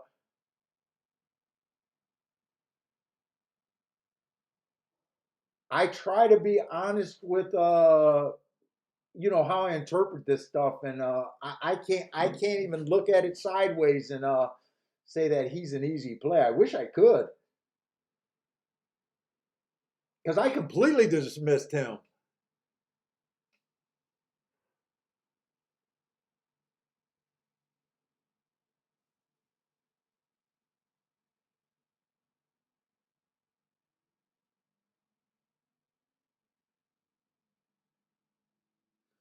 Let's see. Marco Lou says, look at that replay on September 11th race. You know what I am noticing? I marked up September 11th for the 4 horse, but I didn't mark it up for the 6 horse. I'm gonna spend the time because I want to look at that replay. I want to see what you guys are talking about, but I want to just do that September 11th race at Monmouth.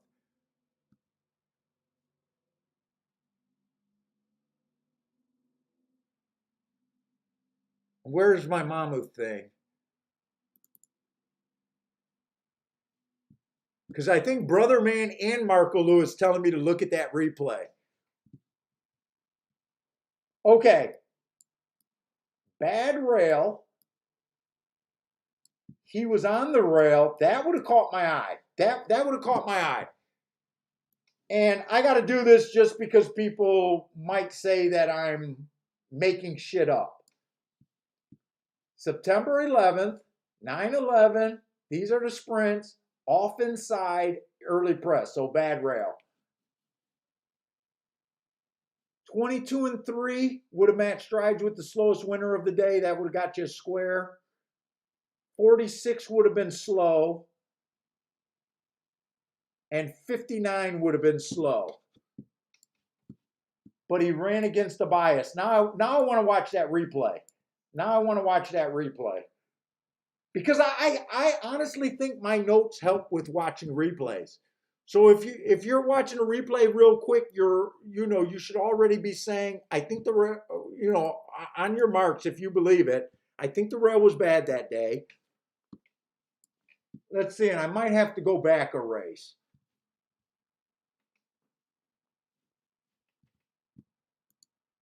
So let's see. That is this guy, Sheila Rose. You're telling me to look at the September 11th race. She was bet down to 5-2 and she had the rail. I'm going to bring this over. Hopefully I don't get nailed. It is a replay if someone's watching, so I shouldn't get nailed. This is not a live race. I want to see what you guys are talking about on this one horse. So that would have caught my eye. I don't know if that would have made all the difference in the world.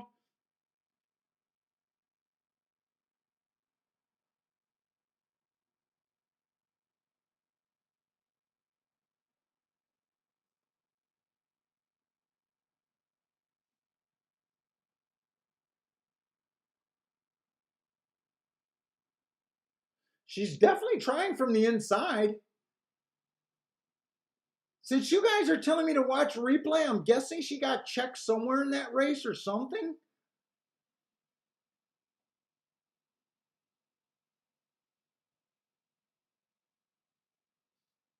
I'm not seeing anything so far other than the bad rail. And she's definitely on the rail.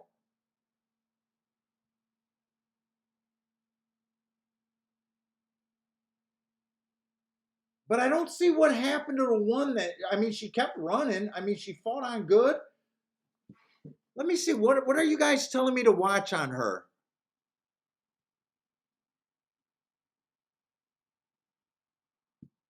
Watch the replay on September 11th. If you okay, and Brother Man says, and if you watch the replay on the 11th, she really did not want to listen.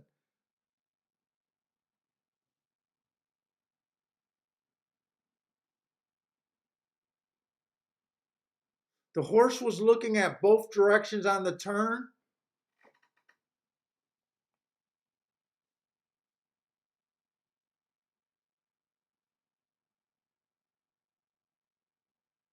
Huh, I wonder what you guys are telling me to look at there. Are you guys telling me to look at the 4 horse in this race or the 6 horse in this race?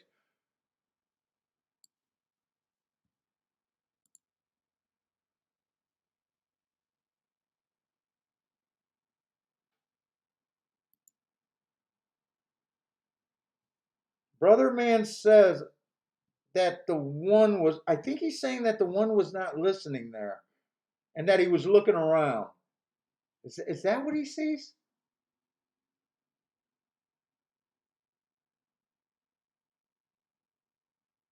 I To me, I just think watching that replay with my note of her on a bad rail and her running a decent race.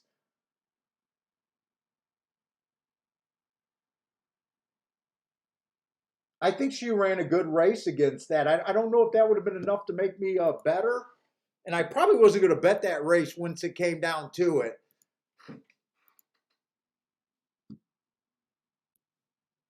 Man, but you guys are watching replays and everything.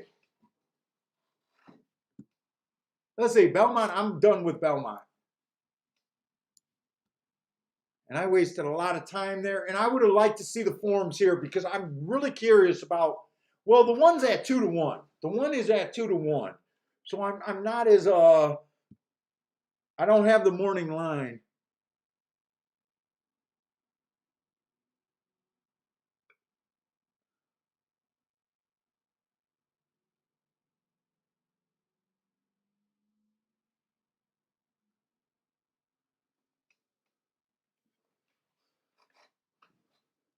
Let's see, they're betting the 6 horse. Since I got to look quick at this race, I think the 6 horse is definitely going to be tough. And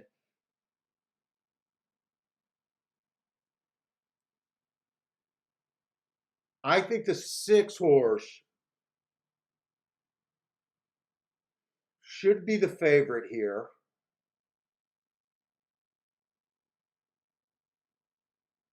I know the 5 horse got great marks. I'm a little worried about his class. Let's see, everyone's going to be moved over.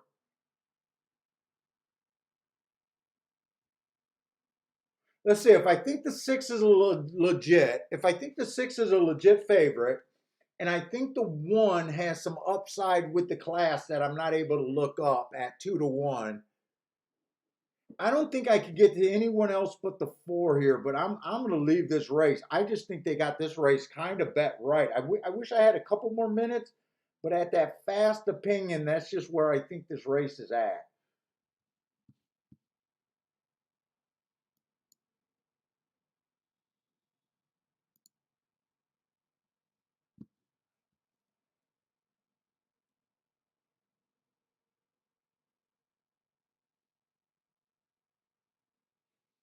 I kind of think the 7's too cheap here. I think the 8 might be too cheap here, and he's too far outside. I think the most likely winners are coming from the 1, the 6, or the 4. Only the 4 uh, is at a price that would make me regret sitting out here and not getting over to it faster. But I was really curious about that replay.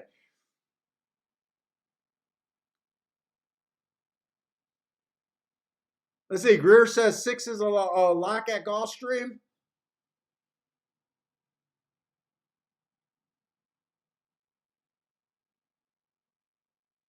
Oh, who is Earth? I love Earth.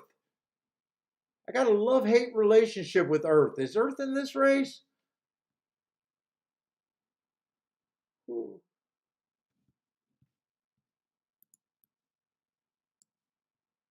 I think I wasn't tempted on the 8 horse. I think this is exactly what I call it. This just 6, 4, and 1 were the only possible places, and only if the 4 wins would I regret not making a bet here. Came in 6, 4, 1. And Greer said, double your money. Greer said he was a steal at 6-5. Ryan likes that result.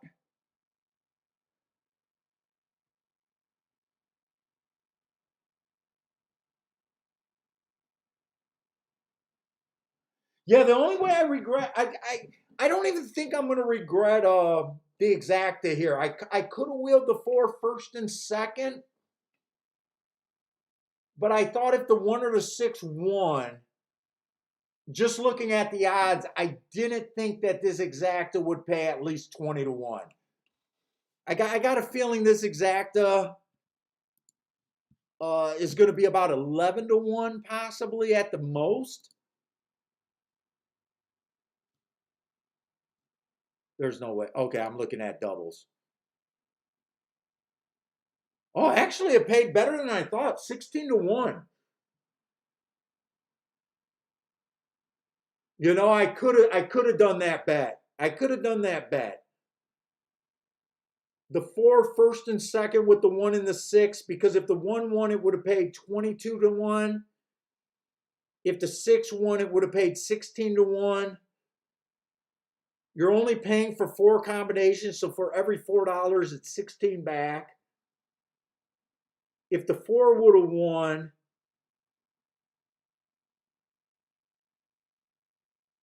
wait a minute, am I looking at this right? Oh, I'm at Belmont. I'm at Belmont looking at these payouts. I might be completely wrong there.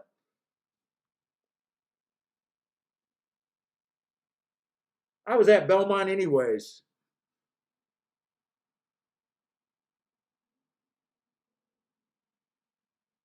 Let's see, I think one. Wait, are they already? No, they didn't advance that yet. 6-4 is paying $12. 6-4 is paying $12. So not as good. So I even said that was probably going to only pay $11.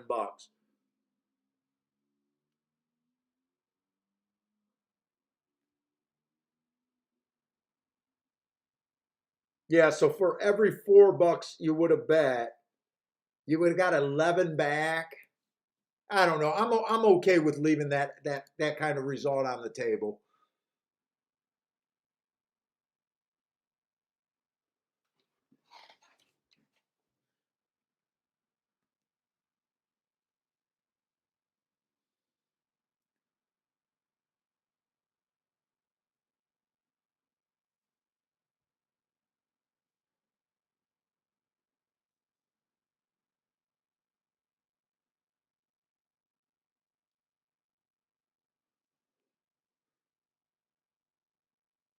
What did four? Oh, I thought four went off at 5-1. He went off at 6-1.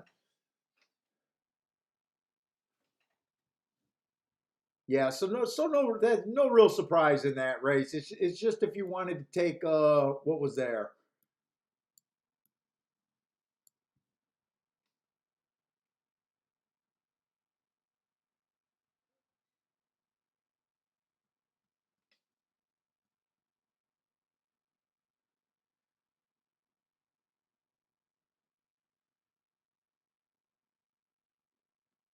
I only got one more race at Gulfstream.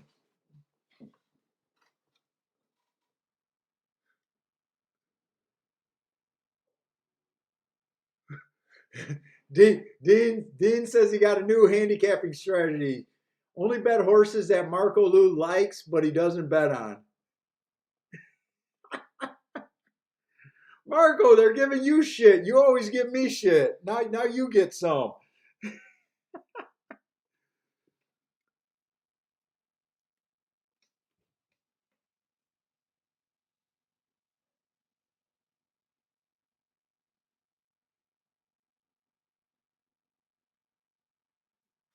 Dude, and John remembers that I like Earth. I do like that horse, but not in that spot. Not in that spot. I thought he was a little bit cheap there. Hey, what's up? Superman's back again. What's up, man?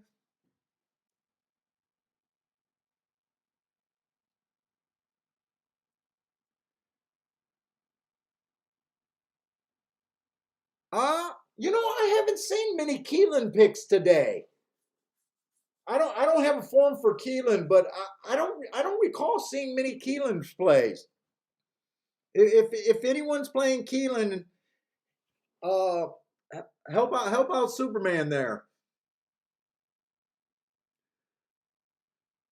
Gregory says his batting average today is 0. Dude, on those days, you just got to look back to see if you like the plays you made. We've all been there. We've all been there. I don't mind the 0 batting average on days that I like the plays. It's when I go back and I was like, God damn it, I lost a lot of money. A lot of those 0 days had has to do with how much money you did and were they play bets or real bets. I hate losing a lot of money on days where nothing would play bets.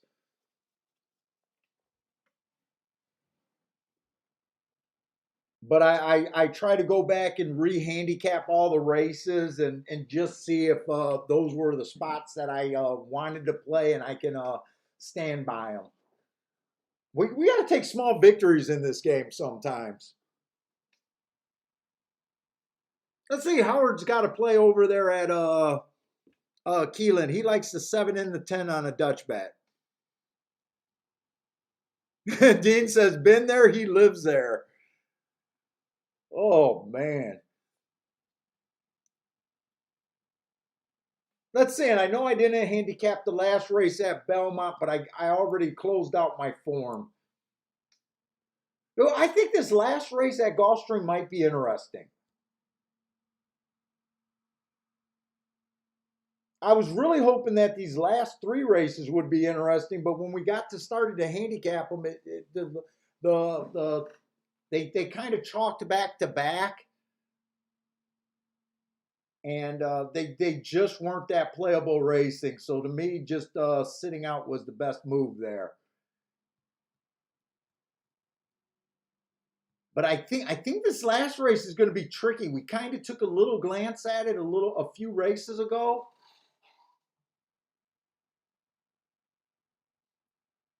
Oh, I do like that the favorite is in the 12 hole. I love that. I love that. Come on, can we get an inside day? I think I said I was interested in the one, even though I don't know his speed. I'm basically interested in the inside here, like almost always.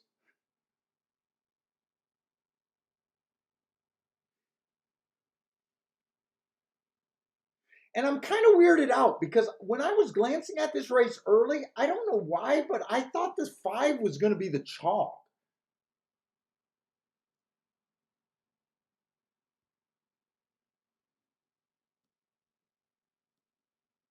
I really don't know what I'm going to do here. I know off of that win bet, I put myself up for today, but not, not crazy up. So I probably don't want to invest that much in this race, but I do think I'm a little interested in taking a little shot here.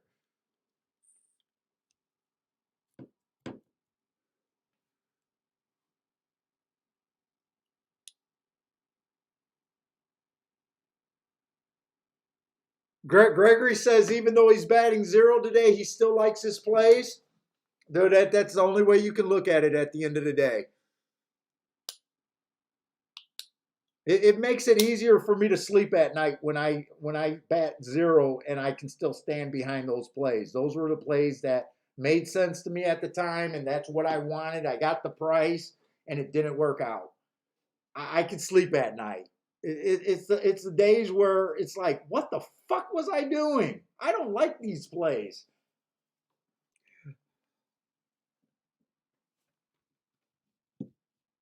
I think I'm going to flip over to Keelan and be able to watch that race if it hasn't ran yet. Since some of you guys came through with some plays there. Keelan's loading in the gate. If you guys are interested in Keelan, I think you got to jump now.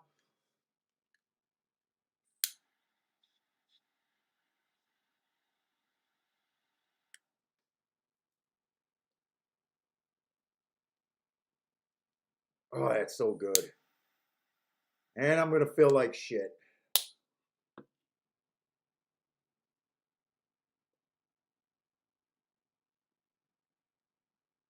Frankie Tubbs got to play at Woodbine. Good luck over there. I think that's one of the first Woodbine plays we've seen today, too. Woodbine probably started later today, though. Mizzou Man. What's up, Mizzou Man? I'm not sure if I seen you in here earlier today. I might have. He has a Belmont play on the 3.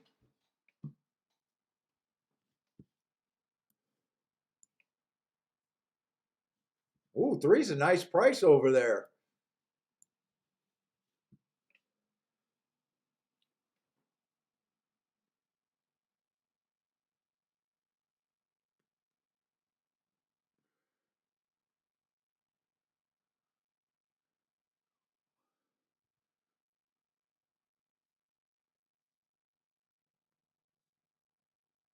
Let's see. I know some of you gave out plays. I think I recall someone giving out this 10 at 2-1.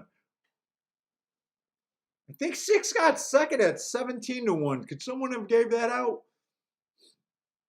Let's see. Howard gave that out. Howard was Dutching. Oh, a big Dutch bet between the 7 and the 10.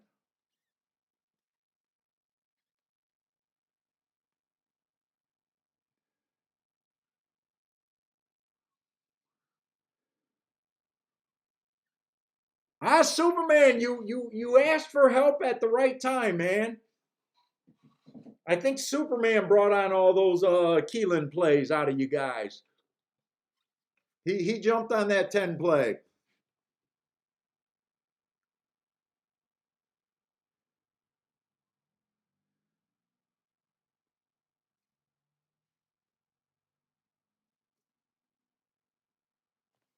Let's see. Right now, I only see Howard's plays. Why did I think there was more plays at Keelan? Was I reading some of these plays wrong? Oh, Gregory had a play 6 and 8. Oh, Gregory had the 6 horse. Did the 6 get second?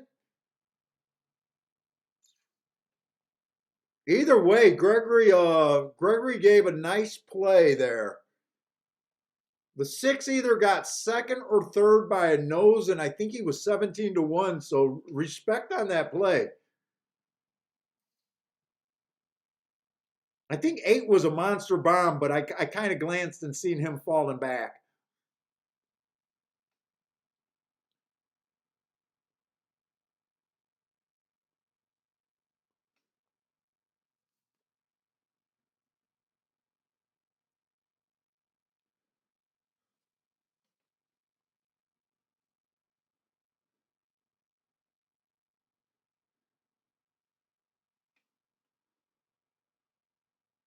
And let's see, Lanier has a play over there.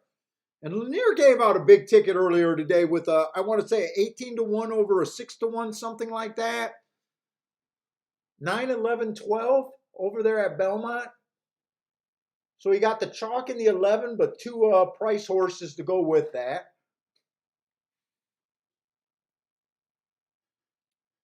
Let's see, a few of you guys got Belmont plays.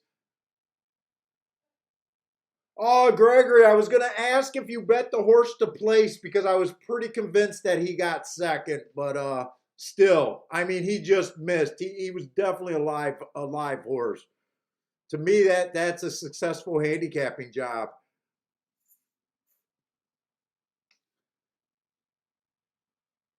Let's see, Frankie Tubbs likes, oh no, Marco Lou is saying to Frankie, he likes the 2 and the 5 here at Belmont. Oh, it's a stakes race. Let's see, Howard got the 4 and the 9 at Belmont. So you guys are opposite ends. Let's see, I thought I seen a big ticket here. Well, Marco Lou says he likes 4 horses here, but I'm not sure what he's doing. Marco Lou does not strike me as a 4-horse exacta box guy for some reason. I don't know if that's just his contenders here. 2, 5. 2, 5, 8. Wow, actually, he got some prices there where I could see him doing a lot of things with those 4 horses.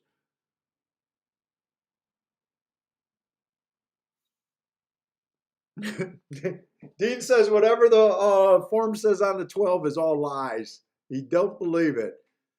Does that mean you're backing the 12 or you hate the 12? I don't know what to take of that comment.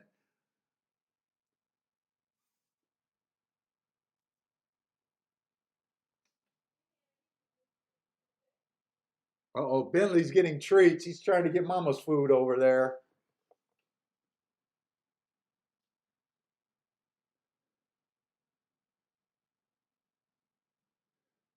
And we still got 15 minutes for Gulfstream, and I don't think my screen faded. So I'm just watching your guys' picks for now, and then I'm going to get over to Gulfstream. They look like they're heading to the gate at Belmont. John likes the 4 over there at Belmont. So John and Gregory are both on the 4.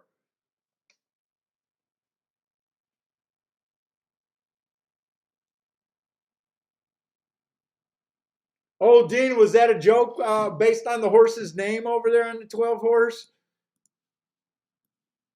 Now I got to look to see what you're talking about. Value proposition.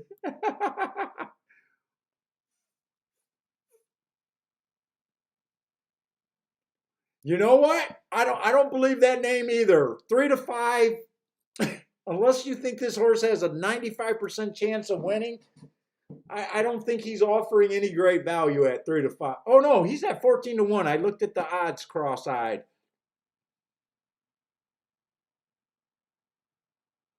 Oh, the 11. Oh, the 12 horse's name is Fucci. Who is that? The lead doctor? Fauci. I know, I'm an idiot.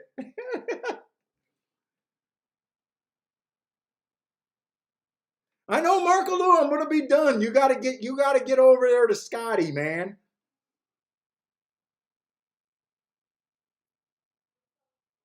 I figured it out myself, dude. It's the Fauci horse. Although my joke on the 11 horse still stands.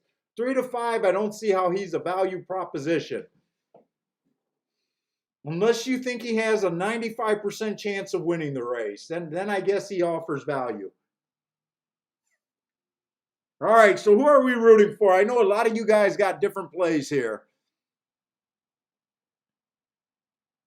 Frankie Tubbs comes in with a late play here. He likes the 12 and the 9 to win. 5, 9, 12 exact the box, and then 11 over the 5, 9, 12. Hector USA, what's up, man? Glad to see you back.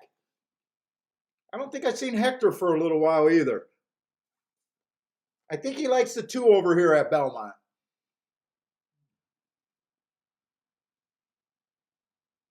Superman's jumping on the 12 horse too. 15 to 1. 12 is taking some action from you guys.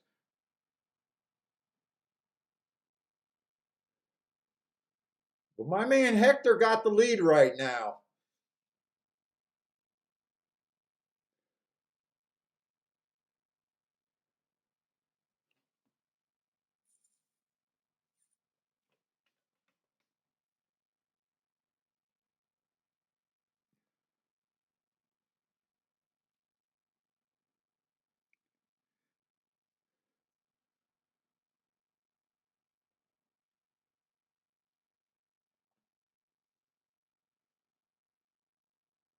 The 2's holding up pretty good. I just don't trust front end speed on that turf too much. Especially at a route. I'm not even sure if this is a route or a sprint. It looks like the 11 is passing them. Let's see, I know a few of you guys got this 11 on top of some exactas, but I'm not sure who you guys need. It's going to be between the 5 and the 12, but it looks like I'm going to call that 11, 5, and I think maybe the 9 beat the 12 out for fourth or third. So I think it's definitely 11-5 on the exacta.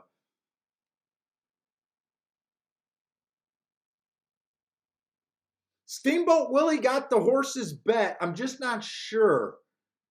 Is that a 4-5-8 with the 11? Is that a price? I'm just not sure how his thing is there. Let's see, Frankie Tubbs. You just can't stop Frankie Tubbs right now. You just can't stop Frankie Tubbs. The man, whatever he's doing at Belmont on the turf, has to be respected.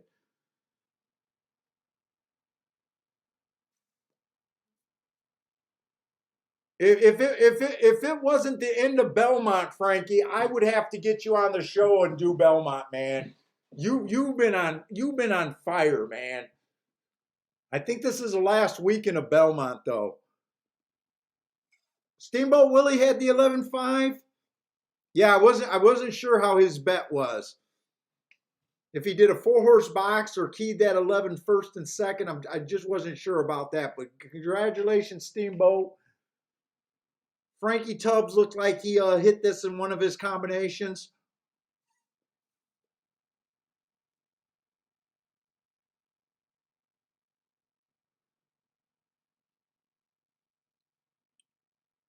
Marco Lou had his 4 contenders there. I'm just not sure what Marco Lou did with the betting there.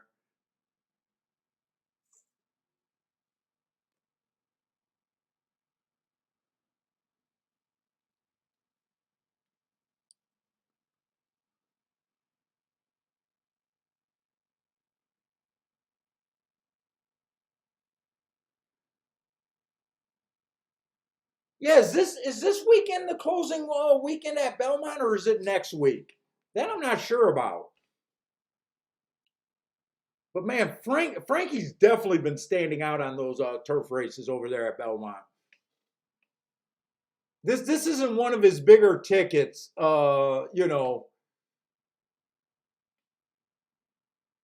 This is actually probably one of his smaller looks that we've seen.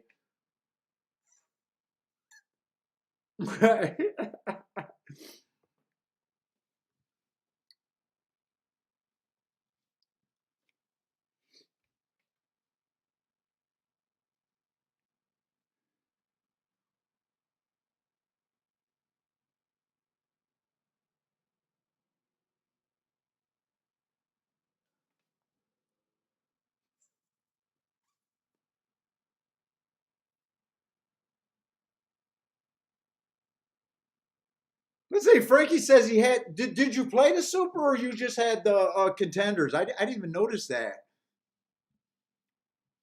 That's even better.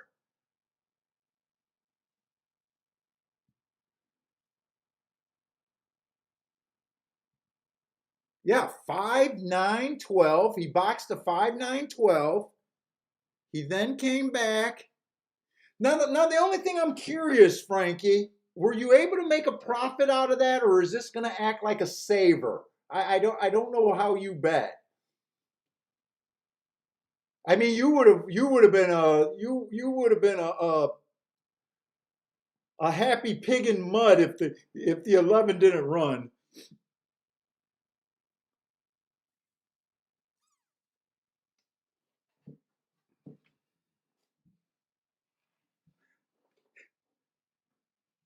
Marco Lou's looking at God. You guys don't stop. Marco Lou's now bringing up Santa Anita plays. All right, I got to look at Gulfstream. I'm done.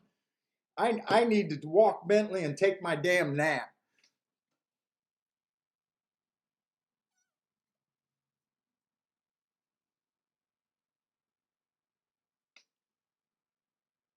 Oh, Superman said he paid the 12 to show, so actually that worked out for Superman.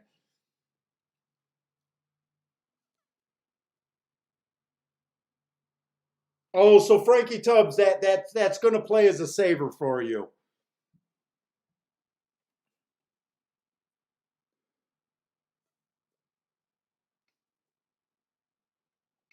Still,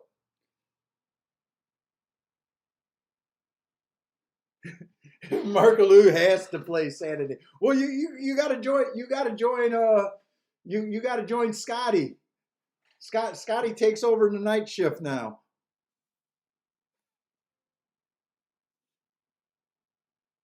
All right.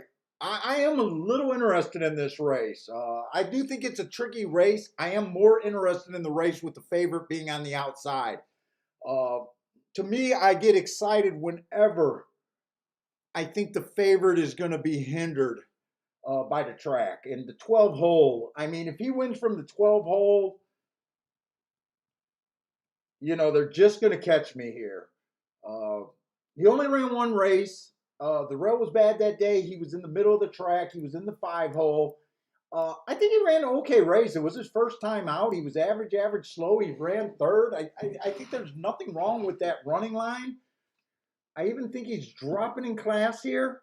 Yeah, he is dropping in class. But I don't like the 12 hole. Uh, I'm gonna stick to the inside. I think I'm gonna bet this race small. I don't want to mess up a winning day. I only cashed that one ticket, uh,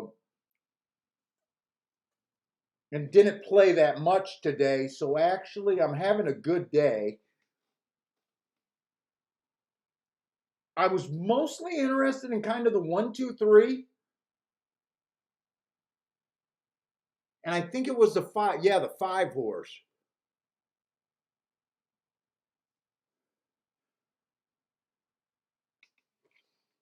Let's see. How do I do something with this opinion where I probably don't want to risk more than $60 in this race. I don't have a strong enough opinion to single on any one horse here, and I don't want to make a stupid bet where I bet the whole $60 and I can only get 60 or 120 back.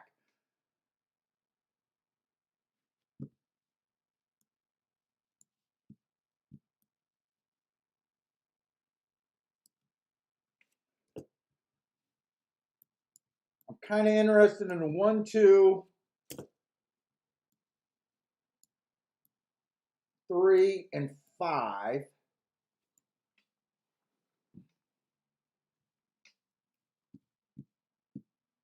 Well, let's see. A $5 bet on the 2 horse.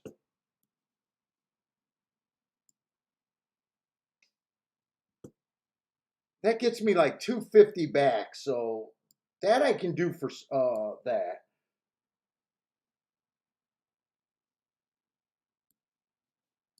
I can bet a bit on the 5 to win.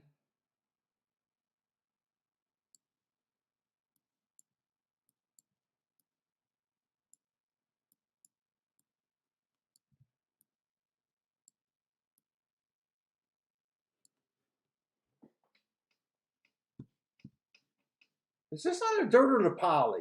This is on the dirt. I want to make sure it's on the dirt.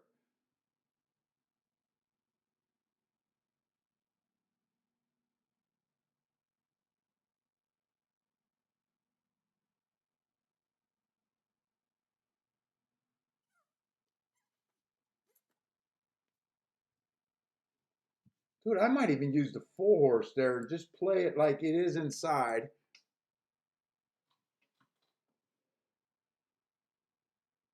Let's see, I don't want to do more than 60. I don't think I'm going to box this exacta.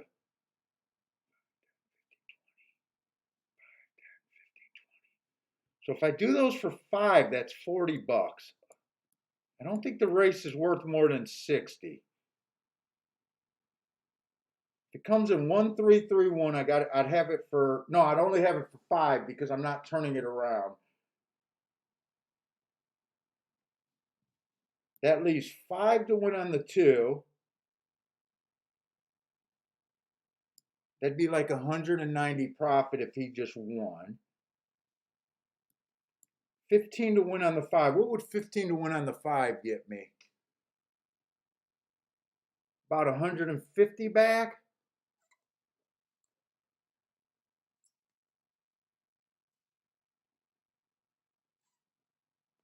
So pick up 90 bucks, maybe $100.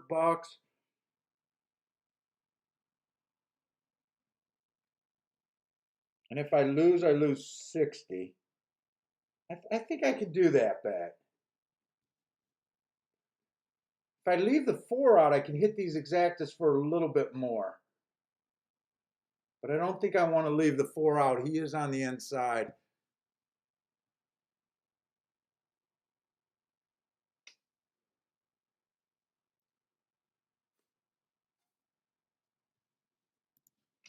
Let me see if I can get these in. I should be able to get them in, but I got to even get over to Gulfstream. Shit, one's at 6 to 1. God, I don't think I can do just win bets on all of these.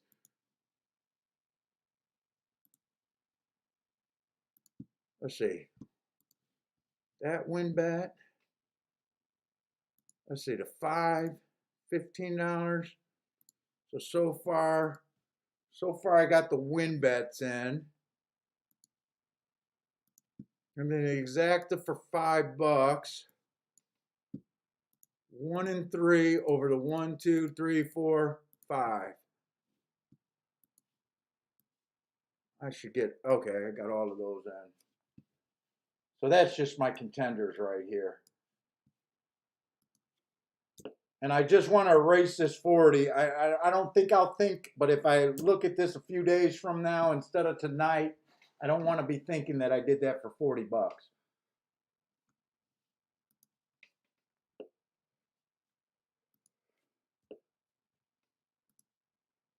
Let's see, what are you guys doing? Frankie Tubbs likes the 10, but doesn't like the far outside.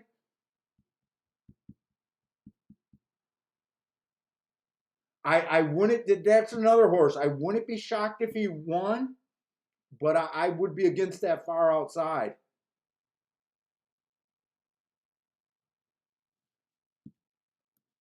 I wouldn't be shocked if the 6 horse won this race either. He's as far out as I'd be willing to go. But right now, I think I like this ticket win or lose. I think I like this ticket win or lose. I didn't. The only thing I didn't really look to see what these exactas are paying, but I think if the I'm only worried if the 3 wins and maybe the 1 comes in second. But that exacta should still be profitable, right?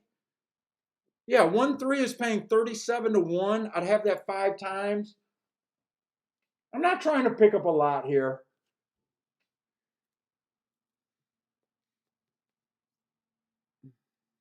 I really only had to put $2 on the 2 to win, but 2 might be my best possible outcome here. Well, you know what? The exacta with the 2 coming in second would be my best possible. But outside of that, 2 to win would probably be the best ticket I got, the $5 win ticket. Yeah, it's 2's just a throw in on an inside track is the only reason I got him. I don't trust any of the real speed here.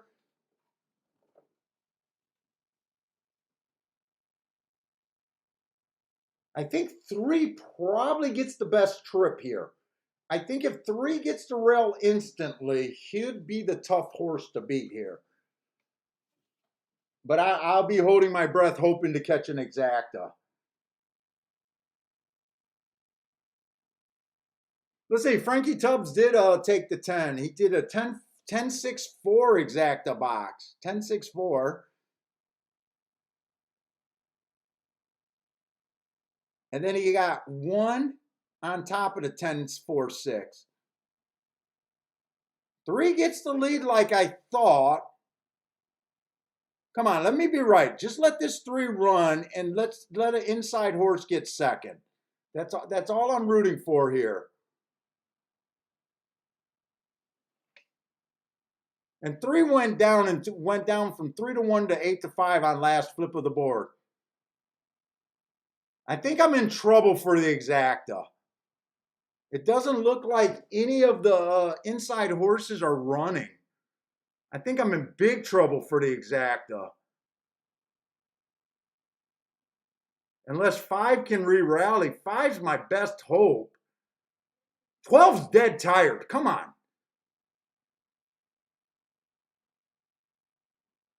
12's dead tired, but no one's really coming. No one's really coming. No one's really coming yet. No one ever came. No one ever came. I said win or lose, I wasn't going to mind that bet. I wasn't going to mind that bet. I definitely couldn't have bet the 3 at 8 to 5. I didn't even think I could bet the win ticket on him at 3 to 1. I thought he had the best chance of winning that race, but man, that 12. And I'm not even sure if Inside Horse got third. I'm not even sure who got third there.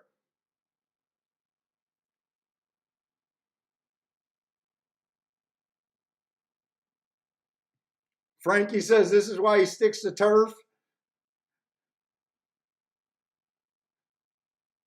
I think the 8 got second, so I had no or third.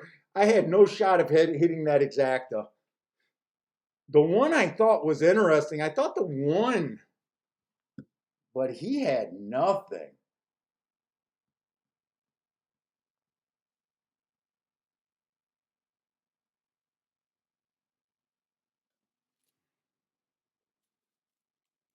And what's the deal going on at Belmont?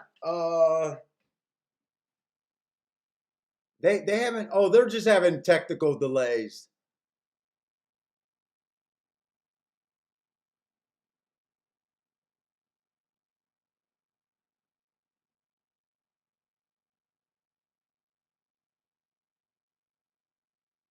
Dude, in fact, of the inside horses, 4 was the closest, and he was no better than 5th. So I had no shot at that exacta.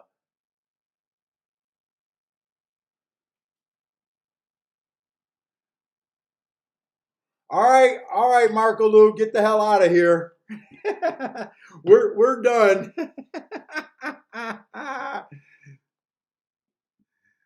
See me tomorrow. I doubt it. But anyways, guys, thanks a lot for handicapping with me today. It's fun as always. Hopefully you guys had a good day. If you guys continue playing tonight, good luck. Good luck over there on Scotty's show. Uh, next week I'm gonna try to do the Breeders' Cup. We're gonna do the Thursday, Friday, and probably a Saturday show. I think I'm gonna do it. But thanks a lot for hanging out with me. Good luck if you guys are playing other races tonight and over the weekend. Blow up my email if you guys hit some nice tickets, and hope to see you guys next week. Scotty is on. Take it easy, everybody. Let's see. How do I end this?